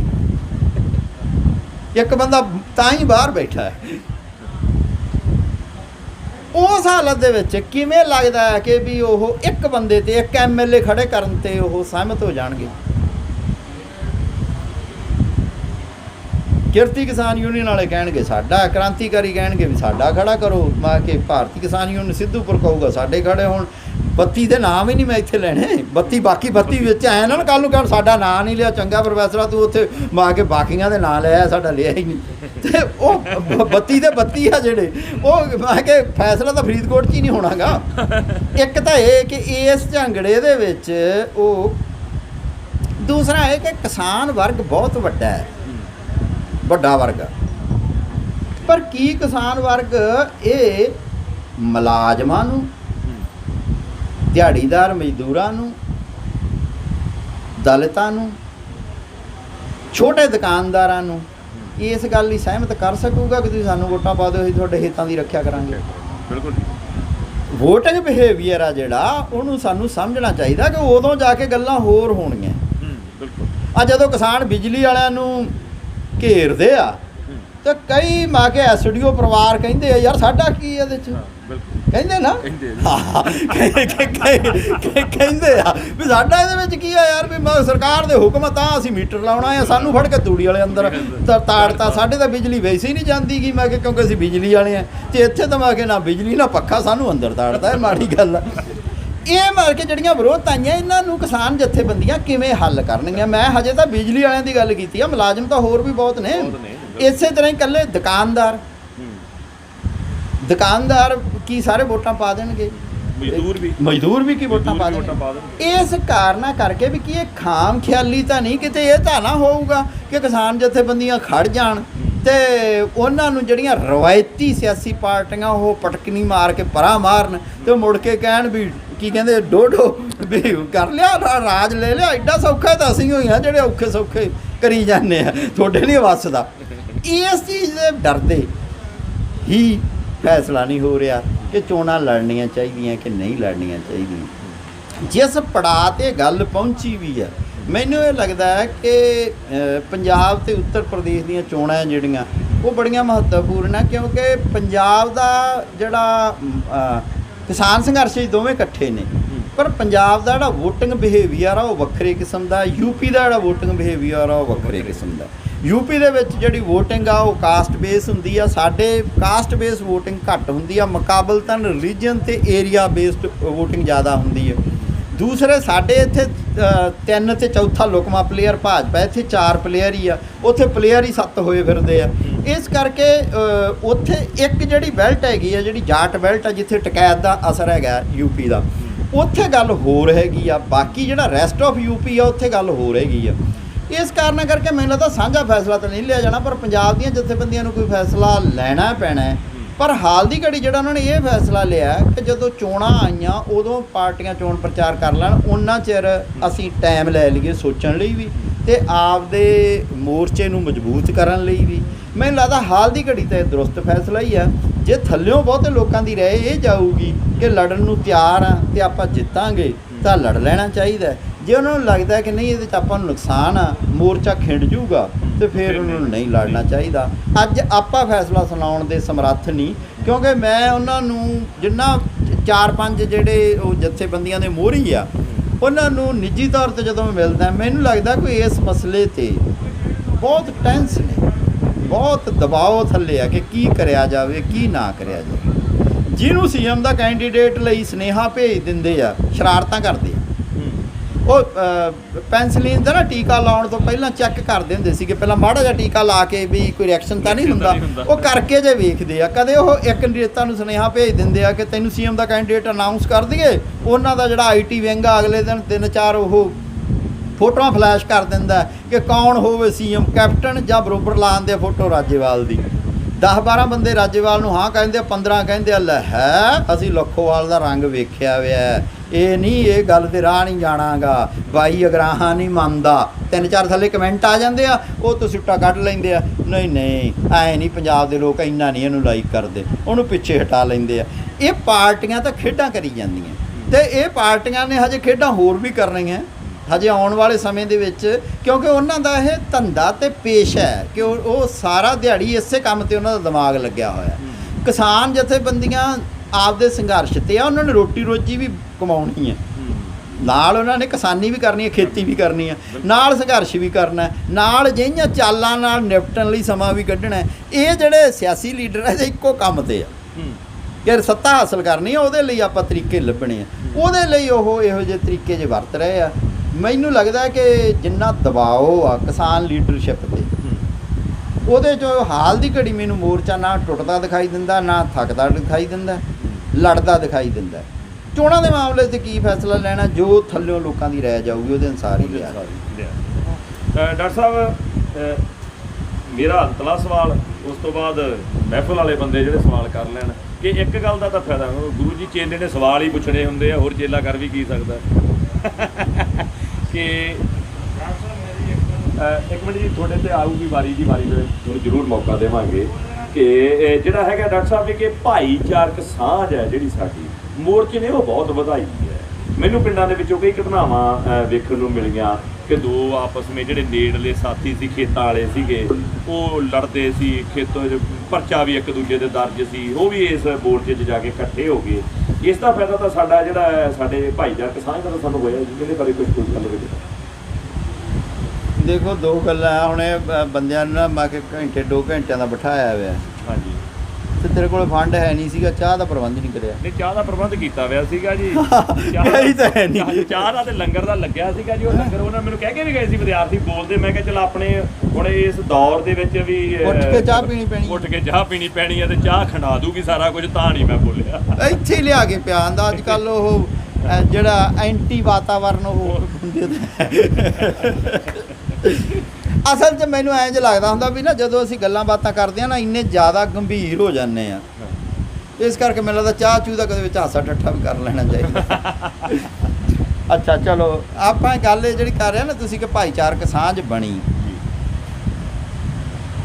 ਦੇਖੋ ਭਾਈਚਾਰਕ ਸਾਂਝ ਜਿਹੜੀ ਜਿਵੇਂ ਟੁੱਟਦੀ ਜਾਂਦੀ ਸੀਗੀ ਉਸ ਨੂੰ ਠੱਲ ਤਾਂ ਪਈ, ਪਰ ਜੇ ਅਸੀਂ ਕਹੀਏ ਕਿ ਪੂਰੀ ਤਰ੍ਹਾਂ ਮਜ਼ਬੂਤ ਹੋ ਗਈ ਇਹ ਨਹੀਂ ਕਿਹਾ ਜਾ ਸਕਦਾ। ਉਹਦੇ ਇੱਕ ਦੋ ਕਾਰਨ ਨੇ, ਇੱਕ ਤਾਂ ਇਹ ਕਿ ਜਿਹੜਾ ਇੰਡੀਵਿਜੂਅਲਿਜ਼ਮ ਜਾਂ ਵਿਅਕਤੀਗਤਤਾ ਹੈ ਜਾਂ ਜਿਹੜੇ ਸੰਯੁਕਤ ਪਰਿਵਾਰ ਟੁੱਟ ਕੇ ਜੋੜਾ ਪਰਿਵਾਰ ਬਣੇ ਆ, ਇਹ ਪਰਿਵਾਰ ਪੱਧਰ ਤੇ ਵੀ ਵਾਪਰਿਆ ਤੇ ਇਹ ਪਿੰਡ ਪੱਧਰ ਤੇ ਵੀ ਵਾਪਰਿਆ। ਇਹ ਸਰਮਾਏਦਾਰੀ ਦਾ ਜਾਂ ਜਿਹੜਾ ਗਲੋਬਲ ਕਾਰਪੋਰੇਟੀ ਮਾਡਲ ਆ ਉਹਦਾ ਜ਼ਰੂਰੀ ਲੱਛਣ। ਇਸ ਦੇ ਬਾਵਜੂਦ ਜਿਹੜੇ 3-4 ਗੱਲਾਂ ਹੋਈਆਂ ਉਹਦੇ ਵਿੱਚੋਂ ਜ਼ਿਆਦਾ ਮਹੱਤਵਪੂਰਨ ਗੱਲ ਇਹ ਹੋਈ ਕਿ ਜਿਹੜੇ ਹੁਣ ਤੱਕ ਦੇ ਸੰਘਰਸ਼ ਸੀਗੇ ਉਹਨਾਂ ਸੰਘਰਸ਼ਾਂ ਦੇ ਵਿੱਚ ਮੁਲਾਜ਼ਮਾਂ ਦੇ ਵਿੱਚ ਜਿਹੜੀਆਂ ਔਰਤ ਮੁਲਾਜ਼ਮਾਂ ਉਹ ਹਿੱਸਾ ਲੈਂਦੀਆਂ ਸੀਗੀਆਂ। ਨਹੀਂ, ਸਿਆਸਤ ਦੇ ਵਿੱਚ ਉਹ ਔਰਤਾਂ ਆਉਂਦੀਆਂ ਸੀਗੀਆਂ ਜਿਹੜੀਆਂ ਕਿਸੇ ਦੀ ਪਤਨੀ ਜਾਂ ਭੈਣ ਹੁੰਦੀਆਂ ਸੀ, ਇਹਦੇ ਕਰਕੇ ਆ ਜਾਂਦੀਆਂ ਸੀ, ਪਰ ਔਰਤਾਂ ਦੀ ਵੱਡੀ ਪੱਧਰ ਤੇ ਕਦੇ ਭਾਗੀਦਾਰੀ ਨਹੀਂ ਹੋਈ ਸੀ। ਇਸ ਅੰਦੋਲਨ ਨੇ ਜਿੰਨੀ ਵੱਡੀ ਪੱਧਰ ਤੇ ਔਰਤਾਂ ਦੀ ਭਾਗੀਦਾਰੀ ਕੀਤੀ। ਮੈਨੂੰ ਪੰਜਾਬ ਦੇ ਵਿੱਚ ਤਾਂ ਫੇਰ ਵੀ ਸੀਗਾ ਕਿ ਪੰਜਾਬ ਦੇ ਵਿੱਚ ਲੰਮੇ ਸਮੇਂ ਤੋਂ ਖੱਬੀ ਲਹਿਰ ਦਾ ਕੰਮ ਹੈਗਾ, ਪੰਜਾਬ ਦੇ ਵਿੱਚ ਜਥੇਬੰਦੀਆਂ ਬਹੁਤ ਹੈ, ਇਸ ਕਰਕੇ ਲੈ ਜਾਂਦੇ ਇਕੱਠ। ਹਰਿਆਣੇ ਦੇ ਵਿੱਚ ਅਜਿਹਾ ਨਹੀਂ ਸੀਗਾ, ਪਰ ਜਦੋਂ ਤੁਸੀਂ ਟਿਕਰੀ ਜਾਂ ਸ਼ੰਭੂ ਬਾਰਡਰ ਤੇ ਜਾ ਕੇ ਦੇਖਦੇ ਆ ਕਿ ਹਰਿਆਣਵੀ ਔਰਤਾਂ ਜਿੰਨੀ ਵੱਡੀ ਪੱਧਰ ਤੇ ਬਾਹਰ ਨਿਕਲੀਆਂ, ਜਿਨ੍ਹਾਂ ਬਾਰੇ ਇਹ ਮਸ਼ਹੂਰ ਸੀਗਾ ਕਿ ਵੀ ਉਹ ਘੁੰਗੜ 'ਚ ਰਹਿੰਦੀਆਂ, ਪਰਦਾ ਉਹ ਫਲਾਨਾ ਹੈ, ਉੱਥੋਂ ਇੱਕ ਗੱਲ ਜ਼ਰੂਰ ਲੱਗੀ ਕਿ ਇਸ ਅੰਦੋਲਨ ਦਾ ਇੱਕ ਇਹ ਬਹੁਤ ਵੱਡਾ ਯੋਗਦਾਨ ਆ ਕਿ ਔਰਤਾਂ ਨੂੰ ਘਰਾਂ 'ਚੋਂ ਇਸ ਅੰਦੋਲਨ ਨੇ ਕੱਢਿਆ। ਦੂਜਾ ਜਿਹੜਾ ਇਸ ਅੰਦੋਲਨ ਦੀ ਜਿਹੜੀ ਵੱਡੀ ਪ੍ਰਾਪਤੀ ਆ ਕਿ ਜਿਹੜਾ ਇੱਕੋ ਏਜੰਡਾ ਚੱਲ ਰਿਹਾ ਸੀਗਾ, ਧਰਮ ਦੇ ਆਧਾਰ ਤੇ ਲੋਕਾਂ ਨੂੰ ਪਾੜੋ, ਪੋਲਰਾਈਜ਼ ਕਰੋ, ਉਸ ਨੂੰ ਇਸ ਅੰਦੋਲਨ ਨੇ ਬੁਰੀ ਤਰ੍ਹਾਂ ਰੱਦ ਕਰਤਾ। ਪਹਿਲਾਂ ਕਿਹਾ ਗਿਆ ਕਿ ਮਲਵਈਆਂ ਦਾ ਅੰਦੋਲਨ ਆ, ਫਿਰ ਕਿਹਾ ਗਿਆ ਕਿ ਪੰਜਾਬ ਦਾ ਇਕੱਲਾ ਅੰਦੋਲਨ ਆ, ਫਿਰ ਕਿਹਾ ਗਿਆ ਕਿ ਸਿਰਫ ਉਹਨਾਂ ਸਟੇਟਾਂ ਦਾ ਅੰਦੋਲਨ ਆ ਕਿ ਜਿੱਥੇ MSP ਲਾਗੂ ਹੁੰਦੀ ਆ, ਬਾਕੀ ਸਟੇਟਾਂ ਦਾ ਅੰਦੋਲਨ ਨਹੀਂ। ਪਰ ਹੁਣ ਮੈਂ ਕਿ ਜਦੋਂ ਪੰਜਾਬ, ਹਰਿਆਣਾ, UP, ਉੱਤਰਾਂਚਲ, ਆ ਸੇਬਾਂ ਦੇ ਮਾਮਲੇ ਦੇ ਵਿੱਚ ਤਾਂ ਹਿਮਾਚਲ ਵੀ, ਰਾਜਸਥਾਨ, ਮੱਧ ਪ੍ਰਦੇਸ਼ ਤੇ ਤਾਮਿਲਨਾਡੂ ਤੇ ਕਰਨਾਟਕਾ ਵੀ ਇਹਦੇ ਨਾਲ ਜੁੜ ਗਏ ਆ। ਇਹਦੇ ਨਾਲ ਇਹ ਹੋ ਗਿਆ ਕਿ ਇੱਕ ਕਾਊਂਟਰ ਨੈਰੇਟਿਵ, ਯਾਨੀ ਕਿ ਬਰੋਬਰ ਦੀ ਇੱਕ ਕਹਾਣੀ ਬਣ ਗਈ ਕਿ ਜਿਹੜੀ ਕਹਾਣੀ ਆਰਐਸਐਸ ਜਾਂ ਭਾਜਪਾ ਸੁਣਾ ਰਹੀ ਆ ਉਹਦੇ ਬਰਾਬਰ ਦੀ ਵੀ ਕੋਈ ਬਾਤ ਹੈਗੀ ਤੇ ਉਹਨੂੰ ਹੰਗਾਰਾ ਵੀ ਮਿਲ ਰਿਹਾ। ਇਹਦੀਆਂ ਵੱਡੀਆਂ ਪ੍ਰਾਪਤੀਆਂ ਹੈ ਜਿਹੜੀਆਂ ਅੰਦੋਲਨ ਦੀਆਂ। ਮੈਂ ਕਹਿੰਦਾ ਕਿ ਕੱਲ੍ਹ ਨੂੰ ਬਿੱਲ ਵਾਪਸ ਹੋਣ ਨਾ ਹੋਣ, ਅੰਦੋਲਨ ਜਿੱਤੇ ਹਰੇ, ਇਹ ਗੱਲ ਬਾਤ ਦੀ ਆ, ਪਰ ਇਹ ਜਿਹੜੀਆਂ ਦੋ ਪ੍ਰਾਪਤੀਆਂ ਹੈ ਇਹਨੇ ਇੱਕ ਇੰਨੀ ਲੰਮੀ ਜਾਗ ਲਾ ਦੇਣੀ ਹੈ ਕਿ ਲੰਮਾ ਸਮਾਂ ਇਹਦਾ ਇੰਪੈਕਟ ਰਹੂ। ਡਾਕਟਰ ਸਾਹਿਬ ਅਸੀਂ ਬਹੁਤ ਬਹੁਤ ਧੰਨਵਾਦੀ ਹਾਂ ਤੁਹਾਡੇ। ਤੁਸੀਂ ਲੰਮਾ ਸਮਾਂ, ਮੈਨੂੰ ਤਾਂ ਐਂ ਲੱਗ ਰਿਹਾ ਸੀ ਜਿਵੇਂ ਪਟਿਆਲੇ ਬੈਠਾ ਮੈਂ ਮੇਰੀ ਕਲਾਸ 'ਚ ਪੜ੍ਹ ਹੀ ਰਿਹਾ ਹੋਵਾਂ ਤੁਹਾਡੇ ਕੋਲੋਂ। ਤਾਂ ਹੁਣ ਜੇ ਕੋਈ ਸਾਥੀ ਸਵਾਲ ਕਰਨਾ ਚਾਹੁੰਦਾ ਤਾਂ ਤੁਹਾਡਾ ਸਵਾਲ ਸੀ ਜੀ, ਦੱਸੋ। ਭਾਈ ਤੋਂ ਬੋਲ ਦਿਓ ਜੀ।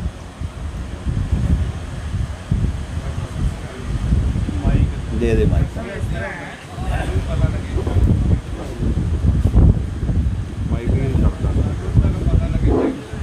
ਹੈਲੋ, ਇਸ ਤਰ੍ਹਾਂ ਇਹਨਾਂ ਨੇ ਇੱਕ ਗੱਲ ਕਹੀ ਕਿ ਸਾਡੀ ਜਿਹੜੀ ਸਮਾਜਿਕ ਸਾਂਝ ਹੈ ਉਸ ਨੂੰ ਦੁਬਾਰਾ ਰਿਵਾਈਵ ਕੀਤਾ ਕਿਸਾਨ ਦੇ ਉੱਤੇ। ਮੇਰਾ ਖਿਆਲ ਹੈ ਮਾਈਕਰੋ ਲੈਵਲ ਦੇ ਉੱਤੇ ਹਰ ਬੰਦਾ ਸਹਿਮਤ ਹੋ ਗਿਆ, ਪਰ ਜਦੋਂ ਅਸੀਂ ਇਹਦਾ ਮੈਟਰੋਕਲੀ ਐਨਾਲਿਸਿਸ ਕਰਦੇ ਹਾਂ ਤਾਂ ਫਿਰ ਜਿਹੜੀਆਂ ਸਾਡੀਆਂ ਸੰਸਥਾਵਾਂ ਸੀਗੀਆਂ ਪਰੰਪਰਾਗਤ, ਚਾਹੇ ਉਹ ਸੁਪਰੀਮ ਕੋਰਟ ਸੀ, ਚਾਹੇ ਉਹ ਚੀਫ ਇਲੈਕਸ਼ਨ ਕਮਿਸ਼ਨ ਦਾ ਆਫਿਸ ਸੀ, ਜਾਂ ਮਤਲਬ ਕਿ ਜਨਰਲ ਪ੍ਰਸ਼ਾਸਨ ਸੀਗਾ, ਤੇ ਜਾਂ ਪੋਲੀਟੀਕਲ ਲੋਕ ਜਿਹੜੇ ਦੇਸ਼ ਨੂੰ ਇੱਕ ਦਿਸ਼ਾ 'ਚ ਲੈ ਕੇ ਜਾ ਰਹੇ ਸੀ, ਉਹਨਾਂ 'ਤੇ ਸਾਰੀਆਂ 'ਤੇ ਵਿਸ਼ਵਾਸ ਰੱਖਿਆ। ਨੰਬਰ 1 ਮੇਰਾ ਸਵਾਲ ਹੈ।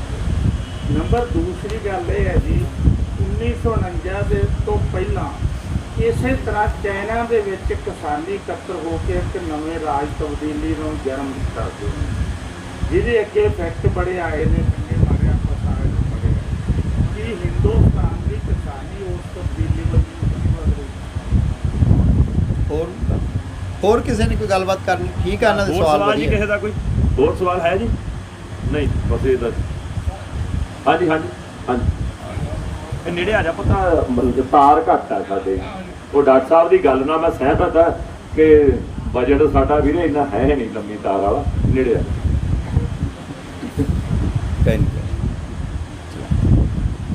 ਸਰ ਮੈਂ ਸਵਾਲ ਤੁਹਾਨੂੰ ਕਰਨਾ ਸੀਗਾ। ਸਰ ਮੈਂ ਤੁਹਾਡਾ ਇੱਕ ਆਰਟੀਕਲ +2 ਦੇ ਵਿੱਚ ਇੱਕ ਕਿਤਾਬ ਲੱਗੀ ਹੋਈ, ਮਤਲਬ ਰਾਜਨੀਤੀ ਨੀਤੀ ਦੇ ਵਿੱਚ ਸੱਭਿਆਚਾਰਕ ਪ੍ਰਬੰਧਨ। ਸਰ ਉਹਦੇ 'ਚ ਤੁਸੀਂ ਇੱਕ ਗੱਲ ਲਿਖੀ ਹੈ ਜੀ, ਮਤਲਬ ਜਦੋਂ ਵੀ ਕੋਈ ਵਿਕਾਸ ਦਾ ਨਵਾਂ ਮਾਡਲ ਆਉਂਦਾ, ਚਾਹੇ ਉਹ ਮਤਲਬ ਸਾਡੇ ਰੇਲਵੇ ਆਈ, ਚਾਹੇ ਬਿਜਲੀ ਆਈ, ਲੋਕਾਂ ਨੇ ਉਹਦਾ ਵਿਰੋਧ ਕੀਤਾ, ਵੱਡੇ ਪੱਧਰ 'ਤੇ ਵਿਰੋਧ ਕੀਤਾ, ਪਰ ਲੋਕ ਮੁੜ ਕੇ ਫਿਰ ਉਹਦੇ ਮਤਲਬ ਸੁਭਾਵਿਕ ਤੌਰ 'ਤੇ ਉਹਦੇ ਨਾਲ ਜੁੜ ਗਏ। ਤੇ ਸਰ ਕੀ ਮਤਲਬ ਇਹ ਜਿਹੜਾ ਖੇਤੀ ਕਾਨੂੰਨਾਂ ਦਾ ਮਾਡਲ ਆਇਆ, ਕੀ ਸਰ ਅਸੀਂ ਇਹਨੂੰ ਸੁਭਾਵਿਕ ਵਿਕਾਸ ਦੇ ਨਾਲ ਜੋੜ ਕੇ ਨਹੀਂ ਦੇਖ ਸਕਦੇ, ਜਾਂ ਇਹਨੂੰ ਕੋਈ ਇਕੱਲੇ ਥੋਪੇ ਵਿਕਾਸ ਦੇ ਨਾਲ ਹੀ ਜੋੜ ਕੇ ਦੇਖ ਸਕਦੇ ਹਾਂ? ਕੀ ਲੋਕ ਇਹਨੂੰ ਵੀ ਜਿਵੇਂ ਉਹਨਾਂ ਮਾਡਲਾਂ ਨੂੰ ਲੋਕਾਂ ਨੇ ਅਪਣਾਇਆ, ਕਿ ਇਸ ਮਾਡਲ ਨੂੰ ਵੀ ਹੌਲੀ ਹੌਲੀ ਲੋਕ ਅਪਣਾਉਣ ਨਾ ਲੱਗ ਪੈਣਗੇ? ਬਹੁਤ ਵਧੀਆ ਸਵਾਲ ਕੀਤਾ ਕਾਕਾ ਤੂੰ। ਹਾਂਜੀ, ਹੋਰ ਹੈ ਕਿਸੇ ਦਾ ਸਵਾਲ ਜੀ? ਦਿਓ ਜਵਾਬ ਸਰ। ਦੇਖੋ, ਜਿਹੜੀ ਗੱਲ ਪਹਿਲੀ ਉਠਾਈ ਗਈ ਕਿ ਵਿਸ਼ਵਾਸਯੋਗਤਾ ਦਾ ਮਸਲਾ, ਜਿਹੜੀ ਸਾਂਝ ਦੀ ਗੱਲ ਸੀਗੀ ਉਹ ਤਾਂ ਪਿੰਡ ਪੱਧਰ ਦੀਆਂ 2-3 ਸਾਂਝਾਂ ਸੀਗੀਆਂ। ਇੱਕ ਭਾਈਚਾਰਕ ਸਾਂਝ, ਇਲਾਕੇ ਦੀ, ਪੱਤੀ ਦੀ, ਜਾਤ ਦੀ, ਗੋਤ ਦੀ, ਸੱਥ ਦੀ ਸਾਂਝ ਸੀਗੀ। ਉਹ ਸਾਂਝ ਪਿਛਲੇ ਸਮੇਂ ਦੇ ਵਿੱਚ ਖੋਰਾ ਲੱਗਣਾ ਉਹਨੂੰ ਸ਼ੁਰੂ ਹੋਇਆ ਸੀ। ਉਹਦਾ ਕਾਰਨ ਇਹ ਕਿ ਬੰਦਿਆਂ ਦੇ ਹਿੱਤ ਵੱਖਰੇ ਹੋ ਗਏ, ਕਿ ਜਿਹੜਾ ਬੰਦਾ ਪਿੰਡ ਛੱਡ ਕੇ ਸ਼ਹਿਰ 'ਚ ਆ ਗਿਆ ਉਹਦੀ ਜ਼ਿੰਦਗੀ ਹੋਰ ਹੋ ਗਈ, ਪਿੰਡ ਵਿੱਚ ਹੀ ਰਹਿੰਦਾ ਜਿਹੜਾ ਬੰਦਾ ਨੌਕਰੀ ਕਰਨ ਲੱਗ ਪਿਆ ਉਹਦੀ ਜ਼ਿੰਦਗੀ ਹੋਰ ਹੋ ਗਈ, ਮੁਕਾਬਲਤਨ ਉਹਦੀ ਜ਼ਿੰਦਗੀ ਬਦਲ ਗਈ। ਇਸੇ ਤਰ੍ਹਾਂ ਹੀ ਕਿ ਸਾਡੇ ਕੋਲ ਸਾਧਨਾਂ ਦੀ ਘਾਟ ਸੀ, ਸਾਨੂੰ ਇੱਕ ਦੂਜੇ ਦੀ ਲੋੜ ਬਹੁਤ ਪੈਂਦੀ ਸੀ ਕਿ ਪਿੰਡ ਦੇ ਵਿੱਚ ਮਤਲਬ ਕਿ 3-4 ਸੁਹਾਗੇ ਹੁੰਦੇ ਸੀਗੇ ਵੀ ਇਹਦੀ ਕਿਹੜਾ ਰੋਜ਼ ਲੋੜ ਪੈਂਦੀ ਆ, ਵੀ ਚਲੋ ਉਹਨਾਂ ਦੇ ਮੰਗ ਲਿਓ, ਸਾਂਝ ਬਣੀ ਹੋਈ ਸੀਗੀ। ਉਸ ਤੋਂ ਬਾਅਦ ਜਦੋਂ ਮਸ਼ੀਨੀਕਰਨ ਹੋ ਗਿਆ, ਉਹਦੇ ਨਾਲ ਇਹ ਹੋ ਗਿਆ ਕਿ ਹਰੇਕ ਬੰਦੇ ਨੂੰ ਲੱਗਿਆ ਕਿ ਮੈਂ ਤਾਂ ਆਪ ਦਾ ਸੰਦ ਬਣਾਉਂਗਾ। ਤੇ ਇਹ ਵੇਖ ਲਓ, ਤੁਹਾਨੂੰ ਇਹ ਚੁਟਕਲਾ ਚੱਲਦਾ ਕਿੱਥੇ ਚੱਲ ਗਿਆ ਕਿ ਹਰੇਕ ਬੰਦੇ ਨੂੰ ਲੱਗਿਆ ਕਿ ਆਪਣਾ ਸੰਦ ਬਣਾ ਕੇ ਰੱਖਣਾ ਚਾਹੀਦਾ, ਦੂਜੇ ਤੋਂ ਲੈਣਾ ਨਹੀਂ ਚਾਹੀਦਾ। ਉਹਦਾ ਕਾਰਨ ਇਹ ਸੀਗਾ ਕਿ ਤਕਨੀਕ ਦੇ ਨਾਲ ਵਸਤਾਂ ਦੀ ਜਿਹੜੀ ਬਹੁਲਤਾ ਹੋ ਗਈ, ਤੇ ਉਹਦੇ ਨਾਲ ਵਿਅਕਤੀਗਤਤਾ ਆਉਂਦੀ ਹੈ। ਤਾਂ ਵਿਅਕਤੀਗਤਤਾ ਇੱਥੋਂ ਤੱਕ ਆ ਗਈ ਕਿ ਪਹਿਲਾਂ ਪਿੰਡਾਂ ਦੇ ਵਿੱਚ ਪੰਚਾਇਤੀ ਰੇਡੀਓ ਹੁੰਦੇ ਸੀਗੇ, ਫਿਰ ਕਿਸੇ ਇੱਕ ਘਰੇ ਟੈਲੀਵਿਜ਼ਨ ਹੁੰਦਾ ਸੀ, ਸਾਰਾ ਟੱਬਰ ਜਾ ਕੇ ਉੱਥੇ ਵੇਖ ਲੈਂਦਾ ਸੀ, ਸਾਰਾ ਮੁਹੱਲਾ ਇਕੱਠਾ ਹੋ ਜਾਂਦਾ ਸੀ। ਫਿਰ ਘਰ 'ਚ ਇੱਕ ਟੈਲੀਵਿਜ਼ਨ ਆਉਣ ਲੱਗਾ, ਸਾਰਾ ਪਰਿਵਾਰ ਬਹਿ ਜਾਂਦਾ। ਹੁਣ ਤਾਂ ਮੈਨੂੰ ਨਹੀਂ ਲੱਗਦਾ ਕਿ ਮੱਧ ਵਰਗ ਜਿਹਦੀ ਕੋਈ 60,000 ਤੋਂ ਉੱਤੇ ਇਨਕਮ ਆ, ਉਹਨਾਂ ਦੇ ਬੱਚਿਆਂ ਦੇ ਕਮਰੇ 'ਚ ਅੱਡ ਟੈਲੀਵਿਜ਼ਨ ਨਹੀਂ, ਤੇ ਲੌਬੀ ਵਾਲਾ ਅੱਡ ਨਹੀਂ, ਮਹਿਮਾਨਾਂ ਵਾਲਾ ਤੇ ਪਰਿਵਾਰ ਦਾ ਅੱਡ ਨਹੀਂ। ਇਹ ਜਿਹੜੀ ਵਿਅਕਤੀਗਤ ਹੈ ਇਹ ਤਾਂ ਵਧਣੀ ਇਹਦੇ ਨਾਲੋਂ ਸਾਂਝ ਟੁੱਟਣੀ ਸੀਗੀ, ਉਹ ਟੁੱਟੀ। ਪਰ ਕਿਸਾਨੀ ਤੇ ਕਿਉਂਕਿ ਮੁੱਦਾ ਸਾਂਝਾ ਹੋ ਗਿਆ, ਫਿਰ ਮਸਲਾ ਇੱਕ ਹੋ ਗਿਆ, ਉਹਦੇ ਨਾਲੋਂ ਸਾਰੇ ਇਕੱਠੇ ਹੋਣੇ ਵੀ ਸ਼ੁਰੂ ਹੋ ਗਏ। ਜਿਹੜੀ ਗੱਲ ਹੈ ਨਾ ਕਿ ਭਰੋਸੇਯੋਗਤਾ ਖਤਮ ਹੋਈ ਆ, ਭਰੋਸੇਯੋਗਤਾ ਦੀ ਗੱਲ ਤਾਂ ਇਹ ਹੈਗੀ ਆ ਕਿ ਸਾਡੇ ਦੇਸ਼ ਦੇ ਵਿੱਚ ਚਾਹੇ ਸਰਕਾਰ ਕੋਈ ਸਹੀ ਗੱਲ ਵੀ ਕਰ ਰਹੀ ਹੋਵੇ, ਵੈਸੇ ਤਾਂ ਕਰਦੀ ਨਹੀਂ, ਪਰ ਕਈ ਵਾਰੀ ਮਜਬੂਰੀ 'ਚ ਕਰਨਾ ਪੈ ਜਾਂਦਾ, ਕਿਸੇ ਨੂੰ ਵਿਸ਼ਵਾਸ ਹੀ ਨਹੀਂ ਹੁੰਦਾ। ਵੈਕਸੀਨੇਸ਼ਨ ਤੇ ਕਿ ਤਾਂ ਲੋਕਾਂ ਨੂੰ ਮਾਰਨ ਲਈ ਪ੍ਰੋਗਰਾਮ ਬਣਾਇਆ, ਹੋਰ ਕੋਈ ਨਹੀਂ, ਸਰਕਾਰ ਮਾਰਨ ਨੂੰ ਫਿਰਦੀ ਆ, ਹੋਰ ਕੋਈ ਨਹੀਂ। ਮੈਂ ਕਿਹਾ ਲੋਕਾਂ ਨੂੰ ਵਿਸ਼ਵਾਸ ਹੀ ਨਹੀਂ ਆਉਂਦਾ ਗਾ ਸਰਕਾਰ ਦੇ ਕਿਸੇ ਗੱਲ 'ਤੇ, ਕਿਉਂਕਿ ਉਹਨਾਂ ਨੇ ਬਹੁਤ ਵਾਅਦੇ ਤੋੜੇ ਆ, ਉਹਨਾਂ ਨੇ ਬਹੁਤ ਕੁਝ ਆ ਜਿਹੜਾ ਸੋਨਾ ਕਹਿ ਕੇ ਪਿੱਤਲ ਵੇਚਿਆ, ਤੇ ਲੋਕਾਂ ਦਾ ਭਰੋਸੇਯੋਗਤਾ ਟੁੱਟੀ। ਇਹਦੇ ਉਲਟ ਇੰਨੀ ਜ਼ਿਆਦਾ ਭਰੋਸੇਯੋਗਤਾ ਹੈ ਵੈਸਟਰਨ ਕੰਟਰੀ ਦੇ ਵਿੱਚ, ਉਹਨਾਂ ਸੰਸਥਾਵਾਂ 'ਤੇ ਇੰਨੀ ਜ਼ਿਆਦਾ ਭਰੋਸੇਯੋਗਤਾ ਹੈ ਕਿ ਜਿਹੜੀ ਗੱਲ ਸਾਫ਼ ਦਿਖੀ ਜਾਂਦੀ ਕਿ ਜਮਾਂ ਹੀ ਗਲਤ ਆ, ਉਹਦੇ ਉੱਤੇ ਵੀ ਇੰਨੀ ਉਹਨਾਂ ਦੀ ਭਰੋਸੇਯੋਗਤਾ ਹੈ। ਬਹੁਤੇ ਬੱਚੇ ਆ ਜਿਹੜੇ ਅੱਜ ਕੱਲ੍ਹ ਬਾਹਰ ਜਾ ਰਹੇ ਆ, ਕੈਨੇਡਾ ਜਾ ਰਹੇ, ਉਹਦੇ ਵਿੱਚ ਇੱਕ ਮਸਲਾ ਆ ਗਿਆ ਕਿ ਕੈਨੇਡਾ ਸਰਕਾਰ ਨੇ ਭਾਰਤ ਤੋਂ ਸਿੱਧੀਆਂ ਫਲਾਈਟ ਬੰਦ ਕਰਤੀਆਂ। ਸਿੱਧੀਆਂ ਫਲਾਈਟਸ ਬੰਦ ਕਰਤੀਆਂ ਕਿਉਂਕਿ ਸਾਡੀ ਸਰਕਾਰ ਦੀ ਭਰੋਸੇਯੋਗਤਾ ਨਹੀਂ ਕਿ ਇੱਥੇ ਵੈਕਸੀਨੇਸ਼ਨ ਠੀਕ ਹੁੰਦੀ ਹੈ। ਪਹਿਲੀ ਗੱਲ, ਮੈਂ ਮਤਲਬ ਕਿ ਕੈਨੇਡੀਅਨ ਬੰਦਿਆਂ ਨੂੰ ਜਿੰਨੇ ਉੱਥੇ MLA MP ਬਣਦੇ ਆ, ਉਹਨਾਂ 'ਚੋਂ ਹੁਣ 10% ਤੱਕ ਪੰਜਾਬੀ ਬਣਨ ਲੱਗ ਪਏ। ਉਹਨਾਂ ਨੂੰ ਮੈਂ ਇੱਕ ਗੱਲ ਮਿਹਣਾ ਮਾਰਿਆ, ਮੈਂ ਉਹਨਾਂ ਨੂੰ ਕਿਹਾ ਵੀ ਤੁਸੀਂ ਕਾਹਦੇ MLA ਆ, ਕਾਹਦੇ MP ਆ ਉੱਥੇ ਬਣੇ ਵੇ, ਤੇ ਵੀ ਤੁਹਾਡਾ ਮਾਣ ਸਤਿਕਾਰ ਵੀ ਪੰਜਾਬ ਆਇਆਂ ਦਾ ਬਹੁਤ ਹੁੰਦਾ, ਤੁਹਾਡੇ ਗਲਾਂ 'ਚ ਹਾਰ ਪੈਂਦੇ ਆ, ਵੀ ਤੁਸੀਂ ਸਿੱਧੀਆਂ ਫਲਾਈਟਸ ਤਾਂ ਕਰਵਾ ਦਿਓ। ਤੇ ਸਿੱਧੀਆਂ ਫਲਾਈਟਸ ਕਰਵਾਉਣ ਨਾਲ ਕੀ ਹੈਗਾ ਕਿ ਜਿਹੜਾ ਹੁਣ ਇੱਕ ਬੱਚਾ 3 ਤੋਂ 4.5 ਲੱਖ ਜਾਂਦਾ ਹੈ, ਉਹ ਬੱਚਾ ਲੱਖ ਤੋਂ 1.5 ਲੱਖ ਚਲਿਆ ਜਾਊ। ਤੁਸੀਂ 50,000 ਹੋਰ ਲੈ ਲਓ, ਉੱਥੇ ਕੈਨੇਡਾ ਆਪਦੇ ਹਸਪਤਾਲ 'ਚ ਰੱਖ ਲਓ, ਉਹਨੂੰ ਅੰਦਰ ਤਾੜੀ ਰੱਖੋ, 14 ਦਿਨ ਹੋ ਜਾਣ, ਉਸ ਤੋਂ ਬਾਅਦ ਜੇ ਫੇਰ ਵੀ ਉਹ ਪੋਜ਼ੀਟਿਵ ਆਉਂਦਾ ਹੈ, ਉਹਨੂੰ ਵਾਪਸੀ ਟਿਕਟ ਉਹਦੀ ਵਿੱਚ ਹੋਊਗੀ, ਉਹਨੂੰ ਮੁੜਦੇ ਜਹਾਜ਼ ਵਾਪਸ ਚੜ੍ਹਾ ਦਿਆ ਜੋ, ਵੀ ਇੰਨਾ ਤਾਂ ਕਰ ਦਿਓ। ਉਹ ਕਹਿੰਦੇ ਤੁਸੀਂ ਤਾਂ ਇੰਡੀਆ ਵਾਲੀਆਂ ਗੱਲਾਂ ਕਰੀ ਜਾਂਦੇ ਆ, ਮੁਲਕ ਆ ਸਿਸਟਮ ਨਾਲ ਚੱਲਦਾ, ਡਾਕਟਰਾਂ ਦੀ ਸਲਾਹ ਨਾਲ ਚੱਲਦਾ, ਡਾਕਟਰ ਬੜੇ ਸਿਆਣੇ ਹੁੰਦੇ ਆ, ਤੁਹਾਨੂੰ ਬੇਅਕਲਾਂ ਨੂੰ ਕੀ ਪਤਾ। ਇੰਨਾ ਭਰੋਸਾ ਉਹਨਾਂ ਨੂੰ। ਤੇ ਇਹ ਮੈਂ ਕਿਹਾ ਸ਼ਰੇਆਮ ਬਦਮਾਸ਼ੀ ਆ ਕੈਨੇਡੀਅਨ ਗੌਰਮੈਂਟ, ਇਹ ਕੋਈ ਬਾਹਲੀ ਸਿਆਣਪ ਵਾਲਾ ਫੈਸਲਾ ਨਹੀਂ ਗਾ। ਮੈਂ ਕਿਹਾ ਠੀਕ ਆ, ਇੱਥੋਂ ਜਹਾਜ਼ ਜਾਣਾ ਸਾਲਮ ਜਿਹਨੂੰ ਕਹਿੰਦੇ ਆ, ਜਹਾਜ਼ ਕਰਾ ਕੇ ਲੈ ਜਾਓ, ਉੱਥੇ ਜਾ ਕੇ ਜਹਾਜ਼ ਤਾਰ ਲਓ, ਉੱਥੇ ਤੁਸੀਂ ਹਸਪਤਾਲ 'ਚ ਬੰਦਿਆਂ ਨੂੰ ਵਾੜ ਲਓ, ਉੱਥੇ ਤੁਸੀਂ ਵੈਕਸੀਨੇਸ਼ਨ ਕਰ ਲਓ, ਤੁਸੀਂ ਉੱਥੇ ਟੈਸਟ ਕਰ ਲਓ, ਨਹੀਂ ਠੀਕ ਤੁਸੀਂ ਬੰਦੇ ਨੂੰ ਵਾਪਸ ਕਰ ਦਿਓ। ਕਿਉਂ ਤੁਸੀਂ ਪੰਜਾਬੀਆਂ ਦੇ ਮੈਂ ਕਿਹਾ 3.5 4 ਲੱਖ ਰੁਪਈਆ ਪਟਾਉਣੇ ਆ, ਨਾਲੇ ਕੋਈ ਮੈਕਸੀਕੋ ਵਜਦੀ ਜਾਂਦਾ, ਕੋਈ ਮਿਸਰ ਵਜਦੀ ਜਾਂਦਾ, ਕੋਈ ਕਹਿਰਾ ਵਜਦੀ ਜਾਂਦਾ, ਕੋਈ ਕਿਤੋਂ ਦੀ ਜਾਂਦਾ, ਪਰ ਲੋਕਾਂ ਨੂੰ ਉੱਥੇ ਵਿਸ਼ਵਾਸ ਇੰਨਾ ਹੈ। ਤੇ ਇਹ ਵਿਸ਼ਵਾਸ ਇੰਨਾ ਹੈ, ਇਕੱਲਾ ਕੈਨੇਡਾ ਦੀ ਗੱਲ ਨਹੀਂ ਕਰਦਾ, ਯੂਰਪ ਦੇ ਵਿੱਚ ਬਹੁਤ ਜ਼ਿਆਦਾ ਵਿਸ਼ਵਾਸ ਹੈ। ਇੱਕ ਸਾਡਾ ਇੱਥੇ ਬੰਦਾ ਰੈਸਟੋਰੈਂਟ ਚਲਾਉਂਦਾ ਅਤੇ ਰੈਸਟੋਰੈਂਟ ਦੇ ਵਿੱਚ ਉਹਨੂੰ ਪੈਸਾ ਪੈ ਗਿਆ, ਬਹੁਤ ਖੁਸ਼ ਹੋਇਆ, ਕਹਿੰਦਾ ਮੈਨੂੰ ਪੈਸਾ ਪੈ ਗਿਆ, ਇੰਨਾ ਪੈਸਾ ਸਰਕਾਰ ਨੇ ਮੈਨੂੰ ਦੇ ਦਿੱਤਾ, ਮੇਰੇ ਰੈਸਟੋਰੈਂਟ ਦਾ ਨੁਕਸਾਨ ਹੋ ਗਿਆ। ਕਹਿੰਦਾ ਕੱਲ੍ਹ ਉਹਨਾਂ ਦੀ ਚਿੱਠੀ ਆ ਗਈ ਬਈ ਆਪੇ ਕੈਲਕੂਲੇਟ ਕਰਕੇ ਭੇਜ ਦੇ ਬਈ ਤੇਰਾ ਸਹੀ ਨੁਕਸਾਨ ਕਿੰਨਾ ਹੋਇਆ ਸੀ ਤੇ ਤੈਨੂੰ ਕਿੰਨਾ ਵੱਧ ਹੋਇਆ। ਕਹਿੰਦਾ ਮੇਰੇ CA ਨੇ ਕਹਿਤਾ ਵੀ ਇੰਨੇ ਡਾਲਰ ਇੰਨਾ ਯੂਰੋ ਉਹਨਾਂ ਨੂੰ ਵਾਪਸ ਕਰਨਾ ਹੈ, ਤੇ ਮੈਂ ਉਹ ਕਰਨ ਜਾ ਰਿਹਾ। ਮੈਂ ਕਿਹਾ ਕਿਉਂ? ਕਹਿੰਦਾ ਬੜੇ ਪਤੰਦਰ ਨੇ, ਲੱਭ ਲੈਣਗੇ। ਵਿਸ਼ਵਾਸ, ਅਸੀਂ ਵਿਸ਼ਵਾਸ ਇੰਨੀ ਬੁਰੀ ਤਰ੍ਹਾਂ ਕਿ ਨਾ ਸਾਨੂੰ ਸੁਪਰੀਮ ਕੋਰਟ 'ਤੇ ਵਿਸ਼ਵਾਸ ਆ, ਨਾ ਸਾਨੂੰ ਸਰਕਾਰਾਂ 'ਤੇ ਵਿਸ਼ਵਾਸ ਆ। ਇਹਦੇ ਵਿੱਚ ਲੋਕਾਂ ਦਾ ਕੋਈ ਕਸੂਰ ਨਹੀਂ। ਕਸੂਰ ਇਹ ਆ ਕਿ ਉਹਨਾਂ ਸੰਸਥਾਵਾਂ ਦਾ ਕਿਰਦਾਰ ਅਜਿਹਾ ਬਣਿਆ ਕਿ ਜਿਹਦੇ ਕਰਕੇ ਵਿਸ਼ਵਾਸ ਨਹੀਂ ਵੱਝਦਾ, ਠੀਕ ਗੱਲ 'ਤੇ ਵਿਸ਼ਵਾਸ ਨਹੀਂ ਵੱਝਦਾ। ਇਹ ਇਹਨਾਂ ਦੀ ਗੱਲ ਬਿਲਕੁਲ ਠੀਕ ਆ ਕਿ ਸਾਨੂੰ ਇਹ ਵਿਸ਼ਵਾਸ ਬਹਾਲੀ ਅਸੀਂ ਕਿਵੇਂ ਕਰੀਏ ਜਾਂ ਕਿਵੇਂ ਕਰ ਸਕਦੇ ਹਾਂ, ਇਹ ਇੱਕ ਵੱਡੀ ਚੁਣੌਤੀ ਆ।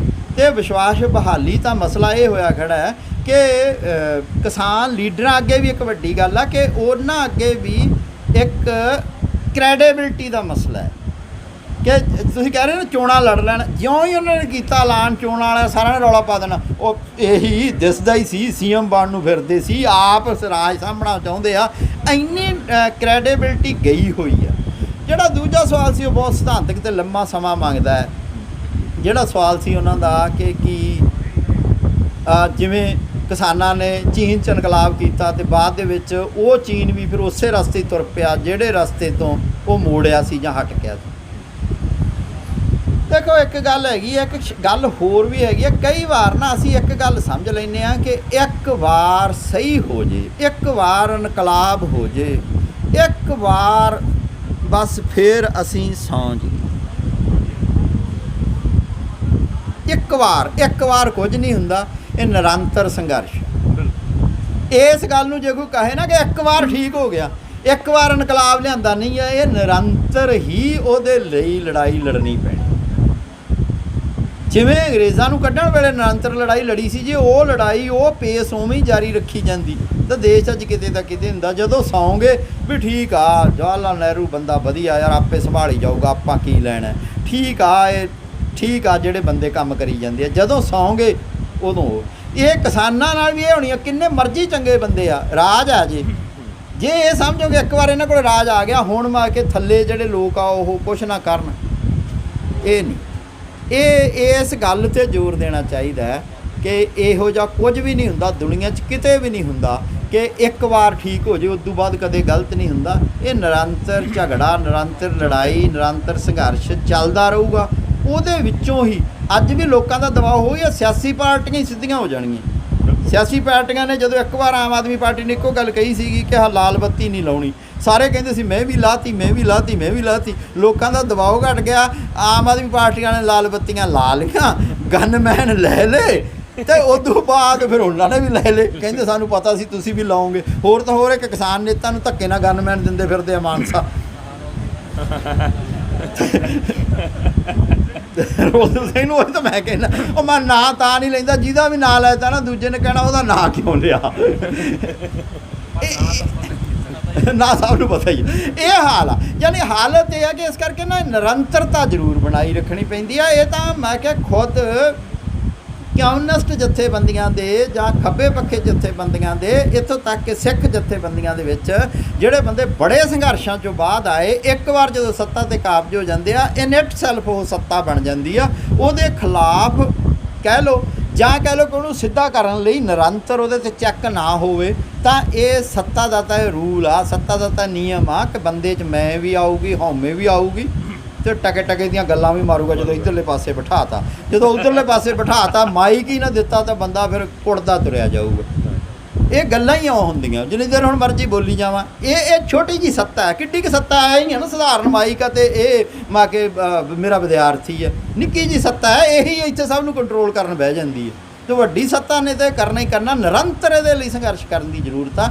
ਇਸੇ ਕਰਕੇ ਦੁਨੀਆ ਭਰ ਦੇ ਜਿਹੜੇ ਚਿੰਤਕ ਨੇ ਉਹ ਇਹੀ ਗੱਲ ਕਹਿੰਦੇ ਆ ਕਿ ਕੋਈ ਇਨਕਲਾਬ ਸਦੀਵੀ ਨਹੀਂ ਹੁੰਦਾ, ਕੋਈ ਇਨਕਲਾਬ ਸਦੀਵੀ ਨਹੀਂ ਆ। ਨਿਰੰਤਰਤਾ ਲੋਕਾਂ ਦੀ ਚੇਤਨਾ ਦਾ ਪੱਧਰ, ਨਿਰੰਤਰਤਾ ਲੋਕਾਂ ਦੀ ਚੇਤਨਾ ਦਾ ਪੱਧਰ, ਇਹ ਦੋਹਾਂ ਦਾ ਜੋੜ ਹੀ ਤੁਹਾਡੀ ਜ਼ਿੰਦਗੀ ਆ ਜਿਹੜੀ ਉਹ ਚੰਗੀ ਬਣਾ ਸਕਦਾ। ਚਾਹੇ ਤੁਸੀਂ ਉਹਨੂੰ ਇਨਕਲਾਬ ਕਹਿ ਲਓ, ਚਾਹੇ ਉਹਨੂੰ ਤੁਸੀਂ ਬੇਗਮਪੁਰਾ ਕਹਿ ਲਓ, ਚਾਹੇ ਉਹਨੂੰ ਤੁਸੀਂ ਰਾਮ ਰਾਜ ਕਹਿ ਲਓ, ਉਹਦੇ ਲਈ ਨਿਰੰਤਰ ਜਿਹੜਾ ਹੈਗਾ ਤੁਹਾਨੂੰ ਚੈੱਕ ਰੱਖਣਾ ਪਊਗਾ। ਮੇਰਾ ਖਿਆਲ ਇੰਨੀਆਂ ਗੱਲਾਂ ਬਹੁਤ ਹੈ ਜੀ, ਬਹੁਤ ਹੈ ਡਾਕਟਰ ਸਾਹਿਬ, ਬਹੁਤ ਬਹੁਤ ਧੰਨਵਾਦ ਜੀ। ਕਿਹੜਾ ਅੱਛਾ ਉਹ ਵਾਹ ਆ ਲੜਕੇ ਦਾ ਇਹ ਵੀ ਮਾੜਾ ਦੁਬਾਰਾ ਰਹਿ ਆ ਦੁਬਾਰਾ ਜਿਹੜਾ ਇੱਕ ਕਿਤਾਬ 'ਚ ਲੱਗਿਆ ਤੁਹਾਡਾ ਲੇਖ ਜੀ, ਆਰਟੀਕਲ ਤੁਹਾਡਾ। ਅੱਛਾ ਠੀਕ ਸਾਨੂੰ ਦੀ ਕਿਤਾਬ। ਦੇਖੋ ਜੇ ਤਾਂ ਇਹਦਾ ਮਸਲਾ ਇਹ ਕਿ ਜਦੋਂ ਵੀ ਕੋਈ ਨਵੀਂ ਤਬਦੀਲੀ ਆਉਂਦੀ ਆ ਉਹਦਾ ਵਿਰੋਧ ਤਾਂ ਹੁੰਦਾ ਹੈ। ਨਵੀਂ ਤਬਦੀਲੀ ਵਿਰੋਧ ਹੁੰਦੀ ਹੈ ਕਿਉਂਕਿ ਜਿਵੇਂ ਅਸੀਂ ਸਿੱਖੇ ਵੇ ਹੁੰਦੇ ਆ ਉਸ ਆਦਤ ਦੇ ਉਲਟ ਜਾਂਦੀ ਹੈ। ਇੱਥੋਂ ਤੱਕ ਕਿ ਜਿਹੜੀ ਬਿਜਲੀ ਜਦੋਂ ਆਈ ਹੈ, ਕੋਟਕਪੂਰਾ ਜਿਹੜਾ ਉਹ ਸੀਗਾ ਅੰਗਰੇਜ਼ ਇਲਾਕਾ ਤੇ ਫਰੀਦਕੋਟ ਆ ਜਿਹੜੀ ਉਹ ਰਿਆਸਤ ਸੀ। ਉੱਥੇ ਮਾ ਕੇ ਸੇਠਾਂ ਨੇ ਰਲ ਕੇ ਬਿਜਲੀ ਦਾ ਪ੍ਰਬੰਧ ਕਰਨ ਦੀ ਕੋਸ਼ਿਸ਼ ਕਰੀ ਤਾਂ ਰਾਜੇ ਨੇ ਇਸ ਗੱਲ ਦੀ ਵਿਰੋਧਤਾ ਕੀਤੀ ਕਿ ਭਾਵੇਂ ਮੇਰੇ ਨਾਲ ਲੱਗਦਾ ਹੀ ਹੈ, ਜੇ ਪਰਾਂ ਬਲਬ ਜਗੀ ਜਾਂਦੇ ਹੋਏ ਤਾਂ ਬਹੁਤ ਮਾੜੀ ਗੱਲ ਹੈ, ਮੈਂ ਤਾਂ ਆਪਦੀ ਰਿਆਸਤ 'ਚ ਬਿਜਲੀ ਵੜਨ ਨਹੀਂ ਦੇਣੀ। ਫਿਰ ਇਹ ਹੋਇਆ ਕਿ ਭਾਈ ਉਹਨਾਂ ਦੀ ਬਿਜਲੀ ਉਹਨੇ ਦਿਨ ਰੋਕ ਲਓ ਜਾਂ ਫਿਰ ਮੈਂ ਬਿਜਲੀ ਪਹਿਲਾਂ ਲਾਉਂਗਾ। ਮੈਂ ਰਾਜਾ ਕਾਹਦਾ ਹੋਇਆ ਕਿ ਬਿਜਲੀ ਪਹਿਲਾਂ ਕਿਤੇ ਹੋਰ ਲੱਗ ਗਈ। ਕਮਾਲ ਦੀ ਗੱਲ ਹੈ ਕਿ ਸਿੱਖ ਧਰਮ ਸਭ ਤੋਂ ਨਵੀਨ ਆ। ਅਸੀਂ ਕਹਿੰਦੇ ਹਾਂ ਕਿ ਇਹ ਬੜਾ ਚੀਜ਼ਾਂ ਨੂੰ ਛੇਤੀ ਅਡਾਪਟ ਕਰ ਲੈਂਦਾ। ਪਰ ਹਰਿਮੰਦਰ ਸਾਹਿਬ 'ਚ ਬਿਜਲੀ ਲੱਗਣੀ ਚਾਹੀਦੀ ਹੈ ਕਿ ਨਹੀਂ ਲੱਗਣੀ ਚਾਹੀਦੀ, ਲੰਮਾ ਸਮਾਂ ਇਹਦੇ 'ਤੇ ਬਹਿਸ ਚੱਲਦੀ ਰਹੀ ਕਿ ਲੱਗਣੀ ਚਾਹੀਦੀ ਹੈ ਕਿ ਨਹੀਂ ਲੱਗਣੀ ਚਾਹੀਦੀ, ਲੱਗਣੀ ਚਾਹੀਦੀ ਹੈ ਕਿ ਨਹੀਂ ਲੱਗਣੀ ਚਾਹੀਦੀ, ਐਵੇਂ ਹੀ ਏਸੀ ਲੱਗਣਾ ਚਾਹੀਦਾ ਕਿ ਨਹੀਂ ਲੱਗਣਾ ਚਾਹੀਦਾ। ਇਹ ਤਾਂ ਨਵੀਂ ਤਬਦੀਲੀ ਦਾ ਹਰੇਕ ਵਿਰੋਧ ਹੁੰਦਾ। ਹੁਣ ਜੇ ਨਵੀਂ ਤਬਦੀਲੀ ਨੂੰ ਤੁਸੀਂ ਇਸ ਗੱਲ ਨਾਲ ਜੋੜਦੇ ਆ ਕਿ ਇਹ ਕਿਸਾਨੀ ਬਿੱਲ ਵੀ ਹੌਲੀ ਹੌਲੀ ਲੋਕ ਇਹਨੂੰ ਮੰਨ ਲੈਣਗੇ। ਬਿਜਲੀ ਚੰਗੀ ਗੱਲ ਸੀ, ਮੰਨ ਲਈ। ਅੰਗਰੇਜ਼ਾਂ ਦਾ ਰਾਜ ਮਾੜਾ ਸੀ, ਨਹੀਂ ਮੰਨਿਆ, ਕੱਢਤੇ। ਤਬਦੀਲੀ ਆ ਜਿਹੜੀ ਸਾਡੇ ਪੱਖ 'ਚ ਹੋਵੇ, ਸਾਡੇ ਫਾਇਦੇ ਦੀ ਹੋਵੇ, ਚੰਗੀ ਆ, ਜੀ ਆਇਆਂ ਕਹਿ ਲਾਂਗੇ। 2 ਦਿਨ ਰੋਕ ਰਲਾ ਕੇ ਜੇ ਉਸ ਗੱਲ ਨੂੰ ਮੰਨ ਲਾਂਗੇ। ਪਰ ਜੇ ਉਲਟਾ, ਜੇ ਵਿਰੋਧ ਆ, ਜੇ ਬਹੁ ਗਿਣਤੀ ਦੇ, ਬਹੁ ਜਨਤਾ ਦੇ ਮਾੜੀ ਆ, ਤਾਂ ਫਿਰ ਤਾਂ ਉਹਦਾ ਵਿਰੋਧ ਹੋਊਗਾ ਹੀ, ਅਤੇ ਉਹ ਵਿਰੋਧ ਹੋਣਾ ਹੀ ਚਾਹੀਦਾ। ਇੱਕ ਇਹ ਕਿ ਕਿਤੇ ਕਿਤੇ ਇੱਕ ਗੱਲ ਹੋਰ ਆ ਜਾਂਦੀ। ਅੱਜ ਉਹ ਮਸਲਾ ਉੱਠਿਆ ਨਹੀਂ, ਵੈਸੇ ਇੱਕ ਪਾਣੀਆਂ ਦਾ ਮਸਲਾ ਅਤੇ ਇੱਕ ਵੱਡੀਆਂ ਜੋਤਾਂ ਦਾ ਮਸਲਾ ਕਿ ਜੇ ਵੱਡੇ ਫਾਰਮ ਹੋਣ ਤਾਂ ਖੇਤੀ ਹੈ ਜਿਹੜੀ ਮੁਨਾਫੇਬੰਦੀ ਹੋ ਸਕਦੀ ਆ। ਕਿਸੇ ਵੇਲੇ ਇਹ ਐਗਰੀਕਲਚਰ ਯੂਨੀਵਰਸਿਟੀ ਨੇ ਵੀ ਪ੍ਰਚਾਰਿਆ, ਸਰਦਾਰਾ ਸਿੰਘ ਜੌਹਲੇ ਦਾ ਬਹੁਤ ਪ੍ਰਸ਼ੰਸਕ ਆ, ਜਾਂ ਉਹਨੇ ਇਸ ਗੱਲ ਨੂੰ ਲੈ ਕੇ ਆਂਦਾ ਸੀ। ਕਿਸੇ ਵੇਲੇ ਇਹ ਗੱਲ ਸਹੀ ਲੱਗਦੀ ਸੀ, ਪਰ ਹੁਣ ਜਿਹੜੀਆਂ ਐਨਵਾਇਰਨਮੈਂਟ ਦੇ ਦ੍ਰਿਸ਼ਟੀਕੋਣ ਤੋਂ ਗਲੋਬਲ ਕਾਰਪੋਰੇਟ ਮਾਡਲ ਦੇ ਅਲਟਰਨੇਟ ਵਜੋਂ ਜਿਹੜੀਆਂ ਖੋਜਾਂ ਸਾਹਮਣੇ ਆ ਰਹੀਆਂ, ਉਹਨਾਂ ਅਨੁਸਾਰ ਇਹ ਆ ਕਿ ਜਿਹੜੀਆਂ ਛੋਟੀਆਂ ਜੋਤਾਂ ਹੈਗੀਆਂ, ਜਿਹੜੇ ਛੋਟਾ ਖੇਤੀ ਹੈਗੀ ਆ, ਉਹਨੂੰ ਬਚਾ ਕੇ ਰੱਖਣਾ ਵੀ ਜ਼ਰੂਰੀ ਹੈਗਾ। ਠੀਕ ਆ, ਉਹਦੇ 'ਤੇ ਬੋਝ ਘਟਾਉਣ ਦੀ ਜ਼ਰੂਰਤ ਆ, ਪਰ ਉਹਨੂੰ ਵੀ ਜਿਉਂਦੇ ਰੱਖਣਾ ਬੜਾ ਜ਼ਰੂਰੀ ਆ। ਇਹਨਾਂ ਪ੍ਰਸੰਗਾਂ ਦੇ ਵਿੱਚ ਕੋਈ ਨਵੀਂ ਗੱਲ ਨਹੀਂ ਮੈਂ ਕੀਤੀ, ਉਹੀ ਗੱਲਾਂ ਕੀਤੀਆਂ ਜਿਹੜੀਆਂ ਲੋਕਾਂ ਨੇ ਪਹਿਲਾਂ ਕੀਤੀਆਂ ਹੋਈਆਂ, ਜਿਹੜੀਆਂ ਤੁਹਾਡੇ ਕੋਲੇ ਆ। ਸਿਰਫ ਇਹ ਤਾਂ ਆਪਣਾ ਬਹਾਨਾ ਸੀ ਕਿ ਆਪਾਂ ਆਪਸ ਵਿੱਚ ਦੀ ਗੱਲਬਾਤ ਕਰ ਲਈ। ਬਹੁਤ ਬਹੁਤ ਧੰਨਵਾਦ ਡਾਕਟਰ ਸਾਹਿਬ, ਤੁਸੀਂ ਲੰਮਾ ਸਮਾਂ ਸਾਨੂੰ ਦਿੱਤਾ, ਬਹੁਤ ਸਾਰਾ ਗਿਆਨ, ਨਵਾਂ ਗਿਆਨ ਸਾਡੇ ਤੁਸੀਂ ਝੋਲੀ ਪਾਇਆ। ਅਸੀਂ ਤੁਹਾਡੇ ਧੰਨਵਾਦੀ ਹਾਂ। ਸਾਹਿਤ ਵਿਚਾਰ ਮੰਚ ਵੱਲੋਂ ਡਾਕਟਰ ਸਾਹਿਬ ਨੂੰ ਸਨਮਾਨਿਤ ਕਰਨ ਤੋਂ ਪਹਿਲਾਂ ਮੈਂ ਬੇਨਤੀ ਕਰਾਂਗਾ ਡਾਕਟਰ ਜਲੌਰ ਸਿੰਘ ਖੀਵਾ, ਰਾਜਪਾਲ ਜੀ, ਵਿਜੇ ਵਿਵੇਕ ਜੀ, ਧੌੜ ਸਾਹਿਬ ਕਿ ਉਹ ਸਟੇਜ 'ਤੇ, ਸਾਹਿਤ ਵਿਚਾਰ ਮੰਚ ਦੇ ਸਾਰੇ ਸਾਥੀ ਸਟੇਜ 'ਤੇ ਆ ਜਾਓ। ਆਪਾਂ ਮੈਡਮ ਪ੍ਰਭ ਸ਼ਰਨਜੋਤ ਕੌਰ ਦੀ ਕਿਤਾਬ ਹੈ, ਇਹ ਮੈਡਮ ਪ੍ਰਭ ਸ਼ਰਨਜੋਤ ਕੌਰ ਸਾਡੇ ਪੰਜਾਬੀ ਦੇ ਅਧਿਆਪਕ ਨੇ, ਡਾਕਟਰ ਸਾਹਿਬ ਦੇ ਸਟੂਡੈਂਟ ਨੇ, ਅਤੇ ਇੱਥੇ ਬਜਿੰਦਰਾ ਕਾਲਜ ਦੇ ਵਿੱਚ ਹੀ ਪੰਜਾਬੀ ਅਧਿਆਪਨ ਦਾ ਕਾਰਜ ਕਰ ਰਹੇ ਨੇ। ਇਹਨਾਂ ਦੀ ਪੁਸਤਕ ਹੈ ਮਛਲੀ ਹੁਲਾਰੇ ਖਾਵੇ। ਇਹ ਸਾਡੀਆਂ ਲੋਕ ਸਾਹਿਤ ਦੇ ਵਿੱਚ ਮਿਲਦੀਆਂ ਬੋਲੀਆਂ ਨਾਲ ਸੰਬੰਧਿਤ ਕਿਤਾਬ ਹੈ। ਇਹਦੀ ਘੁੱਟ ਚੁਕਾਈ ਅਸੀਂ ਕਰਾਂਗੇ। ਮੈਡਮ ਨੂੰ ਮੈਂ ਬੇਨਤੀ ਕਰਦਾ ਕਿ ਸਾਨੂੰ ਸਟੇਜ 'ਤੇ ਆ ਜਾਣ ਪਲੀਜ਼।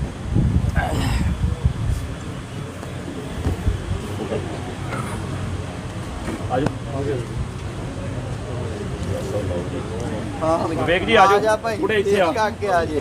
ਹਾਂ, ਇੰਨੇ ਚਿਰ ਚ ਨਾ ਬੱਚਿਆਂ ਦੇ ਇੰਨੇ ਚਿਹਰੇ ਬਦਲ ਜਾਂਦੇ ਆ। ਮੈਂ ਕਿਹਾ ਵੀ ਯਾਰ ਕੁੜੀ ਜਾਣੀ ਪਛਾਣੀ ਲੱਗਦੀ ਹੈ। ਕਦਾਮਾ ਆਪਣੇ ਕੋਲ ਥੋੜੀਆਂ ਮਾੜਾ ਜਿਹਾ ਹੱਥ ਪਾਇਆ ਸਾਂਝਾ ਜਿਹਾ ਕਰ ਦੋ। ਆ ਜਾਓ ਵੀ, ਆ ਜਾਓ ਮੁੰਡੇ, ਗਾਂ ਆ ਜਾਓ ਰਾਣੇ, ਇੱਧਰ ਆ ਜਾਓ ਨਾ, ਲੈ ਫੋਟੋ ਸਾਰਿਆਂ ਦੀ ਆ ਜਾਓ।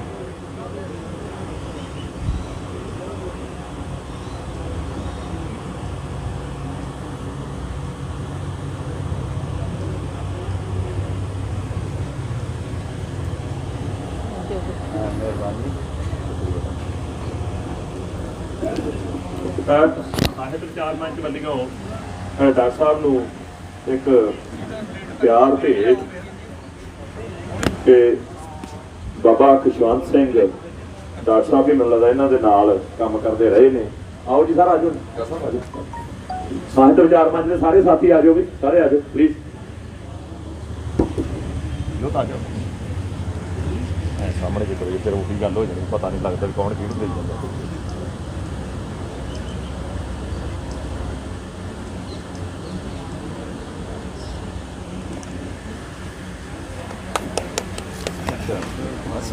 ਹੋਰ ਜੀ ਸਾਰਿਆਂ ਦਾ ਬਹੁਤ ਬਹੁਤ ਧੰਨਵਾਦ ਜੀ। ਇਸ ਤੋਂ ਬਾਅਦ ਕੱਲ ਨੂੰ ਅਸੀਂ 21 ਸਤੰਬਰ ਦੁਪਹਿਰ 12 ਵਜੇ ਅਜਮੇਰ ਸਿੱਧੂ ਕਹਾਣੀਕਾਰ ਦੇ ਨਾਲ ਤੁਹਾਡੀ ਰੂਬਰੂ ਕਰਾਵਾਂਗੇ। ਅੱਜ ਦਾ ਇਹ